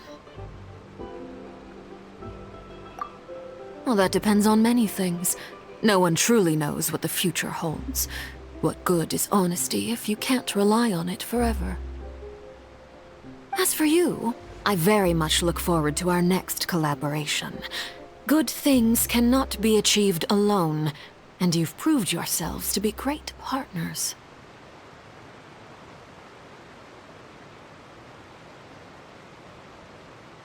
A vision? All right. I'll remember to return it. Thank you for keeping it safe for him this entire time. And that's a wrap for me. Huh? You're... Greetings, Miss Journalist. Hello. If I'm not mistaken, there are diplomatic channels I'll need to report to take a photo of you. That is correct. So forgive me, but I will not be able to serve as a subject in your article. However, feel free to write as much as you'd like about our dear magicians and our upcoming rookie talent. I will. The sea breeze is quite pleasant. I shall continue my walk while the weather remains so agreeable. Farewell. Farewell, Father. Oh, she has such an intimidating presence. I didn't even dare to take a picture. Thankfully, I've already wrapped up all my pre-scheduled interviews. Thank you all. This'll be more than enough for me to write about, I'm sure. Don't be too nervous. Why don't you take a magic pocket before you go? Here, Traveler, Paimon, you take one too. To move things about? That's right. Funny. I was giving out magic pockets when we first met too. And what do you know? I'm doing the exact same thing right now. So many things have happened, but the pockets are still the pockets. I guess this must be life. We will all follow our own paths, and serendipity will lead you to your fated friends. All right then. We'll be handing out pockets in some other districts later, so we'll get going now. Have a good day, you two.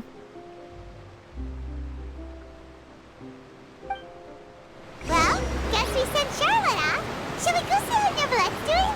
As long as he's not so busy that he doesn't have time to chat anyway.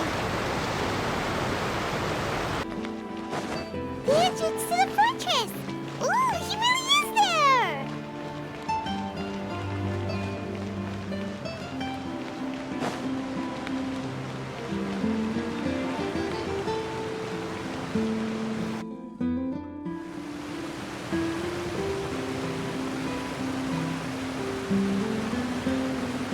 So, you really are here, Neverlette! Paimon didn't think you were going to have free time this hour of the day. Really? Oh, I suppose you must have met Mr. Linney. He took the time to greet me earlier when he passed this way. In any case, you came at a good time. I was just considering reaching out to you to set up a meeting, so I may explain some things that I haven't had the time to before. Aw, Paimon's glad that you remembered. Thank you for keeping us on your mind, what with you being busy and all. Alright, let's have it then. How was Fontaine actually saved? The whole business is still quite the mystery to us. It is strange how words can often leave a bitter taste in the mouth when it finally comes time to say them out loud.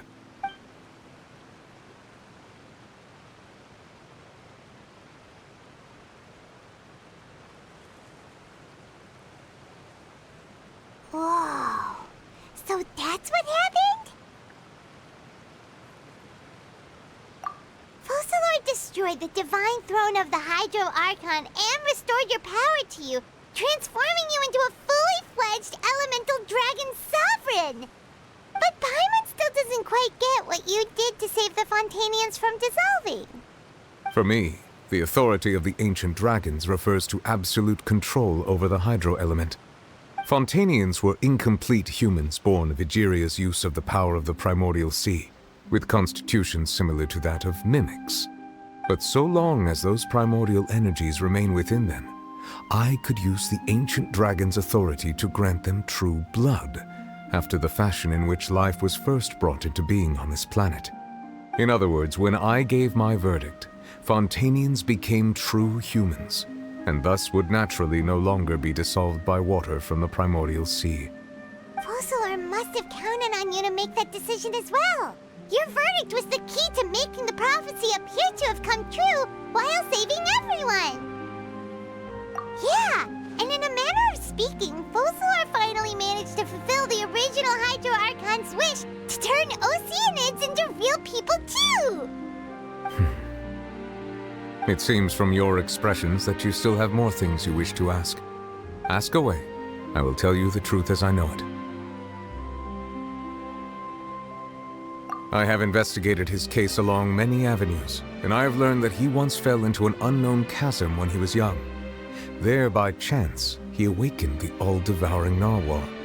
But whether it be by sentiment or reason, that should not have been enough to consider him the root cause of the disaster. At most, he would have had tangential liability. As for the judgment passed by the Oratrice during the trial, whether it was due to that liability by association, or Focalor deliberately using him to buy time for us on the assumption that he would be able to hold the creature off, I cannot say. Guess Focalor had Fontanians in mind the whole time. In the end, it was thanks to her that they finally became real humans. Hang on a second. Paimon suddenly got another question. Back when Fontanians hadn't yet become real humans, were the children they had also transformed Oceanids? Life has always flowed like water. Do you recall how Fontanians would often come to the Fountain of Lucine to pray for children?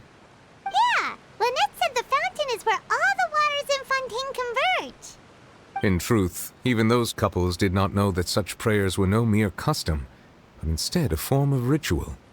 Those Oceanids who were blessed within the spring water would later descend as new humans in the coming months. Paimon sorta gets it now. Either way, seems like this ritual won't be of any further use, but it'll probably live on as a local custom. Ask away. I will tell you the truth as I know it. Yeah, about that. Risley said Farina has already left. What's that all about? Ah, Lady Farina. The people are only aware that her death sentence has not been carried out. She abdicated the post of Hydro Archon and left affairs related to that title to me, before leaving the Opera House. I related Focalor's words to her faithfully and completely. After hearing them, she seemed neither saddened nor comforted. She simply said that she was tired and needed to rest. Having said that, she then packed her things and moved out of the Opera House, not unlike how an ordinary person might. But she's still got a place to stay, right? You need not worry. I will make arrangements to ensure that she will not want for food, clothing, board, or travel. In truth, I am somewhat happy for her. The wear and tear on her spirit will, of course, take time to heal. But now that she no longer has to play the role of Focalor the Hydro Archon, she can finally lay down her burdens and lead a normal life. What about you then? What are your plans now that you've regained your full powers as the Hydro Dragon? After Focalor passed on, the Oratrice also ceased to function. This matter will directly affect our trials. After much careful consideration, I've decided to take over its role in our courts. From now on, I shall hear cases and pass verdicts by myself.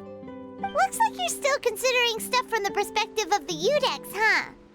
As an elemental dragon, there are indeed many things that I must do. But this power and this duty, in a manner of speaking, you could say that both were granted to me. As such, before I attend to my other responsibilities, I must first and foremost continue to serve Fontaine as its highest judge.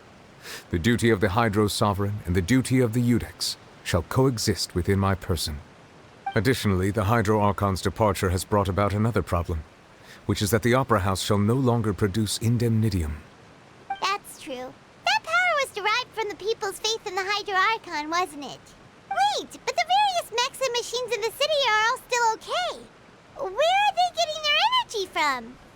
As I am now, I have full command over New Musia, and it can serve as a complete substitute. Another reason why I cannot quite leave Fontaine immediately. Wow. This ancient dragon's authority stuff is really quite useful, huh? Ask away. I will tell you the truth as I know it. Oh, that's right! They say you've given it to the knave as a diplomatic gift or something! Leaving aside their intentionality, the two Fatui Harbingers have indeed done much for us during this crisis. Their sole remaining goal in Fontaine, at least at this point, would seem to be the Gnosis. The Oratrice has ceased to function. The Hydro Archon's divine throne is now no more, and I do not need the Gnosis's power. As such, it has lost all meaning for Fontaine. If the Fatui have impure designs, then we might as well accede to their request now, and avoid unnecessary conflict. What complicated considerations! Paimon thought you were just giving it to them out of gratitude to the knave and as an apology to Child. Ask away. I will tell you the truth as I know it. You will soon be heading to Natlan, I presume? I'm afraid that I have little talent as a travel guide, so all I can do is tell you what I know about that land. As far as I'm aware, Natlan can be said to be a nation of dragons. A nation of dragons? You mean like you? No, I suspect that I would not find myself welcome there. Unlike ancient dragons such as myself, the dragons of Natlan have undergone long years of development and evolution. Large numbers of them have entered a form of coexistence with humanity. Natlan is also the nation of war. War ravages those lands like an undying flame. There is one other piece of information I got incidentally from my negotiations with the knave that I believe may be useful to you. The harbinger known as the Captain has thrown his hat into the endless ring of war. The Captain. Sounds like a real tough customer. Seriously, everywhere you look, there's a Fatui Harbinger doing their thing. I suggest that you fully prepare yourself before going to Natlan. In the meantime, Fontaine's doors will always be open to you. Ask away. I will tell you the truth as I know it. Hang on a sec. Paimon's still got a question about the Gnosis. When we spoke to Linny earlier, he mentioned that your attitude towards giving away the Gnosis had clearly changed. We guessed that there might be some reason for it that only you were aware of. No wonder the House of the Hearth is the Fatui's intelligence division. They are certainly sharp. So regarding this specific issue, I was just getting ready to share something with you. What is it? In truth, I exchanged some further words with that lady named Skirk after sending you two back to the surface. It went something like this.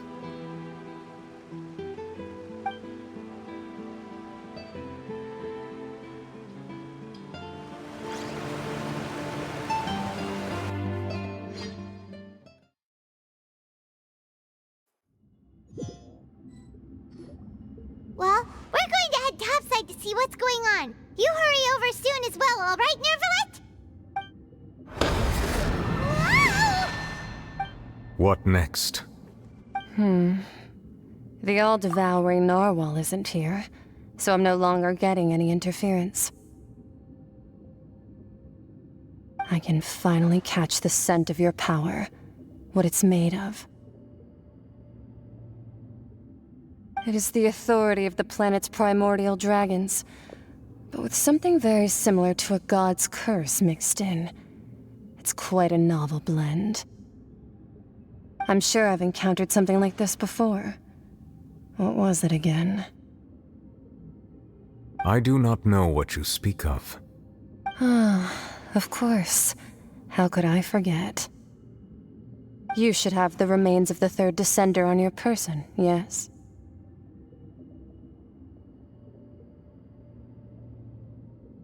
Remains? I've never heard of any such thing. According to your parlance, I believe it may be called a gnosis.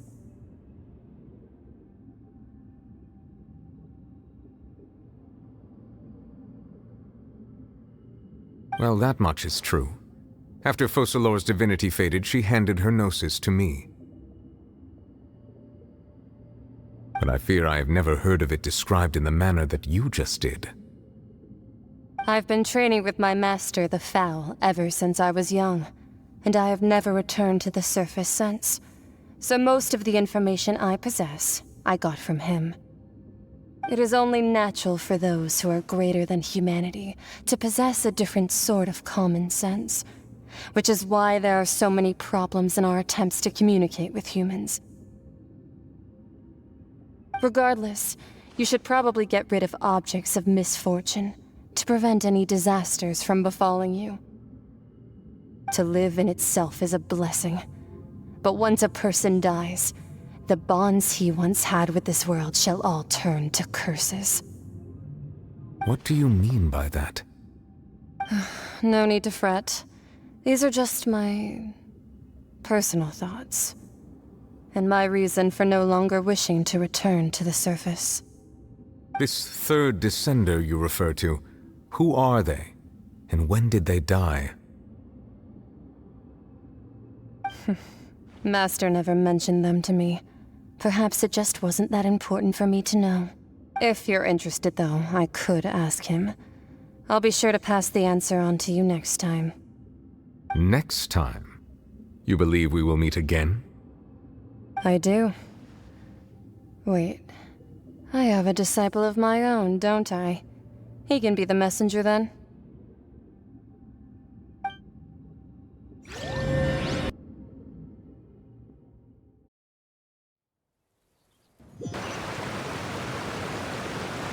That's what she told me. Whether it would prove useful or not, I wanted to pass that information on to you. The remains of the third descender? So that's what the Gnosis actually are. Paimon just thought they looked like chess pieces. How could they be a person's remains?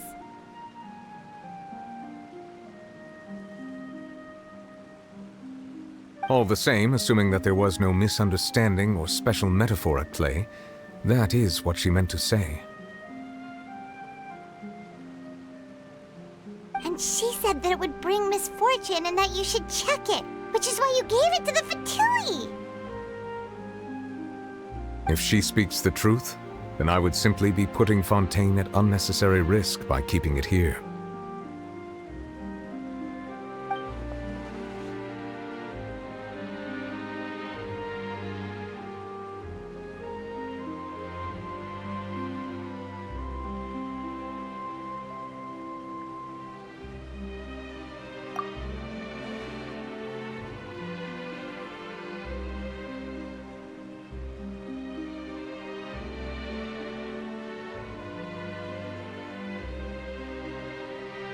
I had guessed that you might already be familiar with this concept, but I did not expect you to be one of them.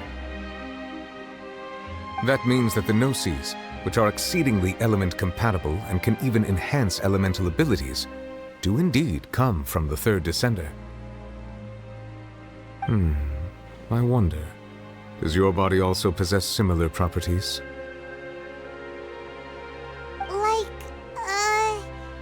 Like being able to use elemental powers without a vision.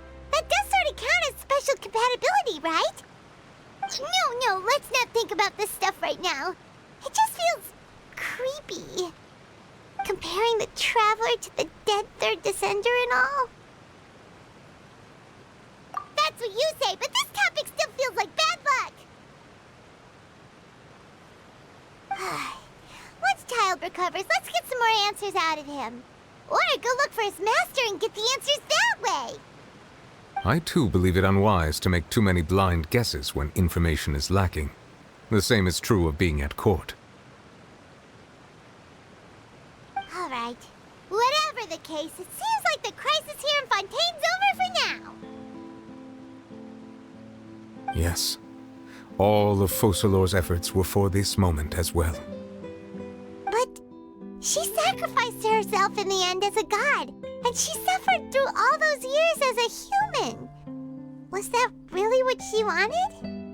I suppose that would be the mystery of a god's will. I suspect not. But once in a while, I too would guess that if wishes were like the clouds in the sky, they will one day return to the earth as raindrops.